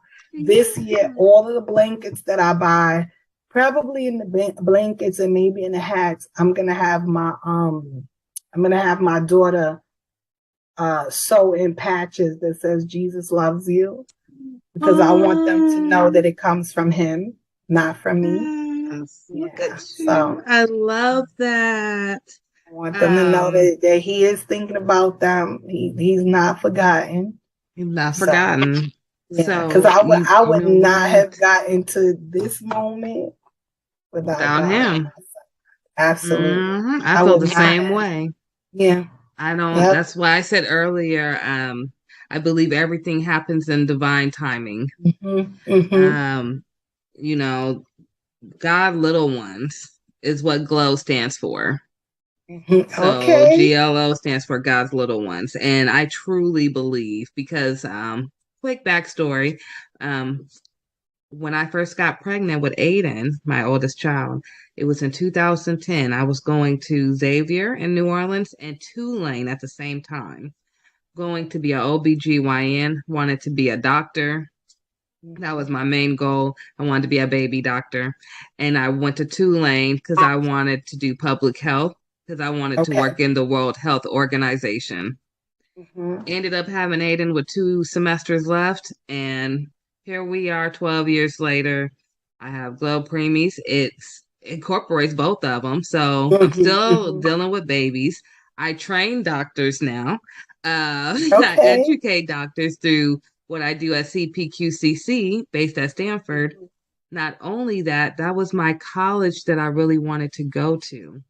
My Okay. mom said I couldn't go to Stanford because she wanted me to go to Xavier because they were known for African Americans to go to medical school. Okay. So I still ended up at Stanford. Absolutely. I'm still there, and I'm the Still first gave you your African American to become chair. So I have that honor under my belt. Congratulations. Thank you. I got that this January, so it's probably one of my most proudest moments. But just like you said, your trauma makes you who you are. I only got that honor this year because of my 3 preemies, because I came in as a preemie parent who became advisory board member, who then became chair of everything within the NICU. So everything's divine timing. Your book is divine timing. Man, thank you. We're not going to go into your divorce because you guys, I want you to get this book. Help her with the book as well as help the mission. So if anybody do want to donate before she has it, you can donate to Glo Preemies. Please put the mission in the description so we know where to send the money to. If you're sending it to Glo Preemies, just put donation to Glo Preemies. If not, put the mission so we can send it directly to her. Thank you. Thank you. And then, yeah, we'll get that going. I'll put everything in the description. To everyone, we are now on iHeartRadio now. So we are on iHeartRadio, Anchor.fm, YouTube, as well as Roku TV and Spotify. So you can look up Glo Preemies or the Ashley Randolph podcast.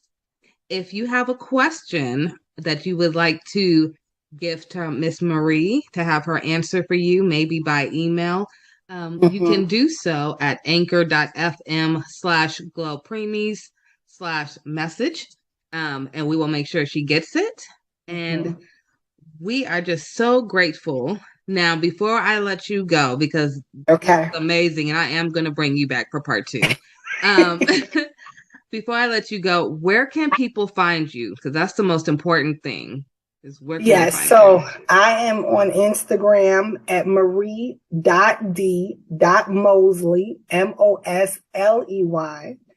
I'm also on Facebook at Marie Mosley. And like you said, they can email the pretty divorce at gmail.com. And I'm also going to, I'm going to set up a Cash App and send it to you. So if anybody wants to donate, I would greatly appreciate it. I will share photos so you can see that your money is going to good use, because I would like to do at least 50 backpacks this coming winter. I want to do more, but I'm saying my minimum is going to be 50 to give out to the homeless. Yeah, so there's a lot going on out there right now. And people need our help, And let's not forget that it does snow, so it's very, very cold. So this would be going to a good cause. If everyone helps, even $5 adds up. I do hat, glove, scarf, and socks, and a blanket. And the blanket. So, yeah, I think it's wonderful. You have such a good heart to say everything you've been through. Your family sounds amazing. Thank you. So we know that you came from some kind of good background. We may not know them personally, but we know that they're tough, they're strong, and you're the baby. So you're gonna just take everything that you've seen from them. So you have to be a tough cookie. So we are so appreciative of you. And thank you, my dear. I appreciate you. On behalf of all the millions of women who may be going through a divorce right now, thank you for writing this book on behalf of them, so that they can move forward like the women in my family. Hopefully I'll never have to go through that. I don't think I will, but you don't want to go through it, but it's those that have been through it, or those that feel like they're stuck, I definitely feel like my book would help them. Because I have a little bit in there about us divorcing ourselves, not only from men, but some other toxic behaviors. See what I'm saying? So it's, it runs, it's a pretty, I'm proud of it. I'm very proud of it. And I can't wait for everyone to read it. I appreciate you. My husband appreciates you. My 4 babies and my 2 grandsons appreciate you. I could not get off the here without mentioning my kids. They are awesome. They are resilient. They went through this divorce with me. Yeah. They empowered me and I empowered them. And we built amazing bonds with each other behind it.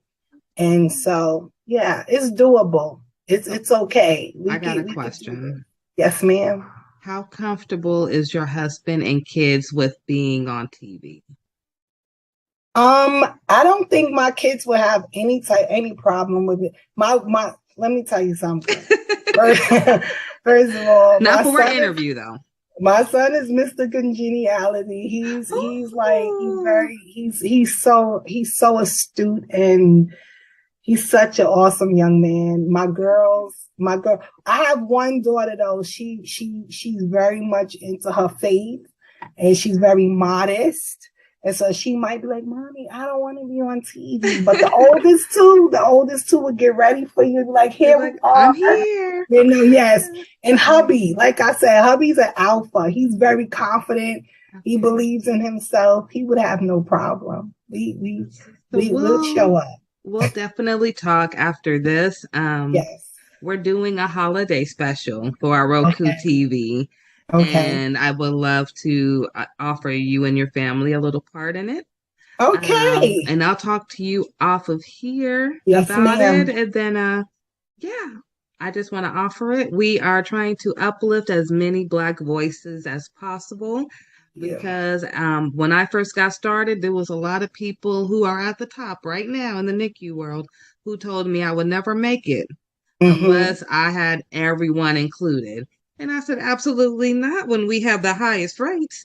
So I know how hard I had to fight, and I'm going to try to make sure that you guys don't have to fight as hard as I did. And I appreciate that. And I want to say this, my book, anybody can read my book. Okay. But I really did have us in mind. Yeah. We go through a unique set of circumstances in almost every situation out here. So I have women that might not have resources. You know, I talk about court and everything in there. Like, when you got a lawyer, all of that stuff. The good questions. You know what I'm absolutely. Because we have to speak up for one another. We have to, and I don't shun anybody. Like I said, it's because we all women, we all go through divorce. But when I was going through divorce, I didn't have, $10,000 to get a lawyer to fight for the house and the Rolls Royce. I didn't have all of that. And so I want to talk to people that really do need the assistance, and that need someone to be able to be a voice for them. And so I appreciate you for that, and just know that I am following in those footsteps as well. I'm so happy for you. This time next year, you're going to be like, ooh, I'm on book number 2. It's like, good. When is it coming out? Oh, you already have it out? No, I don't have it out, but it'll be done in the next few weeks. Like, I'll be ready to send it off for editing. Ooh, all right. Okay, so when book number 3 coming? So it was. I think the Lord was like, I want you to do 3 this year, but I didn't. I've been going through a lot because my mom passed away. Okay. And so I've been finally coming up from that, from that. Did she pass this year? Stuff.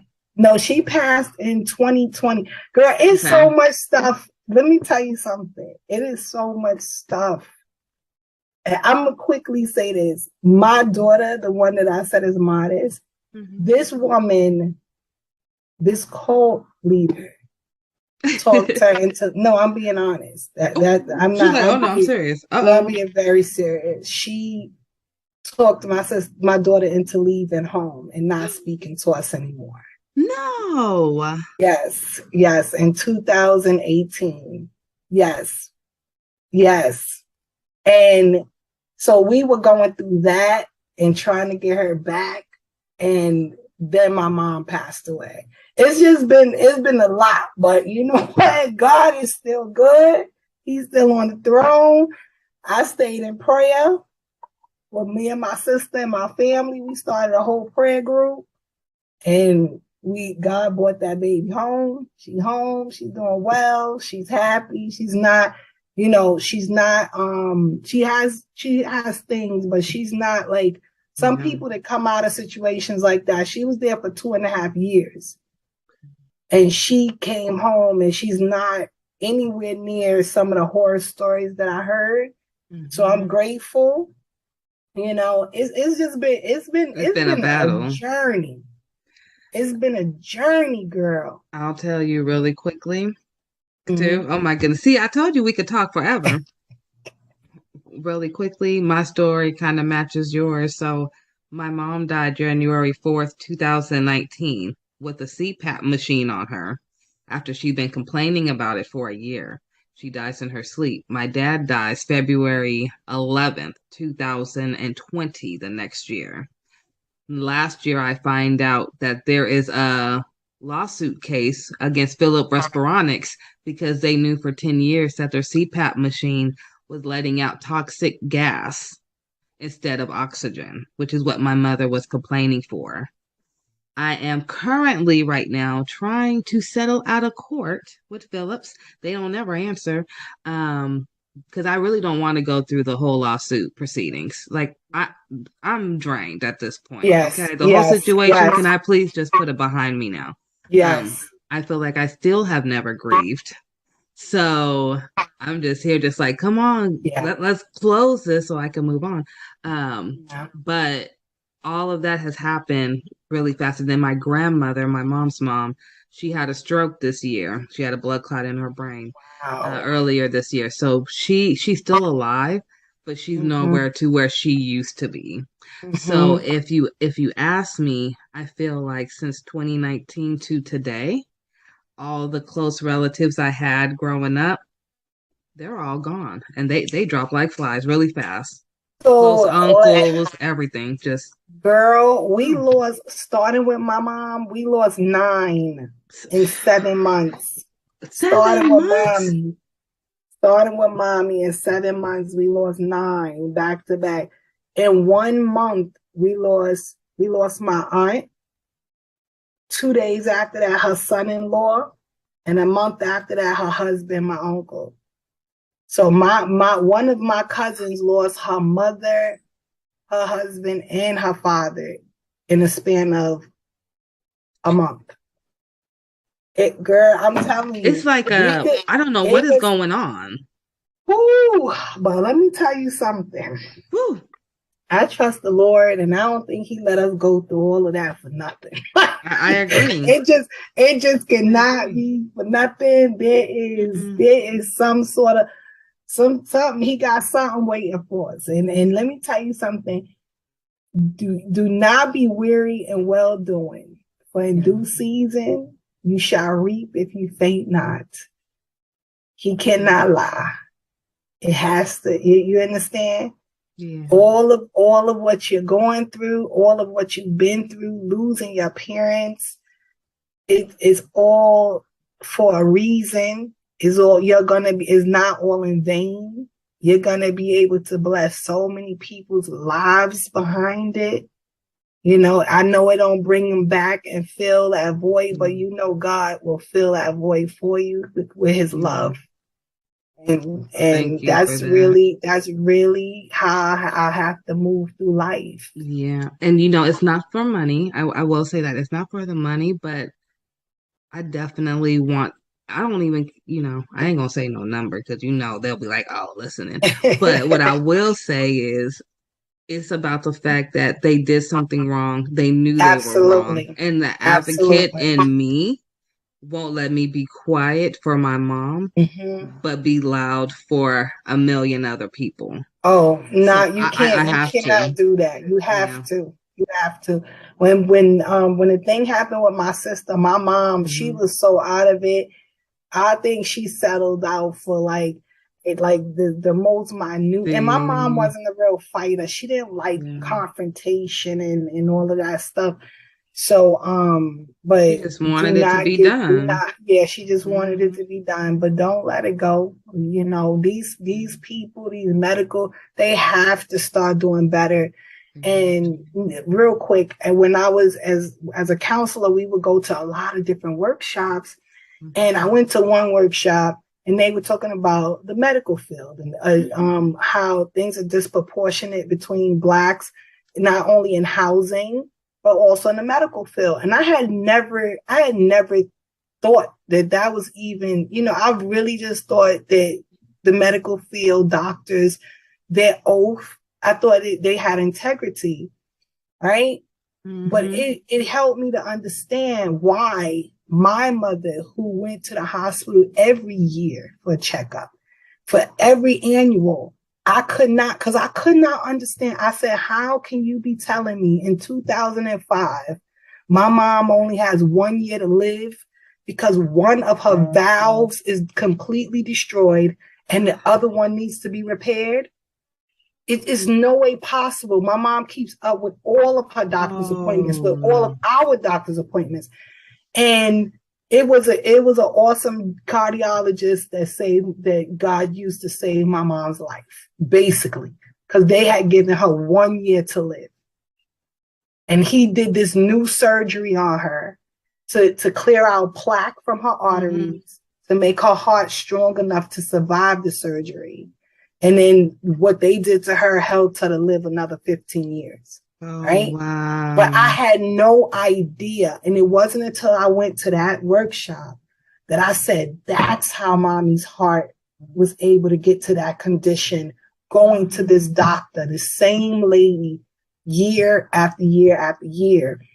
And they explained how in the white community, they'll get the cure, while we just get something to you know, help send us home.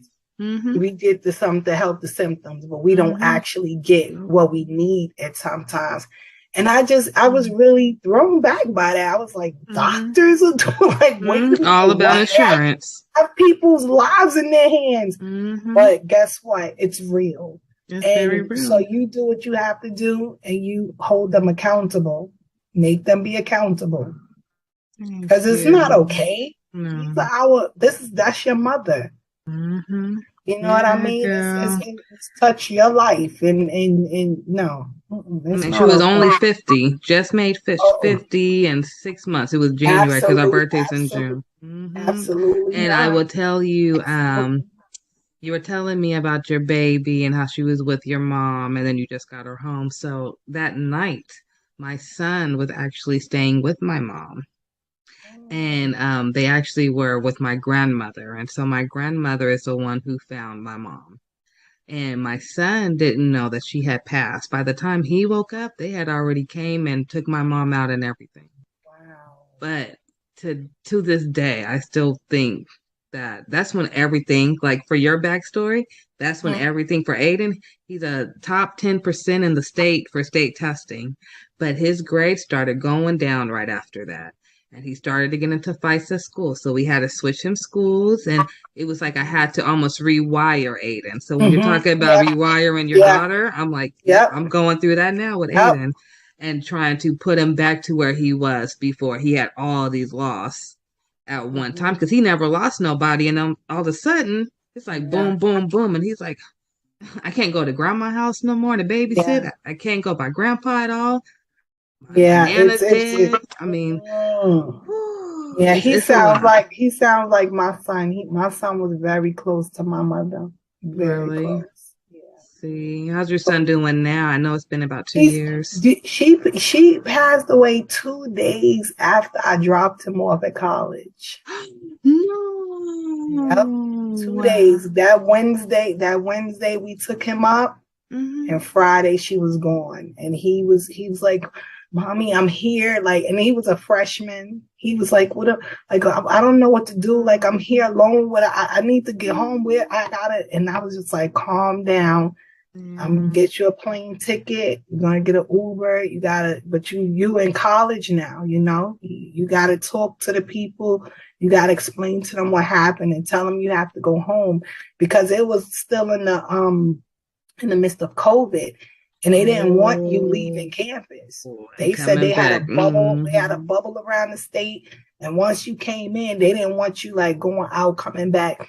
But my son was like, I don't care if I can't be in school, then I was like, no, we're gonna talk to them first, and then we're gonna get you home. But I got like I'm terrified because you're there by yourself. I need you to calm down, and we'll figure it out. If I tell you, boy, let me tell you, my son, while my mom was sick, my son was washing her, helping her, like without me even knowing, because I had hurt my back. And I was like, what are you doing? You can't be changing, Grandma. He was like, but Mom, your back is messed up. Like, I have to help you. I have to help Grandma, you know. Them boys are something else. They're amazing. And that's why your son is going through that, because of the love he had for his grandmother, you know. And you just got to help him work through it. You got to just help him work through it and keep talking to him, you know. And it's difficult. It's difficult. Loss is difficult.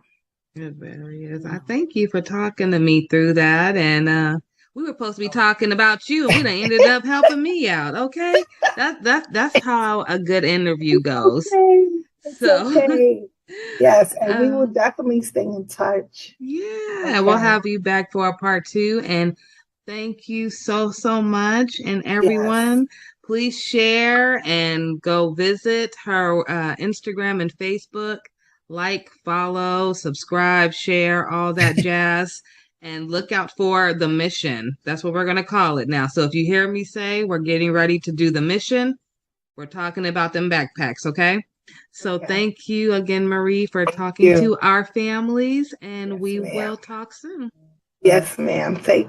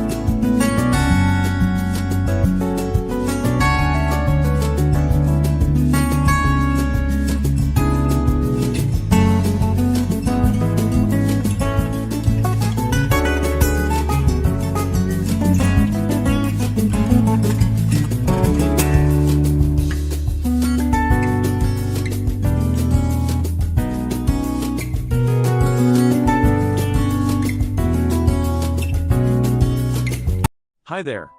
Have you ever wanted to publish your own story but didn't know where to start? In this video, we'll show you a step-by-step guide to self-publishing your own story. Step 1. Write your story. Whether it's a novel, a memoir, or a collection of short stories, make sure your work is completed and polished before moving on to the next step. Step 2. Choose a platform. There are several self-publishing platforms available such as Amazon Kindle Direct Publishing, Barnes & Noble Press, and Kobo Writing Life. Do your research and choose the platform that best fits your needs. Step 3. Format your book. Each platform has its own formatting guidelines, so be sure to read them carefully. You can hire a professional book formatter or use free templates to format your book. Step 4. Design a book cover. A book cover is the first thing that catches a reader's attention. You can design a cover yourself or hire a professional designer. Step 5. Publish your book. Upload your formatted book and book cover to your chosen platform, set your price, and hit publish.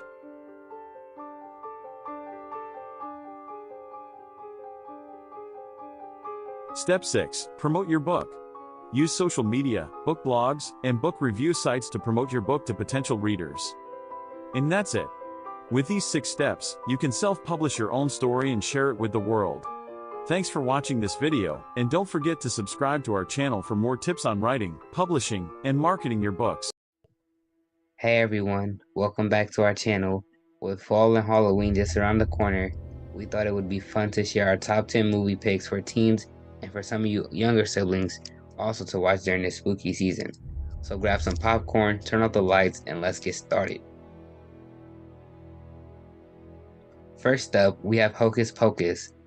This classic Halloween movie is a must-watch for anyone who loves witches, magic, and a good laugh. It is perfect for a cozy night with friends or family.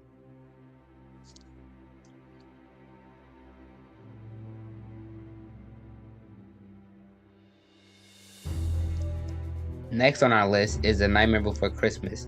This Tim Burton classic is a great choice for those who love a mix of Halloween and Christmas. The music is catchy, the animation is stunning, and the story is heartwarming.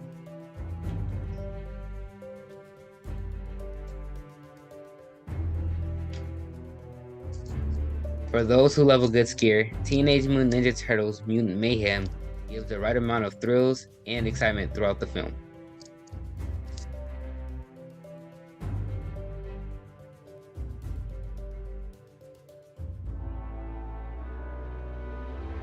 If you're in the mood for a classic horror movie, The Monkey King: The Legend Begins is the reimagined version by Hollywood of the film The Monkey King: Havoc in Heavens,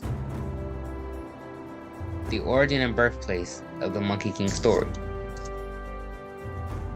For those who love a good mystery and a good movie to watch with your younger siblings, and Paw Patrol: The Mighty Movie, a magical meteor lands in Adventure City and gives the Paw Patrol pups superpowers, transforming them into mighty pups.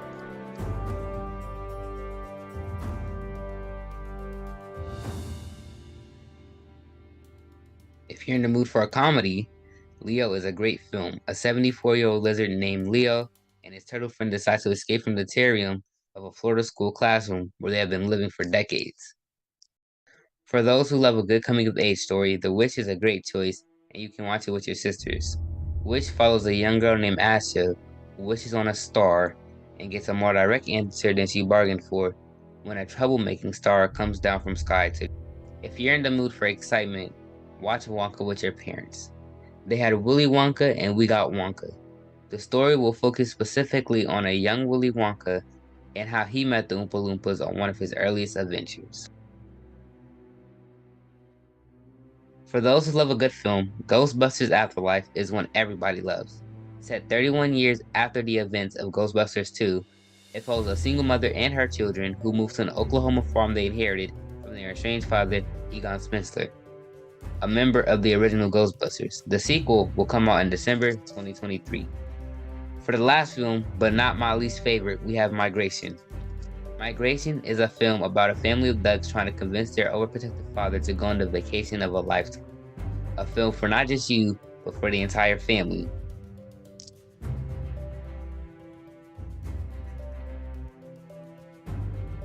Well, that's all we have for today. Leave a comment of your favorite fall movies and don't forget to like, share, subscribe to GLO Preemies, to never miss new content and to check us out at glopreemies.org. Thank you. Have a good Halloween.